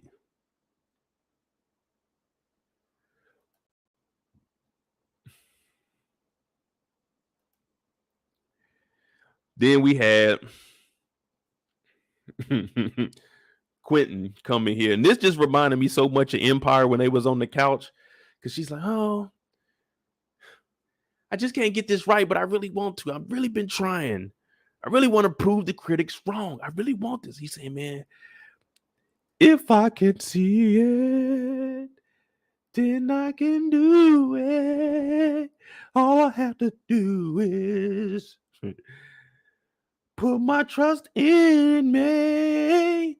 This is from the culture. I see myself running through that door.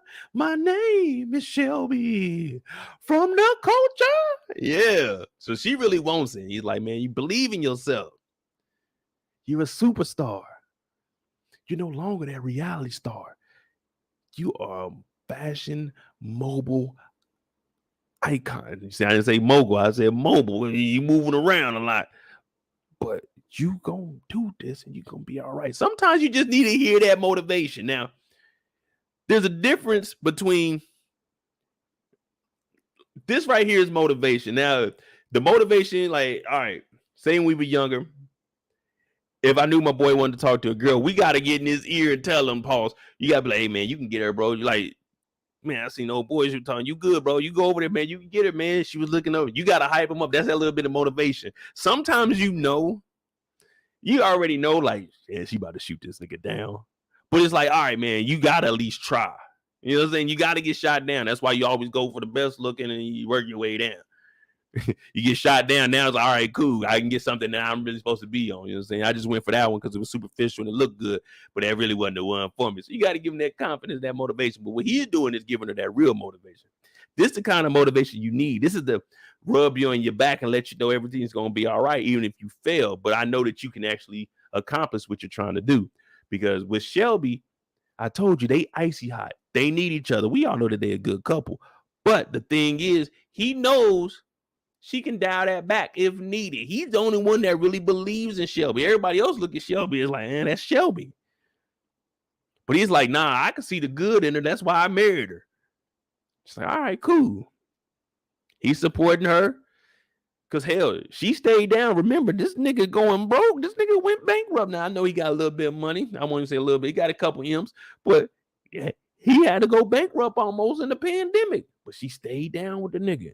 So he's like, shit, I got to support you. You get this, we up. We're a relationship, we up.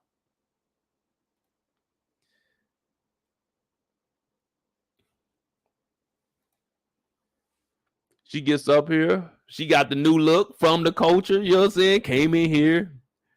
Business, okay. Business is business. We talking real deal, baby. We turning up for the city. This is what we need.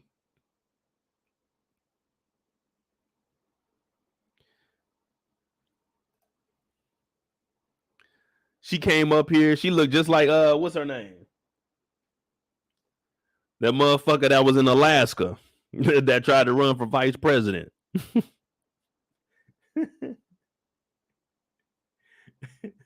What was that lady? That's how she used to dress. Let me look her up. The governor of Alaska.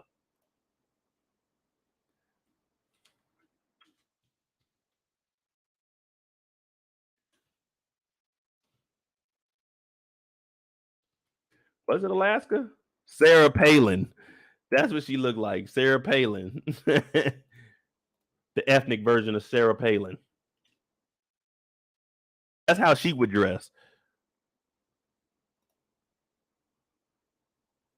Hold on, watch. That's how she. That is Sarah Palin. That's how she be dressing.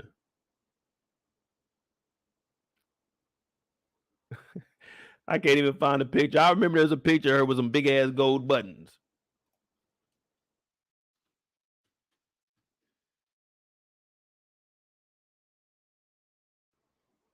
I can't find it, but that's what Sarah Palin looked like.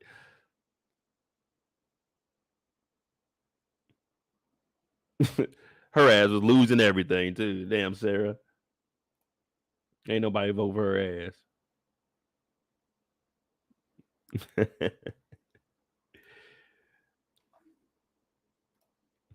Now everybody in here, they going crazy. They going crazy. Patrick over here, like, is that what the numbers say? The numbers going up like that? Kendall said, dress a little conservative. I mean, it's MSNBC, but it's from the culture. We could be a little relaxed. Like, that's some stuff that Benjamin Franklin was wearing. Them gold buttons, that's straight conductor. Right there, lightning. You can't be outside with this jacket on. Them goddamn buttons is drawing straight electricity on your ass. But she in there talking the numbers, giving the facts. Everybody like, oh my gosh, she's amazing. Look at the black dude back there. He like, damn, I ain't no Miss Orange. Oh, I can't even talk like that in the workplace. Shoot, my bad. I ain't gonna tell y'all. I ain't even gonna tell y'all because this is his superior. That is inappropriate for him to be saying what I was about to say. Inappropriate. Workplace safety, y'all.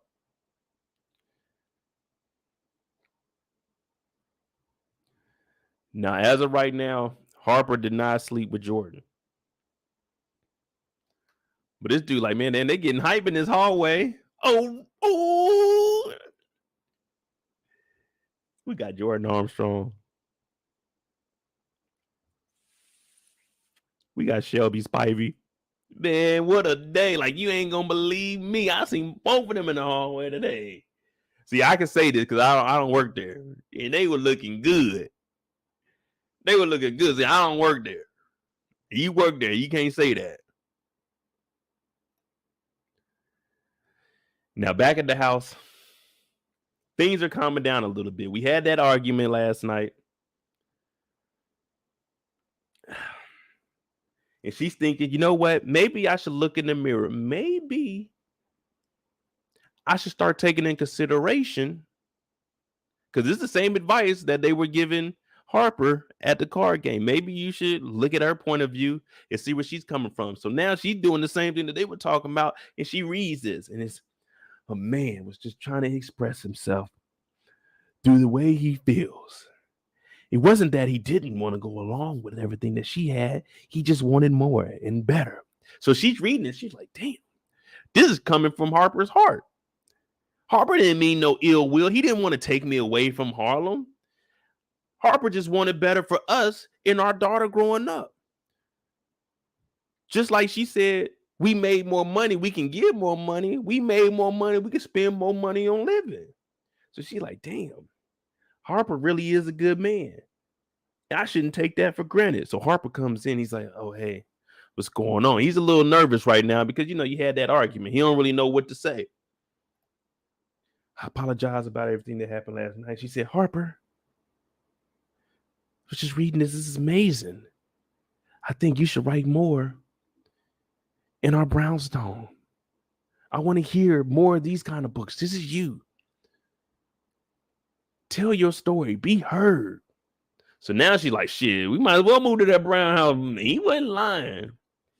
She started looking around. She was like, we need a little bit more space. Daughter getting older. I got arrested. Like, I was out there for a bigger cause, but I did put the kid in jeopardy. She was like, damn, he right now. I can do what I do, moving to the house, because if our daughter is traumatized, I don't want her to be around that same type of environment. Just going back to the same location could trigger something. So she's like, all right, let's go ahead. Let's move. Let's see what Harper's right. I'm going to stick with Harper. Harper got me through all this. I stuck with Harper when Jordan was about to give him some. Now, this right here ain't got nothing to do with nobody. We were literally just moving across the city, but we still going to be in the same city. We still have access to everything. She's like, all right, cool. I'm going to go ahead and do that.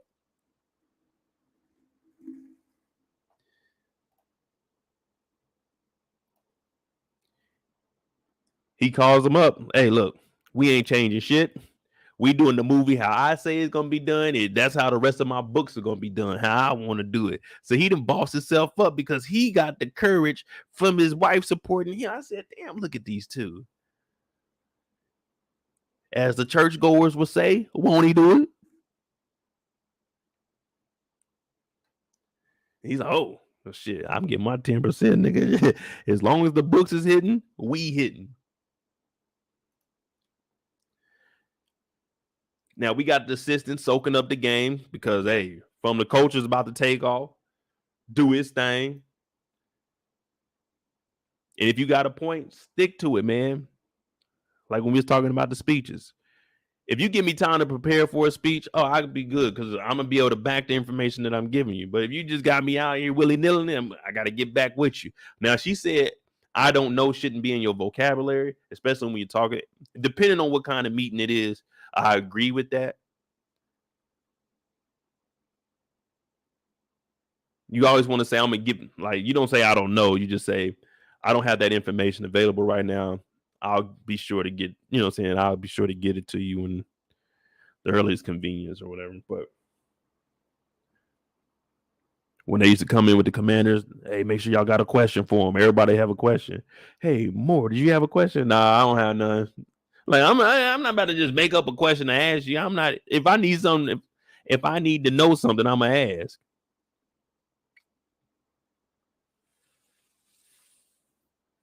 Yeah, Erica, we got to finish up 2 episodes. I was gonna try to go fast, but I said, man, I can't short y'all. I can't short y'all on the episode. We gonna talk about it. We got to talk about it. But we at the end now anyway. And I don't know when we're gonna do episode 4, 5, 6, 7, 8. I don't know how we're gonna do that, to be honest with you. But the assistant, she invited some of the dogs. Hey, from the culture, you got to bring the culture. We got Q Dog stepping, you know what I'm saying? We got our boy Harper in the building. I'm like, okay, cool. That's what's up. Now, who remembers this gentleman right here? Who remembers this gentleman right here?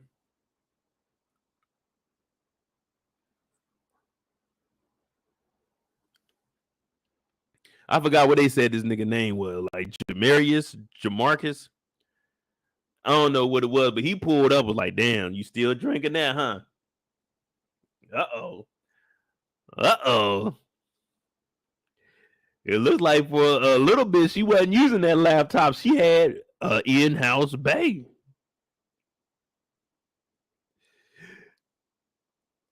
Demetrius. She had Demetrius, aka he was laying the meat. Pause.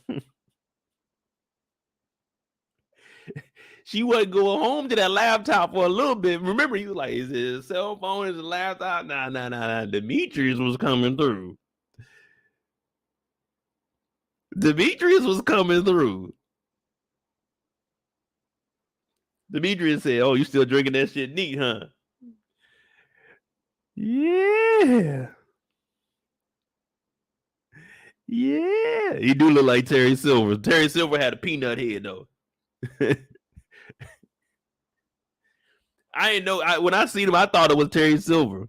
I don't know his name. I'm gonna look. Matter of fact, let me look this fool up real quick. We're gonna talk about. We can come back and look at him. I'll stay on here a little bit. But Demetrius comes over. He dap up everybody, but he wasn't really trying to fuck with them. You know how it is. If I'm trying to talk to a woman, hey, her homeboys, I'm like, oh, what's up? I don't want no conversation with you Negroes. I don't know y'all, and I don't need to get to know y'all. I'm trying to get to know her. So it's like, okay, what's up? Say what I gotta say, and I'm dipping out. Like I would have told her, all right, I'm gonna hit you back. I'm not about to hang around these other fools. I'm not trying to listen to what you niggas is talking about. Now, hey, that's a lot of drink for her though. That's a whole goddamn glass. It ain't no sipping that. You gotta drink that. Nah, the Negroes, hey. Nah, I ain't got to get in good with none of them fools. I don't need to know them. We could be cordial. What's up, bro? Yeah. If I come through one day, like she got an event that they going to, and they gonna be there. All right, cool. What's up? Talk some sports or something to them. But right now, I ain't trying to get you know you boys. I'm gonna holler at y'all at a later date. I'm trying to get her to go on a date. Shit, she drinking that thing neat. Y'all, man, shit. Back when me and her used to talk, man, Jordan, get off that drink.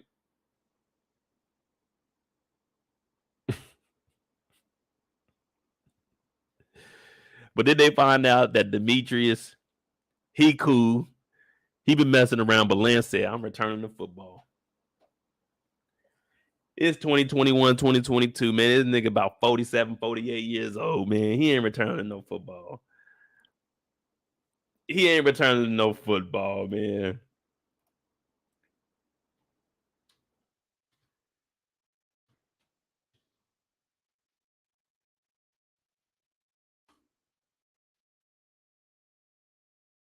We're gonna see if that's Terry Silver or not, man.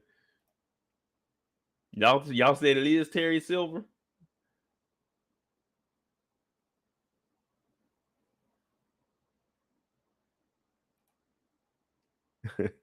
He said, man, you know what? I'm about to return to football. All right, you can return to football, all right. They're gonna be on your ass, Mr. Postman. That's the good thing about being a dog catcher. You can grab a dog. Ooh. P Pops, man. Oh man, I'm supposed to be looking up this food, Terry Silver. Terry Silver, Brandon, Victor Dixon.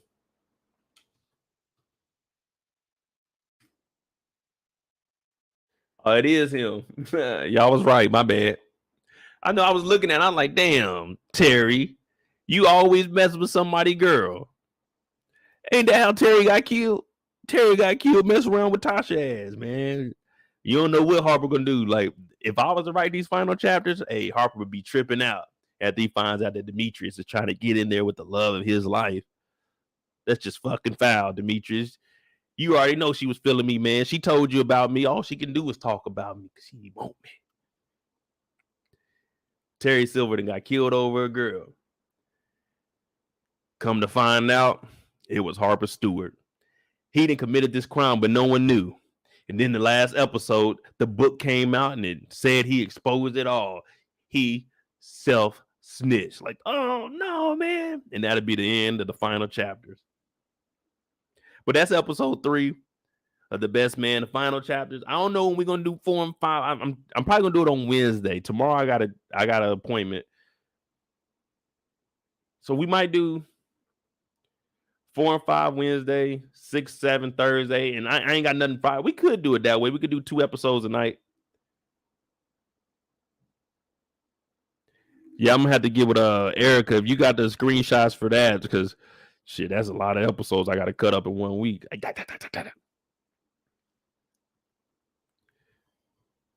don't know. We'll see.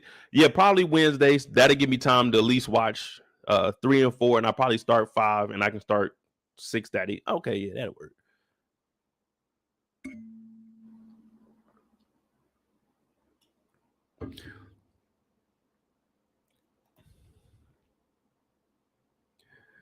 Mo got a date. I heard before you switched up. Oh, okay, thank you, Erica. Yeah, I'm gonna check those out. I'm gonna probably watch episode 4 tonight. Yeah, let's do Wednesday night. Wednesday night we'll do episode 4 and 5. I like doing 2 episodes together. We could do that. 4 hours Wednesday.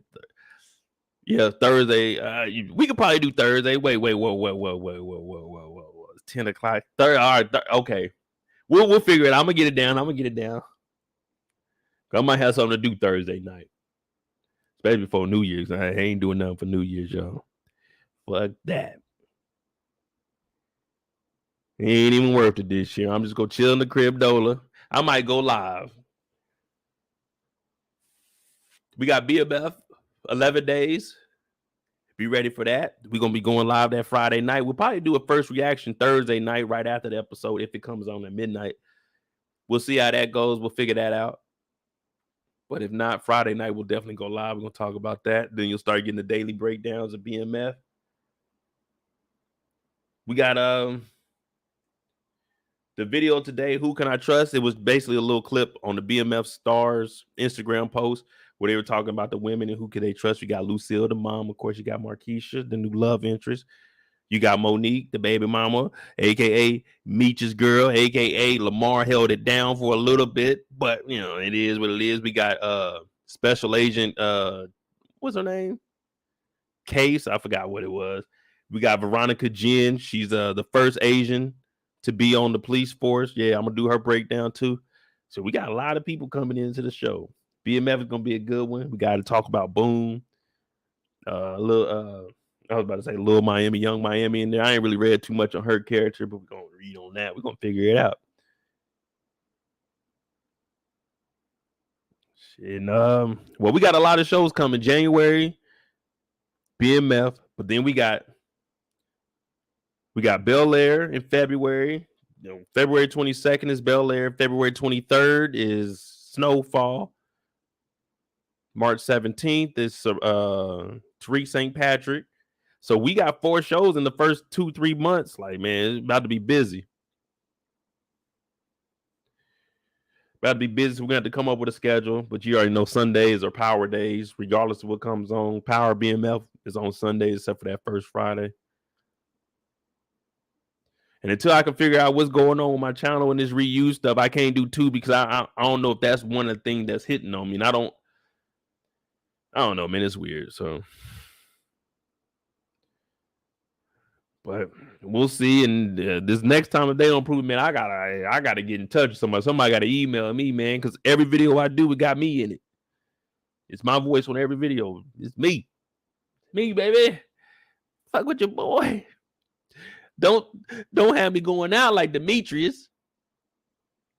I don't want to go out like Demetrius. But if y'all got anything, we're about to do 4 hours. Who cares, man? We own. What y'all got? I'll probably do the Snowfall breakdown. I don't know, man. Y'all seen it. It's just a little short clip of him running, talking. I don't know, man. I'll probably do it.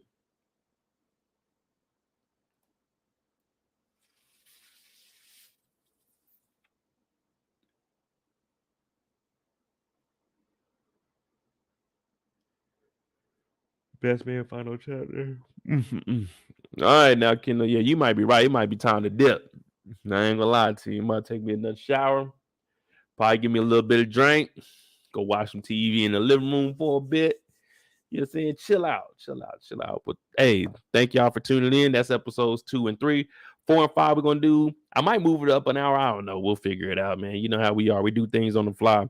Harlem season 2. Oh, yeah, let me look that up. I don't even remember. I got to go back and watch season 1.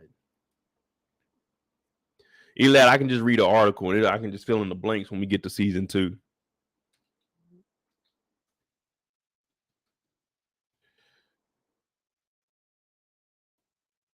Here's the first look at Harlem season 2. December 9th. Did I see this trailer?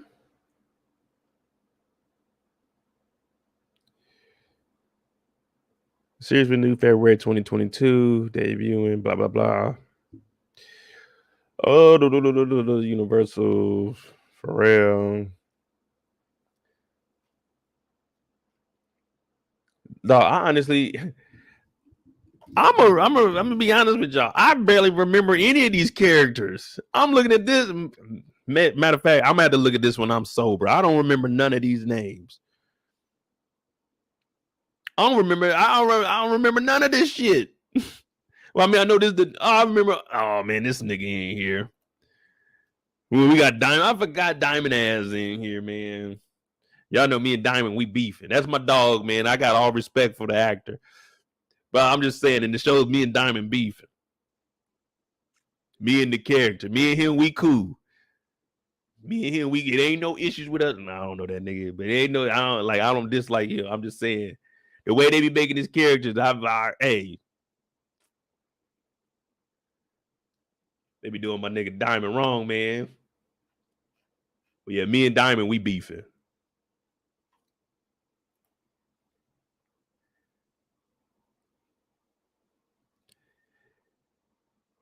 Yeah, everyone says The Godfather of Harlem is good, but I'm too far behind. What is it, season 3 coming out? I watched the first season, but I don't know, man.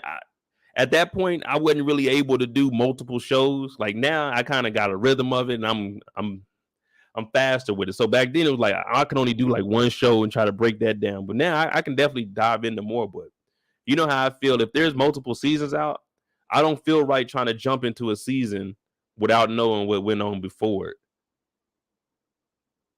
To me, it feels like I'm letting y'all down because I don't know what the hell going on. I can't give y'all no, you know what I'm saying, relate to anything from the past. I feel like that's cheating, y'all.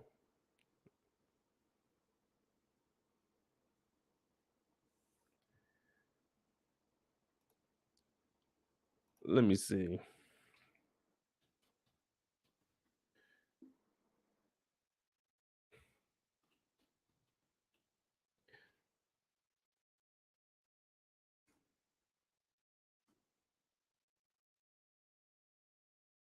Premiere January 15th. The Negro and White. Yeah, season 3. Damn, how many episodes they got?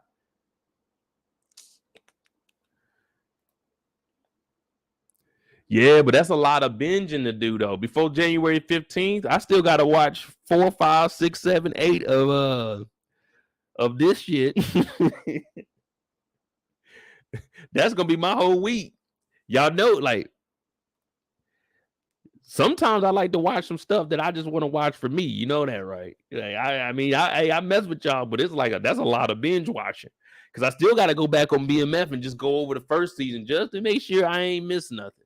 And if I did miss something, of course y'all gonna fill me in. But I like to have some knowledge myself. Like I said, I don't want to feel like I'm cheating y'all. Y'all get on here to be entertained and for me to break it down and relate it back to other stuff. So I be trying. I'm beyond. I don't prepare. I get on here and I freestyle it, but if I don't know what happened before it happened, then how I'm gonna explain what happened? Because I don't know what happened. You know what I mean?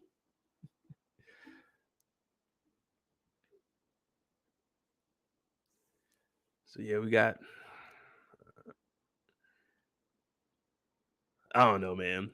It do seem like it would pick up on my channel because I know a lot of people that come here and they talk about it, and it's like our demographic also. So I don't know. We'll see. I might be able to talk about it on a free day. I can talk a little bit about the episodes.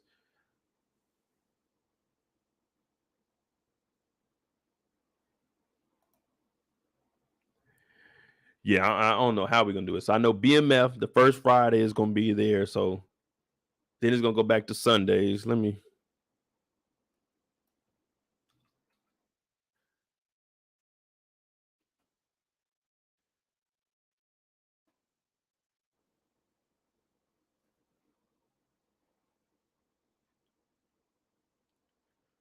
Man, and give me this little bit ass calendar.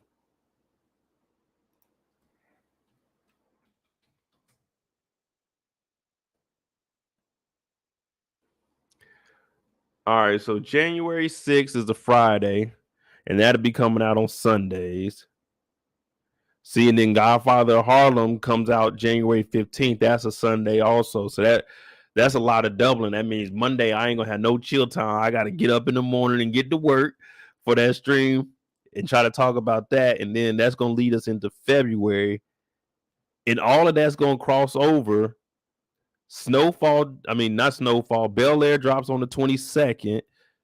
Snowfall drops on the 23rd. So that's gonna be like, man, that's a lot of shit that I gotta watch. I can do damn, that is a lot. That is a lot. Think about it. That thing gonna roll over into March. Now it's gonna start phasing out, but then we got BMF that's gonna drop on the, I mean, not BMF, but book 2 on the 17th, which moves to the Sundays. So we still got Thursday, and Friday night. Damn.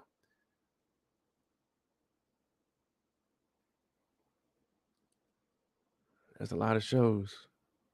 We'll figure it out though, because that's what we do over here. We divide and conquer. But we were doing 3 nights earlier in the year, so it'll be all right. But just trying to add another show, I need like at least one day where I can get in that bed like 8 o'clock and just chill.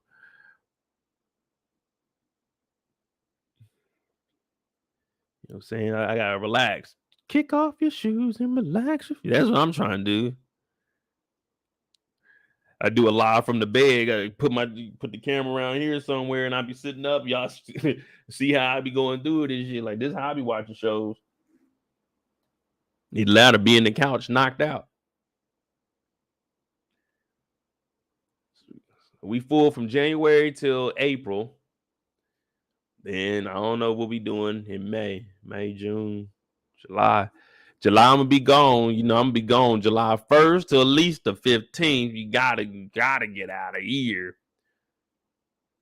I might take a trip in April, but it's gotta be when the shows is over.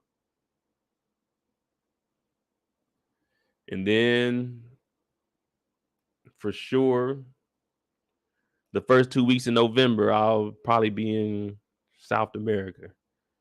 So those are the 3 big trips I got next year. Hopefully ain't no shows dropping during them times.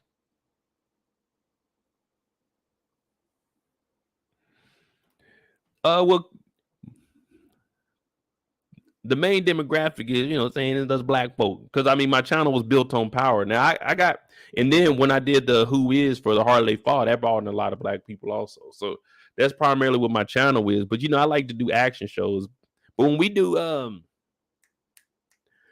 Bel Air in book 2 of Ghost, that right there, that opens up a lot. Like shit. You remember at the beginning of the year when we would do book 2, when we do the Ghost show, we might get 800 to 900 people. Like the most people I had was 987, and that was to episode 6 of Ghost season 2. So Ghost, it brings in a lot of people. You know, these other shows, not a lot of people are watching The Best Man Holidays, but you know what I'm saying, it's something that I grew up on, so I like to watch it. Snowfall, you know, we get 200-300 people on Snowfall shows, so it just depends on the shows. Believe it or not, Cruel Summer, that was a random show that I did last year. That shit brought in a lot of white folk. Cruel Summer was actually, they talking about a part 2, but I was like, I don't know if we need no part 2 of that.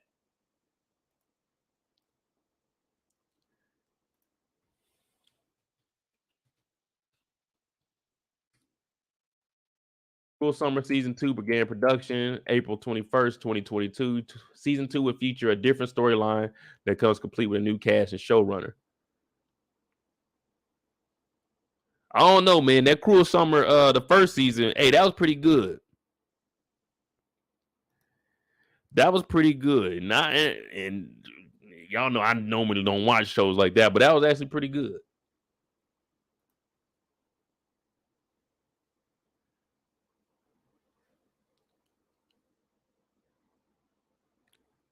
What's his name? Futuristic Mike. He's on YouTube too. He does Your Honor. Me and him, we started talking like we first started doing YouTube. So he does Your Honor, and he does pretty good on it. But I never really got into it though.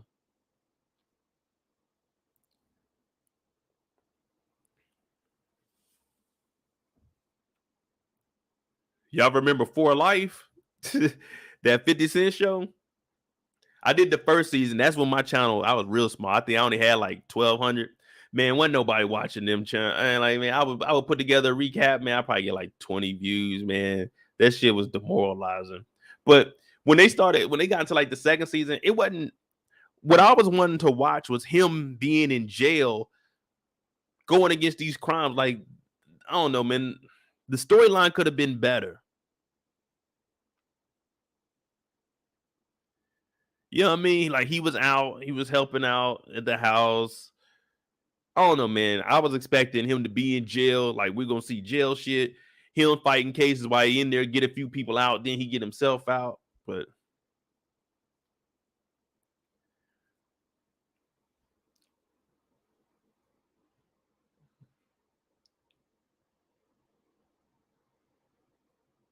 set in the fictional town of Skyland, Texas. Each episode of season 1. Oh, that's season 1.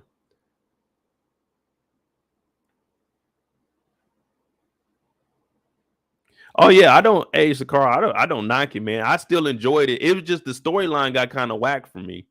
It wasn't. It wasn't something that I was interested in. It wasn't. It wasn't holding my. We wasn't getting any like lawyer techniques or anything. It was just he just got out of jail. Like, I salute the man, but the storyline wasn't where it needed to be, man.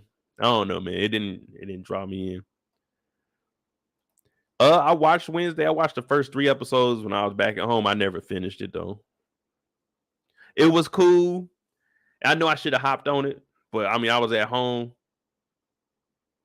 and then when I came back, it's like the hype kind of died down. Like, shows like that, you gotta jump on those. I mean, especially I don't know if my channel would really watch that. Now I know I can get outside viewers, but if my channel isn't watching it, it's kind of hard. You know what I'm saying? To all right, I gotta do all that. Just what I was saying with all of these extra shows. Like, I looked up with what's the thing? Squid Games. I just randomly did those, and I mean, it did good on my channel. So, damn, I was watching Kindred, and I explained it on one of the the Tubi Tuesday, one of them days or free day, and I was talking about Kindred. That's a good show too, where they jumping through time. And Shakara. So, is her mom alive or dead? Like, I want to know how that finishes off.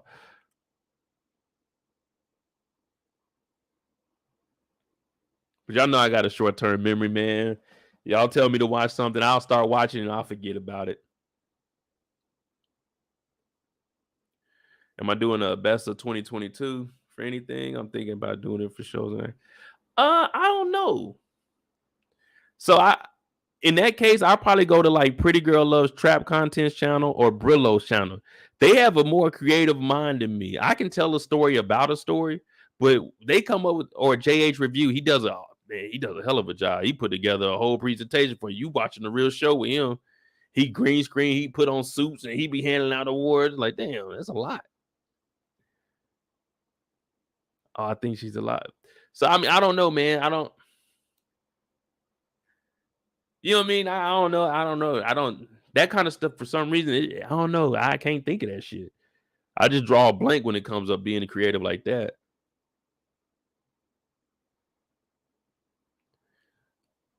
I guess it's more of I know people, they like the rants. They like me just giving my own description and outlook on things. So I'm like, all right, I can do that, but or trying to give a prediction or a theory. Okay, people they like to hear that. But you know what I'm saying, coming up with an award. The best actor goes to now. I be saying that like I do. Well, actually I could put together something. The worst cop. The biggest backstabber. Damn, we do got a lot of shows too. The realest. And hey, the realest, I would say the realest person in 2022 would have to be, y'all ain't gonna like it, my boy Carlton. Cadillac Carlton. Yeah, Cadillac Carlton turned into a real one at the end. At first, we didn't like Carlton, but Carlton on Bel Air turned out to be a real one.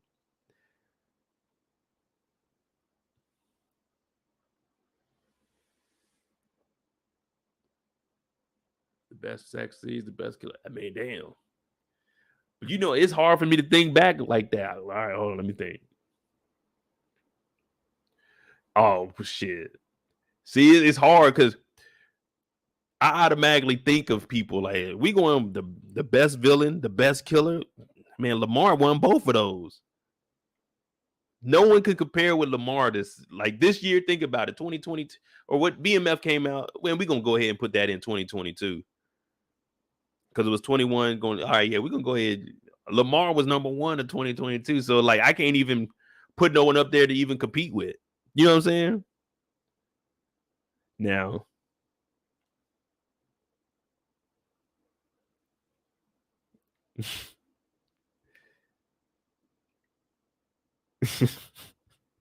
I could do. Oh man, I gotta do one. No, I was gonna say I was gonna do the male and the female realist. Well, if Carlton is the realist for the men, for the women, the realest person in 2022, the realest person in 2022 for the women would be Pastor Woodbine. That would be the realist for the women.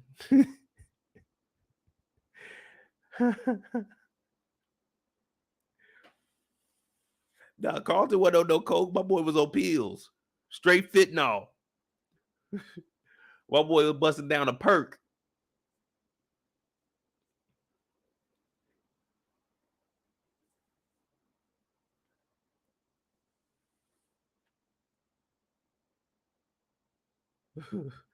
Put it in the community tab so we can vote on it.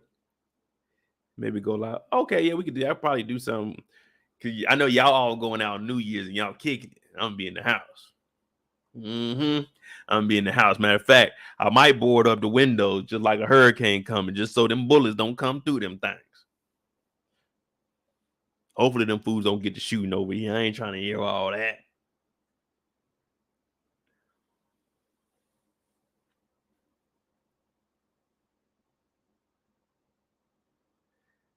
Oh, we did. I forgot all about the body count. We did. Oh, damn. I forgot all about that. We did do a body count for how many motherfuckers are gonna die. Oh, we could do that too for BMF. Well, BMF is gonna be a little more realistic, but shit. We can come up, hey, we can come up with a few things, you know what I'm saying? Put your money where your mouth is. Cause y'all tried to shame me too. I said, man, it's the finale. We gotta have at least 20. They're like, that's too many, bro. I'm like, damn, when you think about it, that is right. Damn, that was cool. Okay, yeah. See, y'all gotta remind me because I be forgetting stuff like that. Oh shit. It's almost been a whole damn year. And I kept these by my desk the whole year just for y'all. Bel Air's coming back. We still got artwork for sale. You know what I'm saying? We got the Carlton.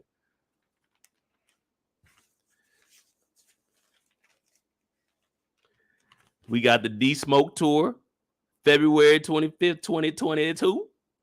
You got Uncle Phil, Lil Carlton. We got Will. Yeah. The artwork, D-Smoke Tour. We got an actual piece of paper from the auction. The Friends of Gale auction. Random Black Art. Yeah, Vivian Banks. New shit, new shit. Yeah, we got this. Yeah.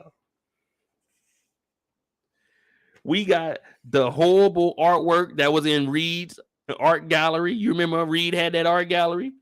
Look, painting for Reed, March 18, 2022. This was the actual artwork in Reed's, you know, Mr. Light on the eyes, Mr. Light Skin. Yeah, Reed. Yeah, the one that was trying to get in them draws. That Reed. This was in his art gallery right here.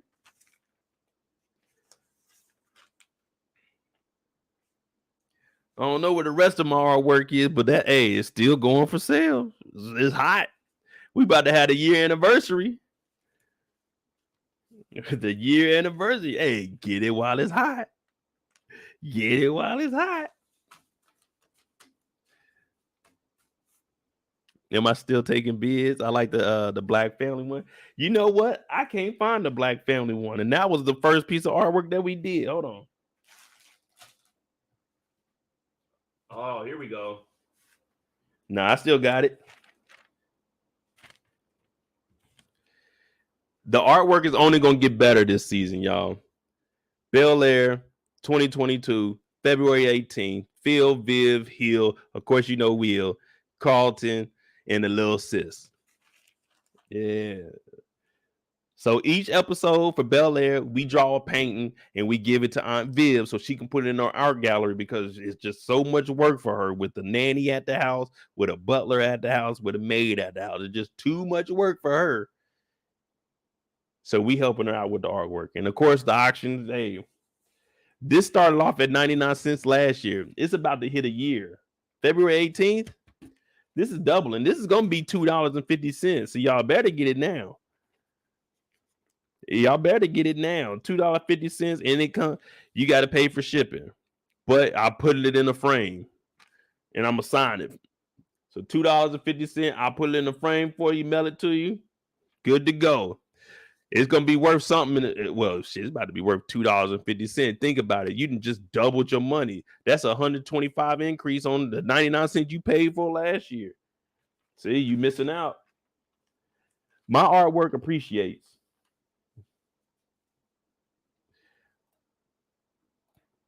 Think about it. In 15 years, you can be looking at that like, damn, this motherfucker worth $7. $7 picture. They're like, damn. And think you can hand it down to your kids.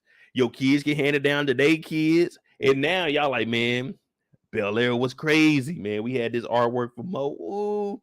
And just think, what comes next? What are we in? 2022? Thinking 2100. That thing gonna be worth like $19 or whatever currency they're using, but shit, it's gonna be worth $19.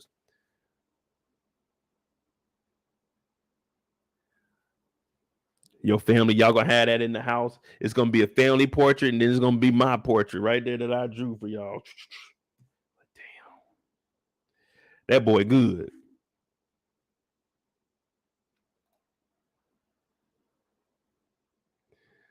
Yeah, I watched this. Hey, I watched this get drawn live. You already know what I mean. You already know what I'm doing. I still ain't even hung this up, but if I ever have kids, man, I'm about to get out of here because we just talking right now. But if I ever have kids, I'm gonna tell them your daddy drew this. I'm gonna tell my kids I painted this. Oh, daddy, you're so nice. Man, you should have been an artist, man. Yeah, you know, I was at one point. You know what I'm saying? I was selling artwork through YouTube. YouTube shut me down. I couldn't get paid. I had to start selling artwork. I could have been out here robbing folks, but I said, man, let me put my mind to it. Now look at me, son.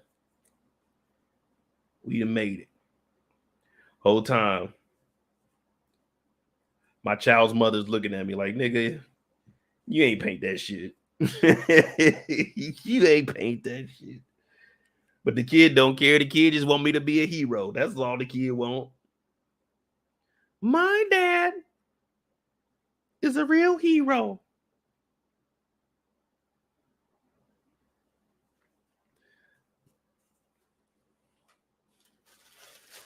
But I tell you one thing, my kid ain't gonna be calling me uncle. My kid ain't gonna be calling me uncle, and then all of a sudden, just the next day, you gotta call me dad. Hell no. Fuck that. I ain't going out like you. But I'm gonna go ahead and get out of here. If y'all new to the channel, hit that subscribe button, hit that like button. This was episodes 2 and 3 of the Best Man final chapters. We're gonna do 4 and 5 on Wednesday, 6, 7 probably Thursday and Friday. We just do the finale and some free time. Go ahead and knock this out, and then next week we got to get prepared. It's gonna be a lot of BMF information dropping, so we got that. What's up, Detroit King? We got that. We got a lot of work to do, man. Hit that subscribe button, hit that like button. Man, don't work too hard tomorrow. We just coming back from Christmas break too.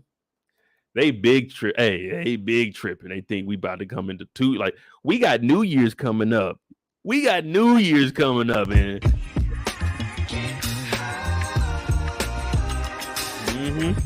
You okay, huh? Hit that like button, hit that subscribe button. Thanks for watching. I might do a free live tomorrow during the daytime since we can't do TV Tuesday. We'll figure it out, man. Thanks for watching. I'm out. Hit that like and subscribe.